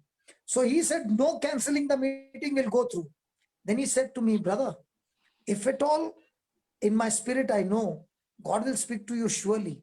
And if at all God tells you to come and preach, don't even wait for me. Just come, grab the mic and continue preaching. Take over the kitchen. So that morning, I'm still low, fighting my battle. And let me tell you, my mind has become completely zero. I can't remember the scriptures. And I told Benson, please take me to the church. And I came there to the hall. And I looked at those people. The hall was packed. There was no place inside. And I started to cry and I said, God, please do something. And Pascal said, brother, just take over. And they gave me the mic. I'm all blank. And I began to cry and cry and cry. And I said, God, I am blind. How can I teach something today? I need your help. And that day we saw people getting up from the wheelchair. We saw 11 people's hands, legs growing. We saw miracles after miracles. And that was the end of depression forever. Amen. I changed my mindset from being a victim to a victor. Then I was asked a question. Are you going to be with us? I said, the one who agrees with the word of God is always with me. The one who does not agree with the word of God has never been with me. Whoever serves the Lord is with me. Whoever serves himself is not with me. So I'm not the one to choose who is with me and who is not with me. Let the Lord choose who is with me and not with me. And everything in my life changed. After years, I had to make one more decision, to resign from New Creation Home and make my dream to go to Africa. It was my baby. And I had to say, I handed over the baby to my brothers whom I trust, and they are carrying out the baby. But it was painful. But the moment it got wrapped up, you know, whatever is painful of your past, when it gets wrapped up with the promises of God, and God begins to use that very moment to change the direction of your life, Zoom became the beautiful thing that God gave me the platform. And even today, William, would it be possible to preach without a lunch break otherwise? Even I Today, didn't take my otherwise, no, lunch today. no. So now in my preaching, it is not about lunch break, this break and that break. If you got a problem, switch off and you go for lunch and come back whenever you want. Yeah. Does the radio station have got lunch break? No. TV station have got lunch break? Or are they broadcasting 24/7? How come the people of the world can do that and the kingdom of God has got lunch break, holiday break, and this break and that break? And that's when everything changed. Don't ever accept yourself as a victim. Amen. The one who is in you is far greater than the one who is in the world. Amen. And when you are with him, when you are with him and he is in you and you believe in him, you are victorious. You are Amen. a conqueror. You are an overcomer. And even if the devil made an error, I told you, when the devil makes a mistake, it is only a provision for you to rise even higher. Amen. Yes. Now, I don't have a ministry. Now I am a free bird. I go wherever I want. I preach wherever I want. I stay wherever I want. And now I am totally free. Free. Freedom to go and do what God has called me for. Hallelujah. So I was supposed to go to Melbourne. So what did I do? I just said, Jocelyn, you go to Melbourne. I'm preaching here. Then I'm going to Sri Lanka. Sri Lanka. Now the people on the other side are saying, no problem. As long as the word of God is preached, we shall rejoice in the Lord. So always, 15th key, pinpoint your support system. Pinpoint your support system. The golden key. Pinpoint your support system. Nobody succeeds alone. Nobody. We want a team. We want people to work with us, but we want people to work with us who are spirit-built and not carnal or fleshy. When there's carnal and fleshy, there is always going to be enmity, there's always going to be difference, and there's always going to be issues. Praise God. Praise the Lord. Now, in the team, there are people who want to correct you. Yeah. And in the team, there are people who want to direct you. Some, they want to speak to you to make you think. Some make you feel. Praise God. Now, I don't know Sarita all these years. I did not even fellowship with her. No. But what I spoke to her, she would sit on the first row always. And when I would come and preach, I would see her only weeping and weeping and weeping in every month in the beginning. Because that's the time the word of God was giving her the direction. It was not giving her feeling, but it was making her to think. And when she began to think and realize, hey, all these years I was thinking this is right. But now the word of God says, hey, it looks right, but it's not right. There's a way that looks to be good, but the end is destruction. So she began to educate herself with what she heard. She began to place herself and see with the eyes of God. The word of God became the lens. The word of God became the mirror. And she began to find. Now they do that. Know what you call this? The ladies do. Threading. No. Eyebrows. Eyebrows, they do some. and they do it with a thread or they do it with a plier. Or not plier. Yeah. What do you call? Plucker. Plucker, praise God. I always make that mistake of plier. Plier is what we use in the factory. Praise God. Now, if one hair goes out, will the woman agree if she sees in the mirror? No. We men will agree. Will a woman agree? William, what do you think? He's saying, brother, don't make me open my mouth. My wife is sitting opposite to me. I don't want to open my mouth. Huh? So she will not agree. She will want to get that thing out. And that's how our life is. Build a foundation. Friendship on foundation on the word. Support system on the foundation of the word. And then the result of all that is not going to be a chance, but a decision on the word of God. Praise God. And I don't lose. Can I say something? Yeah.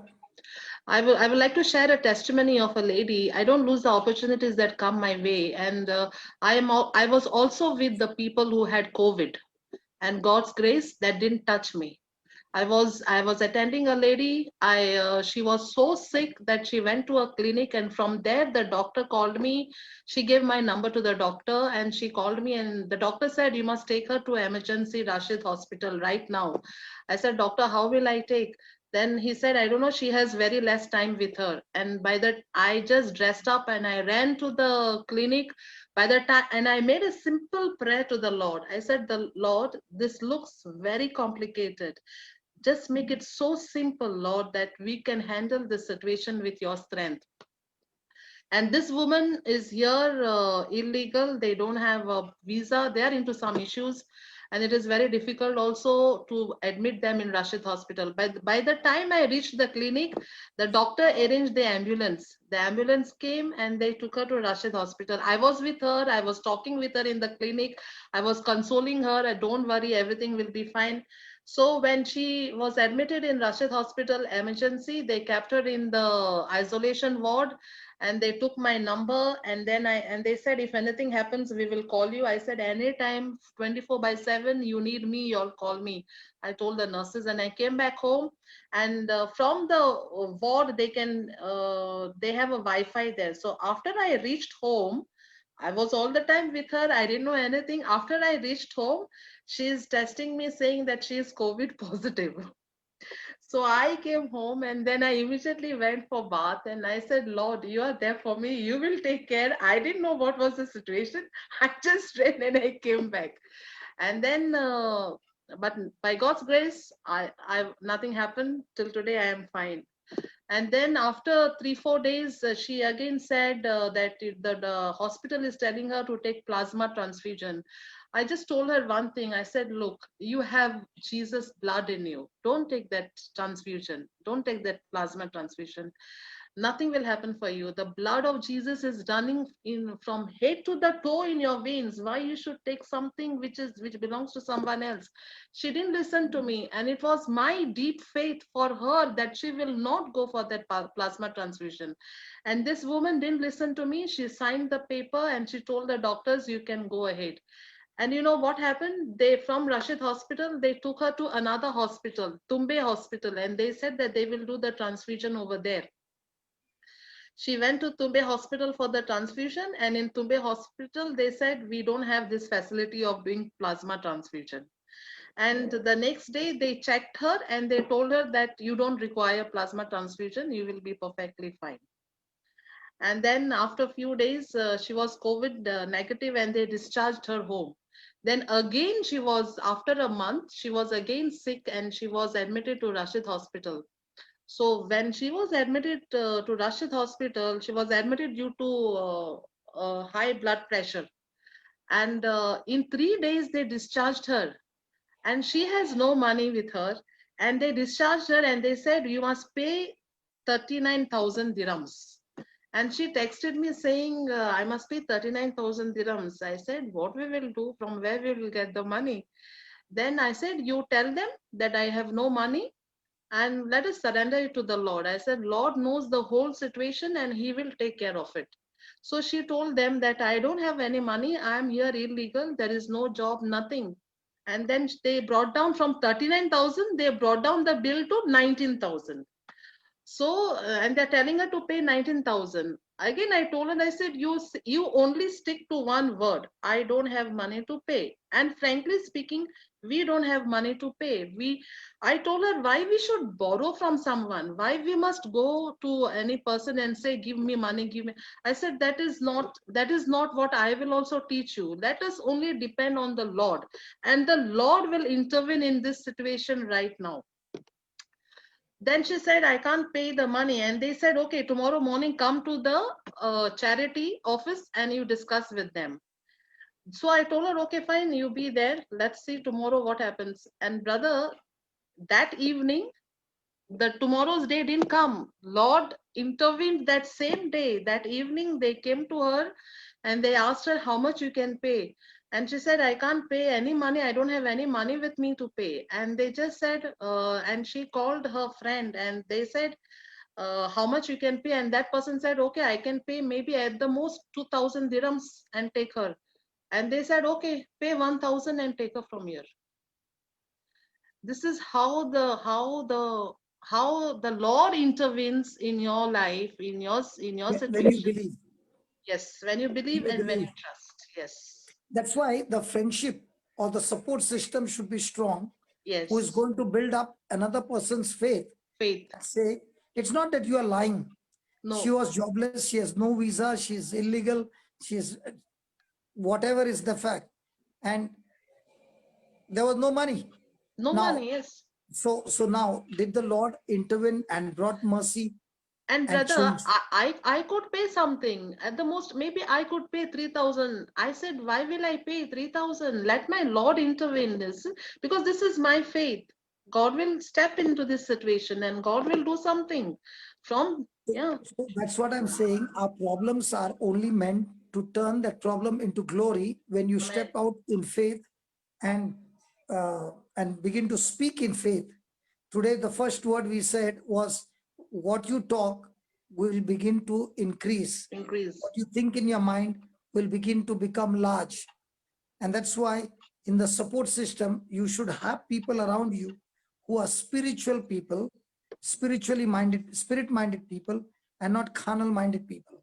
If there is a carnal-minded person, then surely things will fall apart. Okay. Praise God. Two are better than one.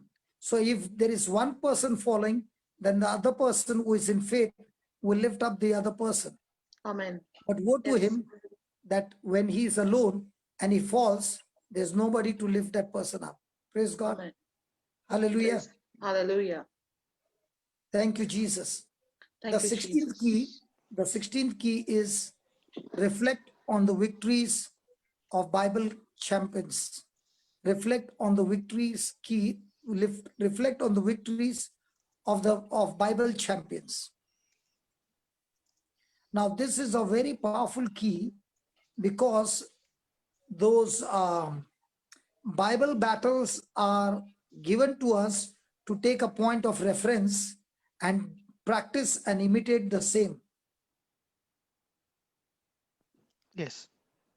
Praise God. Praise the Lord. Even for Mother Mary, when Angel Gabriel spoke that you will bear a son, she asked him a question, how is it possible?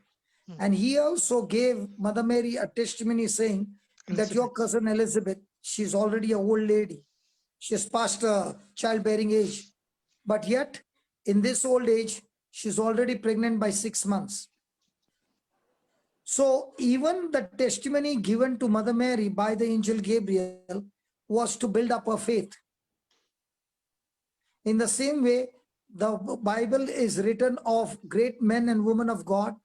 Now, somebody will say, but in the Bible, when a person has made a mistake, those mistakes are also written in the Bible. Yes, because the Bible shows us that when a person has walked in obedience, he has reached to such great heights.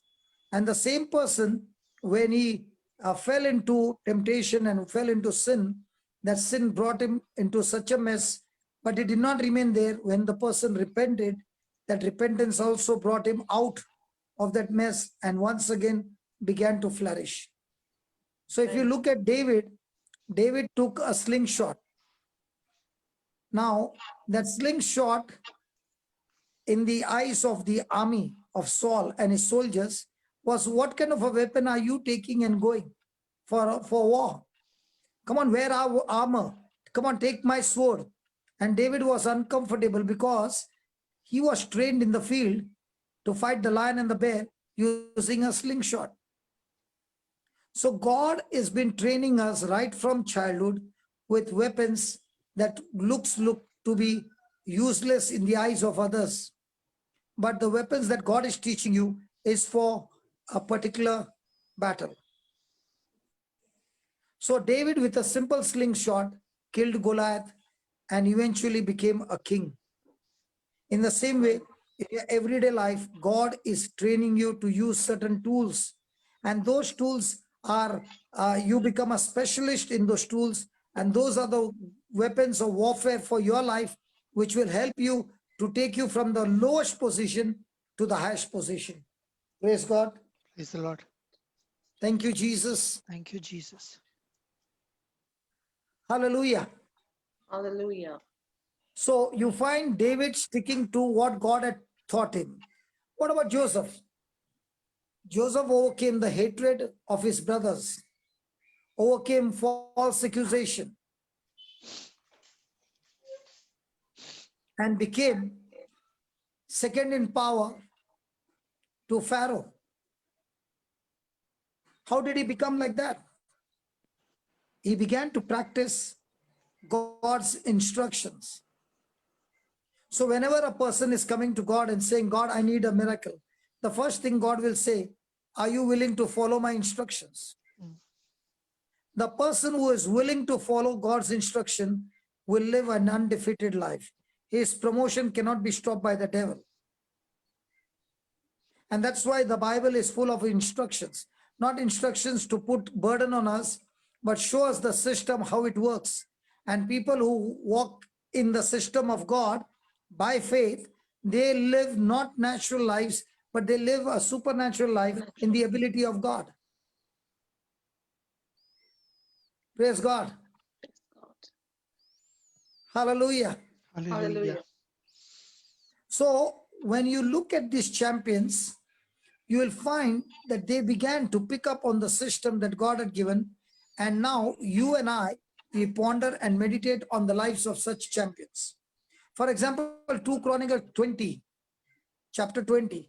It has blessed me so many times, I can't even number them. And I've taught so many people on 2 Chronicles 20, and impossible things have become possible. How King Joseph had won the battle against the 3 kings, even without raising a sword. And not only got victory over the 3 kings who were coming to wipe him out, but also became a millionaire. So when you ponder, meditate on the lives of these champions and begin to respond in the same way, this unleashes the power, the energy, the enthusiasm, the faith, the strength, the confidence that it goes and destroys the devil and his works in no time. The devil wants the people of God to operate in sense knowledge. And that's why when Thomas said, unless I see him, unless I put my hand to his side, and unless I put my finger in the wound, I will not believe that Jesus has risen. And after 1 week, Jesus was standing there and he said, Thomas, come here and touch me. And what did Thomas say? My Lord, my God. And Jesus said, Thomas, you believe me because you believe me, because you have seen me. Blessed are those who have not seen and yet believe. So in other words, Jesus is saying any person who is exercising his faith by seeing, there's nothing uncommon. There's nothing uncommon. And such kind of faith will not give you uncommon result. But he said, blessed are those who have not seen, but they take my word and begin to see with my word, with no physical evidence. These are the ones who will see uncommon result. Have you ever heard Thomas's name called Doubting Thomas? Yes. Now, did Thomas doubt all his life or one doubt? One doubt. And after that doubt, do you find him doubting? No. What about us? Hello, what about us? Almost all the time. We always nick him as doubting Thomas. He doubted because he wanted to believe, he wanted to be sure to believe. And once he saw how the system works, you don't find him doubting Thomas. In fact, that same Thomas came to India and blessed us. Yes. Not knowing the village, the language, he converted the whole of South. Yes. Was he really a doubting Thomas? Or a Thomas who believed by faith that he came to India and changed Indians? What about us? Are we the people who live by faith or sight? Right. And that is what, when we people, when we do know God by his word and our lives are founded on the word, we will be strong and we will do great exploits in the kingdom of God and for the kingdom of God. The 17th key, replay successes in your mind. Replay successes in your mind. Now tell me, how many times does the news channel show some bad news? How many times do they show the video of a bad news in the news channel? The whole day. Huh? The whole day. Why do you think they show?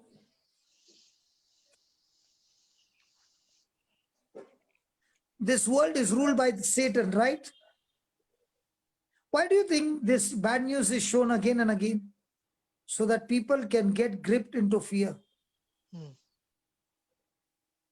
You play the testimony again and again of what God has done. Will the world listen, or will they say, what are you playing the same thing? Shut it out. But how many people are telling the news channel? In fact, the news channel, they are watching it again and again. And after watching all that and they're replaying it, now they can see the same thing happening in their own life. How many people who are watching COVID, what all news is coming? And what happened with that news? Did they build their faith, or did they break the stronghold of faith? Right.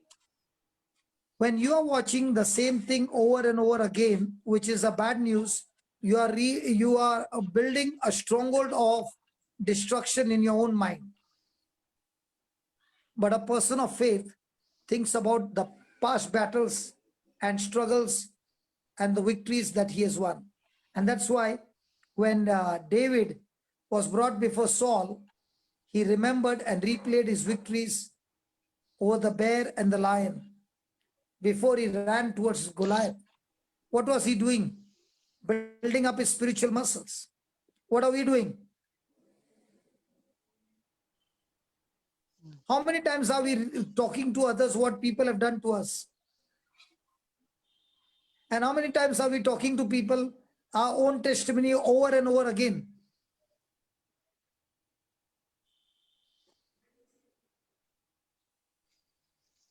Which one do we remember? Our crisis or our victory? Crisis. God did so many good things in your life, okay? But somebody spoke something which was hurting. Are you still remembering? So what kind of trophies are you keeping in your remembrance? Success or failures? Failures. But if you have got trophies of success in your memory chip and you're remembering them, playing them over and over again, talking about them, Satan is the one who is getting irritated. Yeah. So if you're playing the same testimony of what Jesus did on the cross, what the apostles did, what you did, and what you're continuing to do, you are irritating Satan like anything. And the more he gets irritated, the more mistakes he does. And the more mistakes he does, the more rewards you receive. Amen. So the same Satan who was irritating you Now you can irritate him by playing the same testimonies over and over again and showing him how Jesus bashed him up.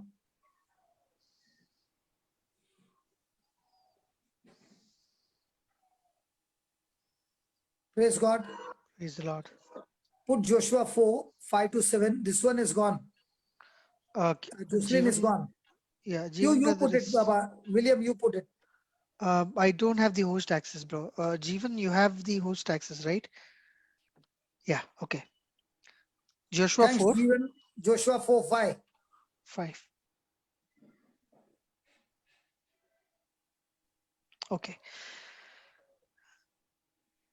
And Joshua said unto them, pass over before the ark of the Lord your God unto the midst of Jordan, and take ye up every man of you a stone upon his shoulder, according unto the number of tribes of the children of Israelite. Then, that this may be a sign among you, that when your children ask their fathers in time to come, saying, what mean ye by these stones? Then ye shall answer them, that the waters of Jordan were cut off before the ark of the covenant of the Lord, when it passed over Jordan. The waters of Jordan were cut off. And these stones shall be for a memorial unto the children of the Israel forever. Praise God. So are they keeping those stones as a memory for people to rehearse their success of what God has done in their life over and over again? Yes, it's a golden key to stop depression, to stop every kind of negative things running in your mind by rehearsing the same thing over and over and over and over and over again. Yes. Praise God. Praise the Lord. The 18th key is make it a point to be thankful. Make it a point to be thankful. What does thankfulness do? Thankfulness will produce joy. Thankfulness will produce joy. You remember the Jerusalem temple was destroyed, and Nehemiah, praise God, had this desire to rebuild the temple. Yes. And Ezra and Nehemiah came, and they opened the book of the law, and they began to read from morning till evening. And they gave the people understanding, and they showed the people that God is with them, God has not abandoned them. But it was their own disobedience that they had turned their back from God, that disobedience had brought destruction in their own life and in all that they had. Praise God. But then people started crying and mourning. And that's the time Nehemiah said that when God's word also says, when my people turn from their sinful life and start submitting and obeying, I will turn their sorrow into joy. And that is the time Nehemiah chapter 8 verse 10, it says, the joy of the Lord is our strength.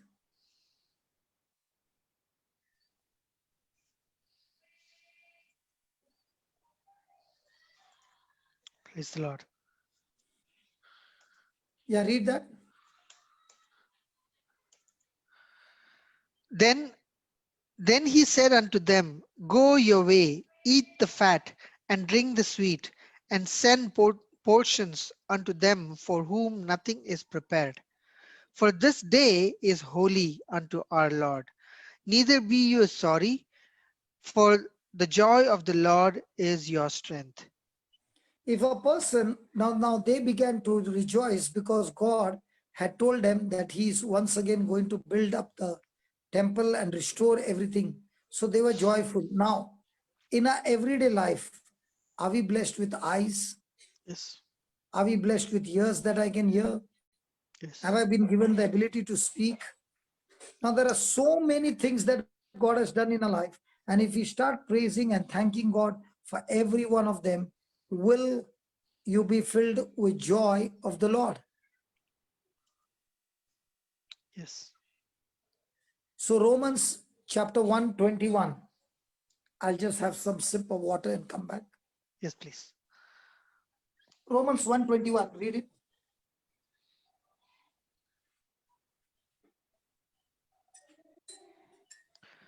Romans 1:21.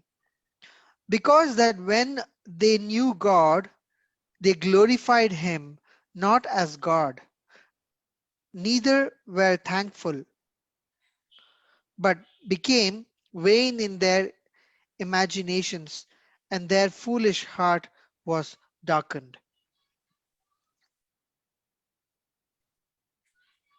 Read that again. Because that when they knew God, they glorified him not as God, neither They were glorified thankful. him not as God. Means what? They refused to give. They refused to give him glory. Glory means they refused to thank him. They To refused thank him. to praise God for all his Yes. goodness. Yes.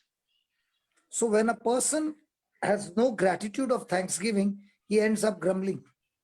Mm. Even Abraham, if you see that in Romans 4:17, it says, I made you father of many nations in the sight of God in whom he believed. Means what? Don't go there. Don't go there. Okay. You have come. Go. 17. It speaks about Abraham giving glory to God. Mm. See, look over there. I made you father of many nations before him. That before him is the key word. So when a person is praising, thanking God day and night of what God has done, he has no time for grumbling. He has no time for complaining. He has got no time. His mind is full of the goodness of God. Look at the 19th verse.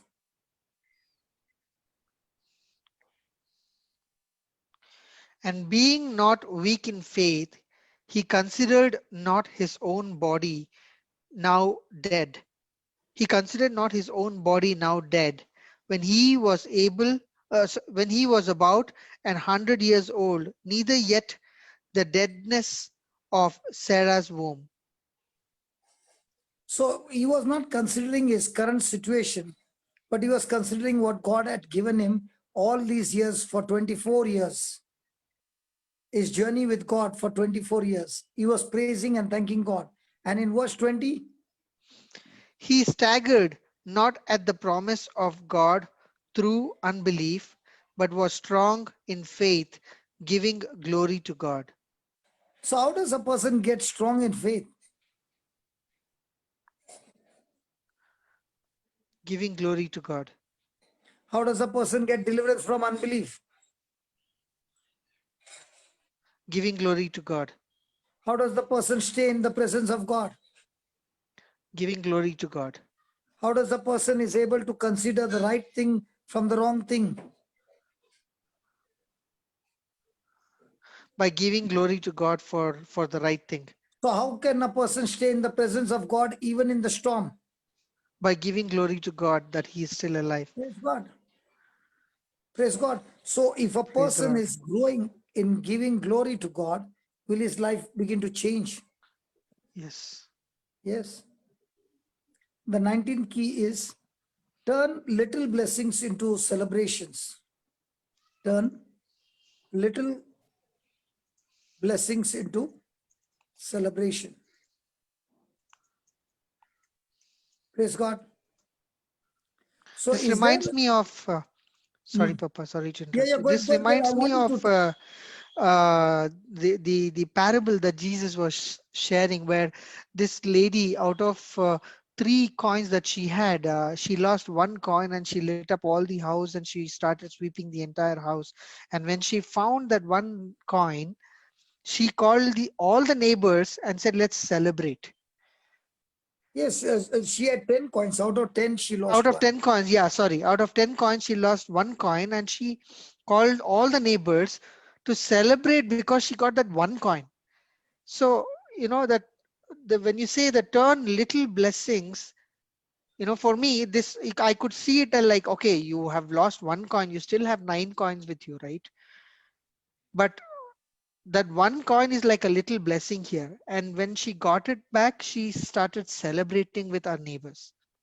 So when you look around and you see the nature, do you give God the praise and thanks? Absolutely. Praise God. When you see children playing and making noise, do you give God the praise and thanks? Yes. Yes. When you are going through and you got one parking place, do you give praise to God? Yes. Yes. Yes. Yes. Especially parking. Huh? So every moment there are so many little things that God is doing, and you're giving God the praise. Yes. So life is a journey, and in this journey, as you are turning all around, you're giving praise to God. Praise God. Praise God. I have a testimony, if I can share it, Papa. Go ahead. This is amazing. God has amazingly been working since the time I've started to put word into practice. One word which was always surprising for me and like thinking how it works is this verse where you said, "Give and it shall be given unto you, pressed down, shaken together, running over men will give unto your bosom." I remember you first time I remember I heard this teaching is when you shared it in New Creation Home, where you said, we should be a cheerful giver. Everything that we have received is received it from the Lord. Okay. And another point I remember is where Brother Marty shared about time, talent, and treasure is something which we have received from the Lord. All of us, like you said today, that time is also uh, Not equivalent to also, money. it is the powerful currency given by God. Currency given by God, and God has given that in equal measure to everyone, rich, poor, or middle class, or whatever you are. 24 hours is 24 hours for everyone. Okay. And when we give that for the kingdom of God, and for the people of God, to bless them and to bless his word, and to give chance for the kingdom of God to grow, he somehow ensures that he multiplies that. It's not subtraction in his kingdom. 1 minus 1 is not 0, but it becomes like 5, 10, and more than that. This is something always been a surprising formula for me, and thinking like, how does that work? Because since I've heard this word and I've started to put that into practice, from let it be my skill set, let it be my time, or let it be with respect to what God has given me in form of provision or salary or money, God has always started to teach me to sow it in his kingdom and for his people, for their goodness, for their benefit. And I'm not saying this to boost me, but to give glory to the Lord. But when we did this last December, for the month of December, it came to an extent that I was going with almost to a negative balance on my account. Okay. Like I was left out with only um, 300 rupees in my account. Okay. And I was not knowing, like, I knew that my God is my provider and I trust in his word. And he's like the same verse today morning. I said 2 Corinthians chapter 9 verse 8. He's an abundant giver. He's able to bless you in abundance so that you can do good things for his kingdom. So I believed in him, and he said, dream big, for your God is a big God. So I started dreaming big. And normally Lily and I, we both sit and do a budgeting every month, saying that, okay, these are the bills that we have to pay, these are the things that we have to do, and these are the things, like, this is not my money, this is God's money, we have to keep it aside, and so on. So it came a time that when it happened this way, and I had to water cans were over in our house, and we had to buy mineral water. So that costed me 255. So I'm left with only 45 rupees in my account. And Lily was like, how are we going to do this? The Christmas is coming. We still have to buy some clothes for family, and we have to buy, do that, this and all. And how are we going to do this? at that point in time, all I told Lily is, my God is my provider. I don't know how this is going to happen, but my God is my provider. And I just said this. And, normally when you apply for tax returns, okay, last year I applied for tax returns. It took around 6 months for my tax returns to come to me. Okay. But this time, thanks be to God that through one of my relative, I got in connect with one Hindu brother who is such a sweet person. He was so helpful. God bless him for that. He helped me with filing my tax returns, because this time I had a lot of challenges in that. I was not able to file it, but he filed it for me, and he did not expect anything in return from me. And I blessed him, for he had such a good heart. And within a week's time, I just spoke to Lily this, and within a week's time, I'm just scrolling my messages and I see I have around 40,000 in my account. And I was like, God, you are such a good God. I was like, you know, and that's not it. That's not it. Okay. And that money got wisely used, and it was properly used. And then again, it came a chance that I had to go to Hyderabad to visit my in-laws. And then suddenly it happened that again, it came to a stage that my bank balance was again about to go low. And suddenly I see that another 16,000 is coming to my account. It's like, where did it come from? I saw that the previous company that I was working for, they had withhold certain money, which I was not sure about, aware about, and that they transferred it to me at the right time. It's like, this is so amazing that how God rightly works in your life, that when you sow, what you sow into his kingdom, it comes back to you multiplied. So it brought me such an immense joy that we celebrated that. We celebrated that, glorifying the Lord, thanking the Lord for he is still our provider. He's still the head of the family. He's still the captain of the house. So that is what I'm saying. For all these years, that scripture has blessed me, that I've never had issues in finances. Praise God.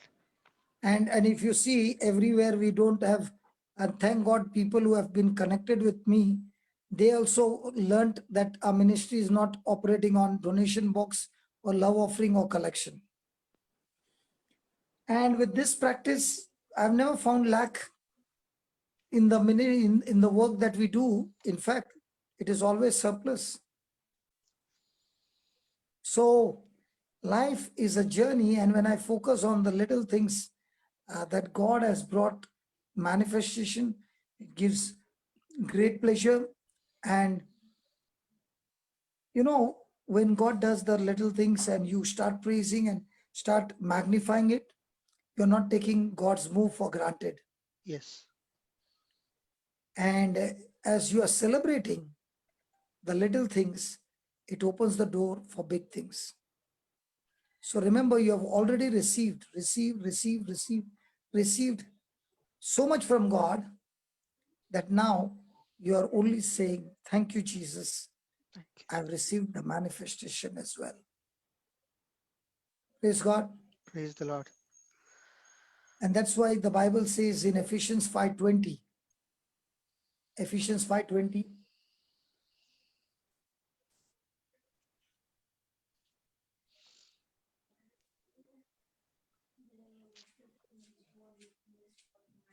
is there anybody who wants to talk to me? I've got only 15 minutes more.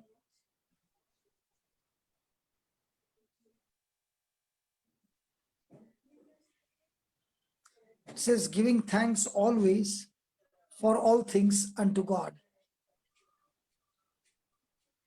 and the Father, in the name of our Lord Jesus Christ. Every moment giving thanks to God. I've got 15 minutes. Is there anybody who wants to share something?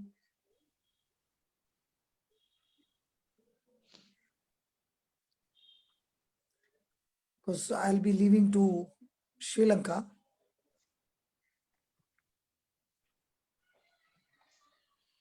Okay. Anybody there?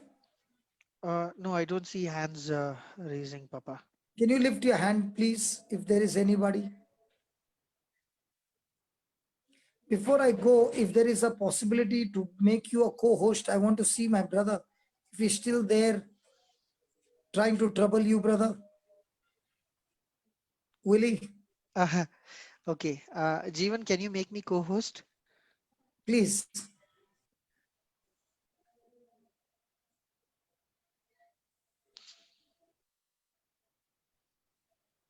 Okay, the last master key is pour the word over your mind. Pour the word over your mind daily. Why do you pour the word over your mind daily? Because the word of God is like a soap, like a shampoo.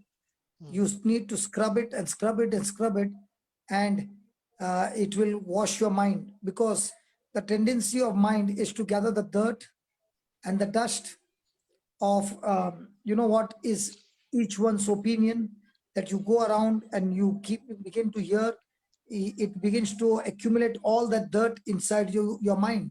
But when you use the word of God over your mind as a shampoo, praise God, you begin to renew your mind to the truth. Yes. And God's word is the truth. And when you abide in the truth makes you free. So schedule an appointment with the Bible daily, so that the renewing of the mind, which is the key to change things within you, that renewing of the mind will help you to renew your mind and to do what the word says. And that will be a beautiful journey with the Lord.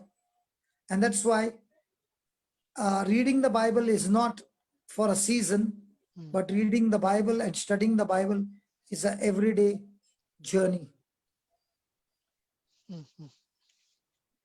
Praise God.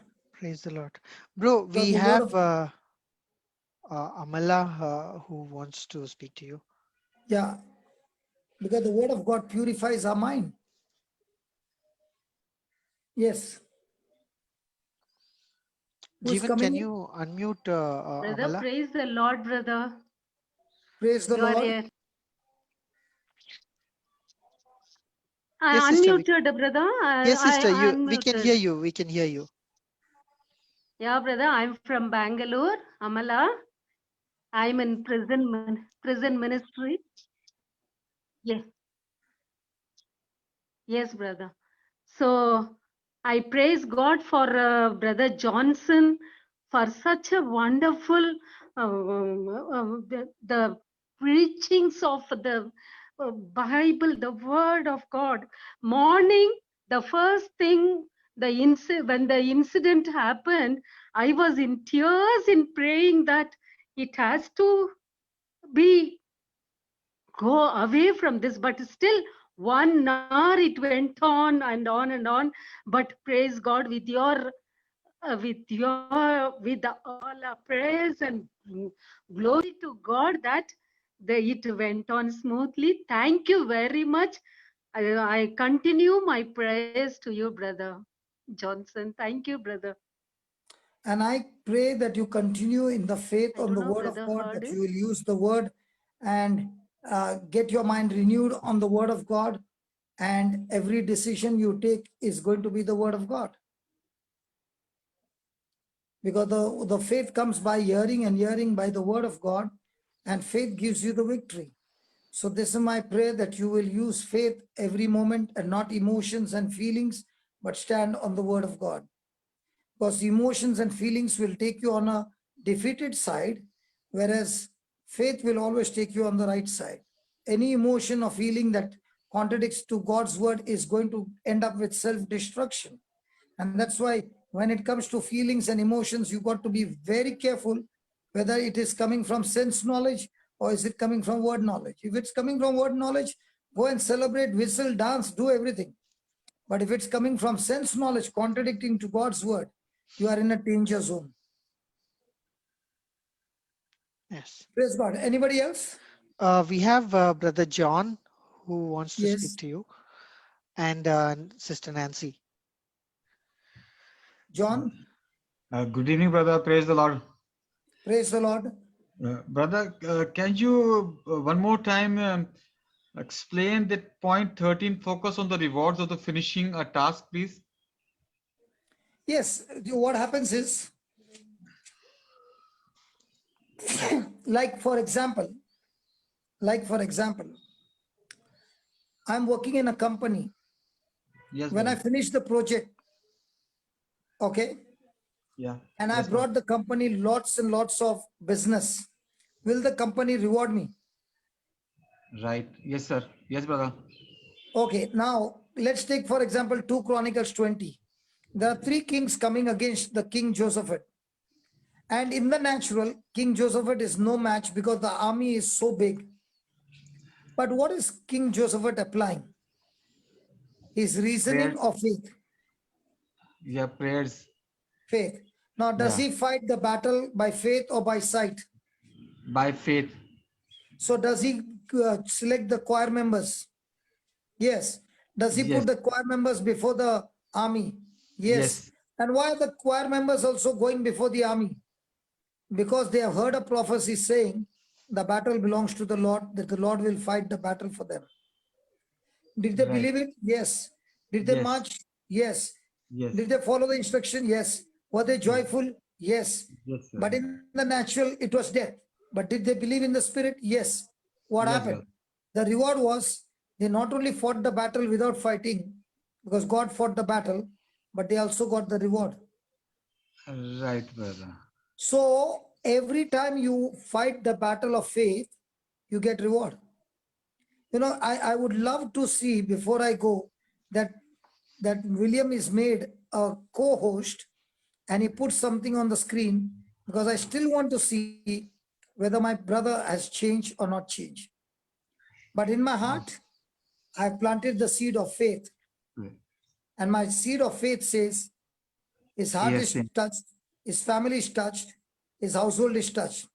I do not have even 1 point of anger towards him. Now what happened? Did I pass the test based on what he did, or did I pass the test based on what I believe? On what you believe. Praise the Lord. So if I pass the test on what I believe, can he stop my reward? No, no one can. So can anybody stop your reward? No, brother, if I have faith enough. Praise So the Lord. if I operate in faith, nobody brother. can stop my reward. In the same Right. way, when I operate in faith, I'm always victorious. Praise God. Praise the Lord. Praise the Lord. Now, did we fight with him? No, brother. Did we till the end began to operate by forgiveness? Yes. So praise God.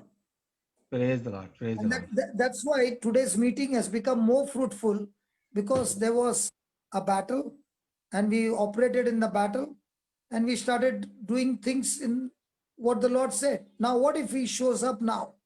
Does his response depend on my victory? No. If that was there, then Jesus has gone through a battle where everybody did things against him. But did Jesus win? Yes. So the Yes. battle is not depending on what others did to you. The battle is when others did bad to you, how did you respond? How did you Your respond? response is going to decide whether you're a victor or a victim. Or a victim. So when you Yes. pass the test, the reward is guaranteed. Praise the Lord. So the passing the test is not depending on others. Passing the test is depending on you and you alone. That's why there is so much of greatness of joy, because if you learn to pass the test all the time, you will live a life of great reward after reward after reward.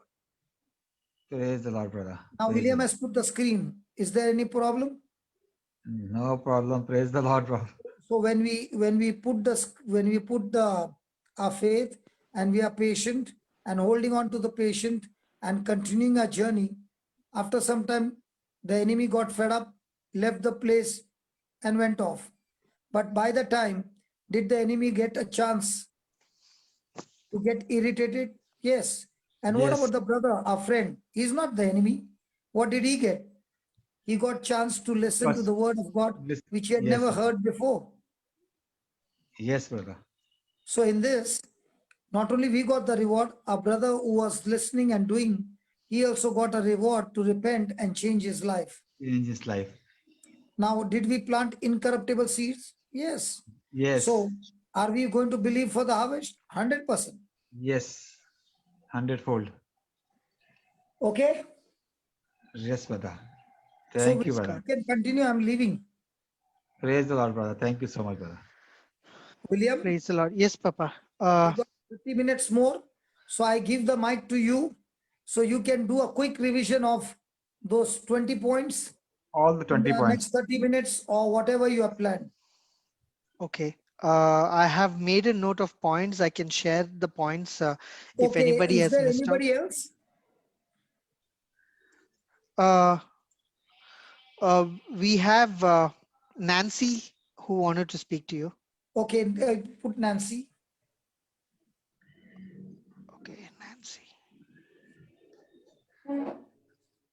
Okay, sister, you can unmute yourself now. Praise God, Brother Johnson. Yes. So I just want to take the privilege of calling you Papa, like how the other members call you. Can I call you so? Yeah, definitely, Baba. You call me uncle, you call me grandpa, you call me anything. But that calling doesn't matter. What matters is what has been given the instruction. You only follow that and come back with good testimonies and rewards of what the Lord has done. Then Papa, Grandpa, Grand Uncle, everybody will be rejoicing. Heaven will be rejoicing. Amen. Amen. So I just want to thank a lot for mightily using you and all the JCILM warriors to sow the seed in the life of people, Papa. So, in the life of people, like multiplying the blessings. And I feel it is so joyful to know the Lord. I'm really amazed at the way of your teaching, the way the Holy Spirit is talking through your preaching. I've been attending lot of prayers, preachings from age of 15. I'm now 35, so last 20 years, but the way you preach, the way the Holy Spirit is talking through you is totally a different way of knowing Bible. Thank you so much. And from last 5 months, I've been just living on the word of God. A lot of changes in me. I'm going through a battle, a personal family problem. Brother William and Dr. Leena Suresh, they're like counseling me and they're guiding me. So I just wanted to take this minute to thank our Lord Almighty and all the warriors. And thank you, Papa. Like we all are growing in the seeds which you have put. The harvest is going to be plentiful. Amen and amen. Thank you. Now you got 20 keys to use. Yeah, exactly. Yes. Start using these 20 keys. And when I meet you again, I don't know when William is going to give me another invitation. But whenever he gives me an invitation, I'm ready. So when I meet you again, I want you with the trophy. Praise God. Surely, Papa. Amen. So just focus on these keys. These are keys that will unlock the treasure of heaven.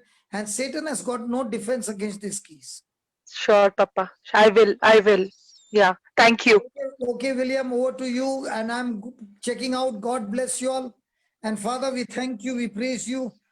It's been such a great journey, O Lord. It was so beautiful. No hunger, no thirst. It is amazing, amazing. And thank you, Lord, for this wonderful time that we are actually enjoying the spiritual food.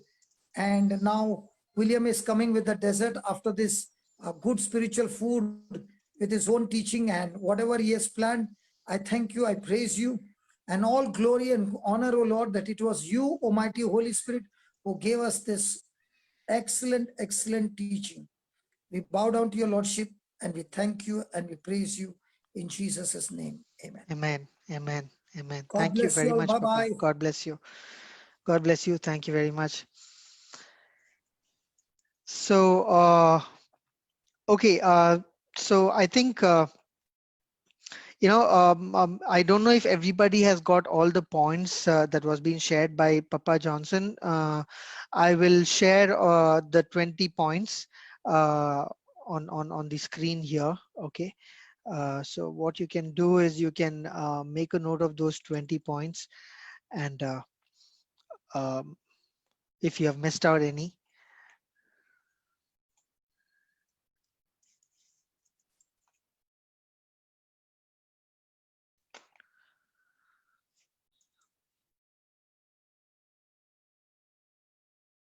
Please let me know if you are able to see the screen. Okay, let me make it into 10 and 10. The next 11 points, I'll put it here.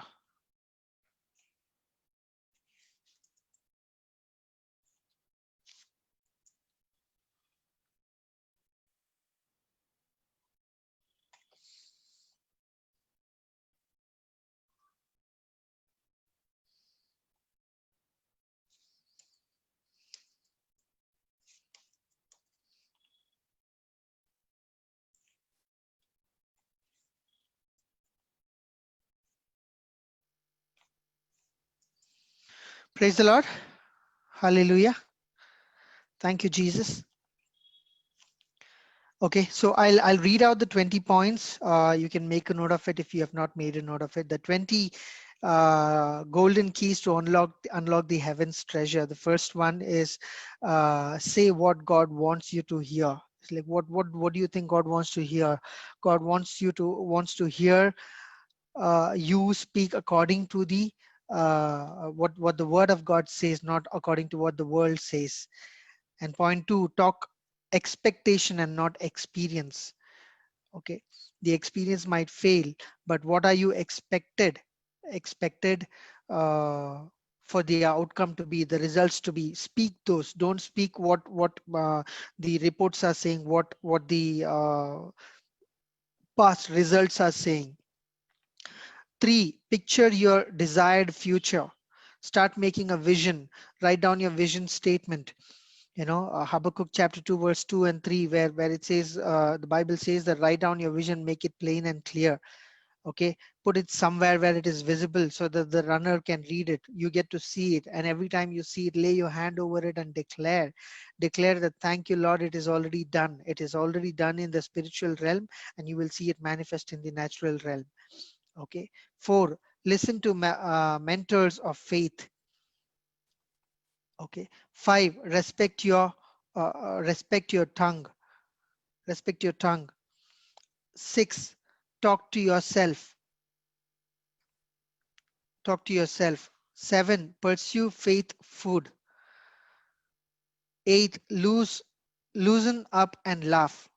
Every time the devil tries to you know bring trouble into your life, create mess into your life, instead of getting angry, instead of getting frustrated, loosen up and laugh out that the victory belongs to the kingdom of God. Knowing that, laugh out, being joyful, saying that, okay, you know the end results. You know the end results because God is still in control. God is still in control. Keep a journal of miracles. Every time you see, there's something that I have recently learned, and I have started to put it into practice. Every day, start writing down one uh, testimony, what God has done in your life. Write down probably 10 testimonies, 20 testimonies every day, and after a period of time, every day, make sure that you keep that as a journal, just to continue to thank the Lord for this, what you've done today, this, what you've done today, this, what you've done in our life. So start keeping a track of, counting your blessings for what God has done in your life. Then point number 10, taste each moment. Point number 11, make today a major event in your life. 12, put faith sign of scriptures in your home. Focus on the rewards of finishing a task. Refuse, point number 14, refuse the role of the victim, but continue to stick on to be on the role of a victor. Point number 15, pinpoint your support system. Point number 16, reflect on the victories of Bible champions. 17, replay success in your mind. 18, make it a point to be thankful. Thankfulness will produce joy. 19, turn little blessings into celebrations. 20, pour the word over your mind daily. Praise the Lord. Hallelujah. Thank you, Jesus.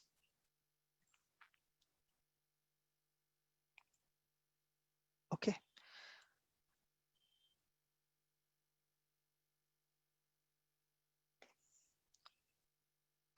All right. Hope today's teaching has been a real blessing to you. This teaching will also be available on YouTube. If you again want to go ahead and read it and study on it and make your own notes, please go ahead and share your comments on the YouTube comments session and also on the Facebook. If you did like this teaching, ensure that you also share it with someone so that it can also bless someone.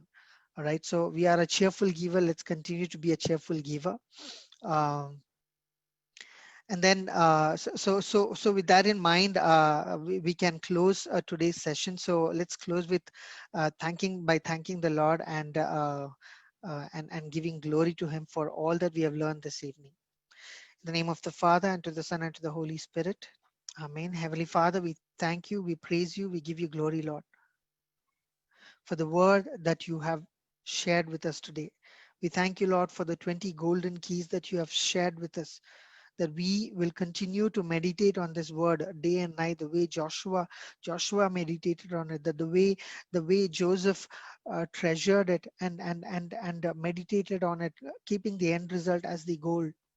The way Mother Mary treasured the word that she received from Angel Gabriel, and every moment until even the time where you were on the cross, she was still treasuring that promise that was being given to her. So Lord, we thank you, Lord. These 20 points, we will continue to work on it. We will continue to learn from your word, Lord. Lord, we thank you, Lord, for this wonderful teaching that we received from Brother Johnson. We bless him. We bless his family, and Lord, we thank you for all those people who has joined this day, Lord, and also to our dear friend who joined this morning, oh Lord. Lord, I thank you for he gave us an opportunity to put your agape love into practice.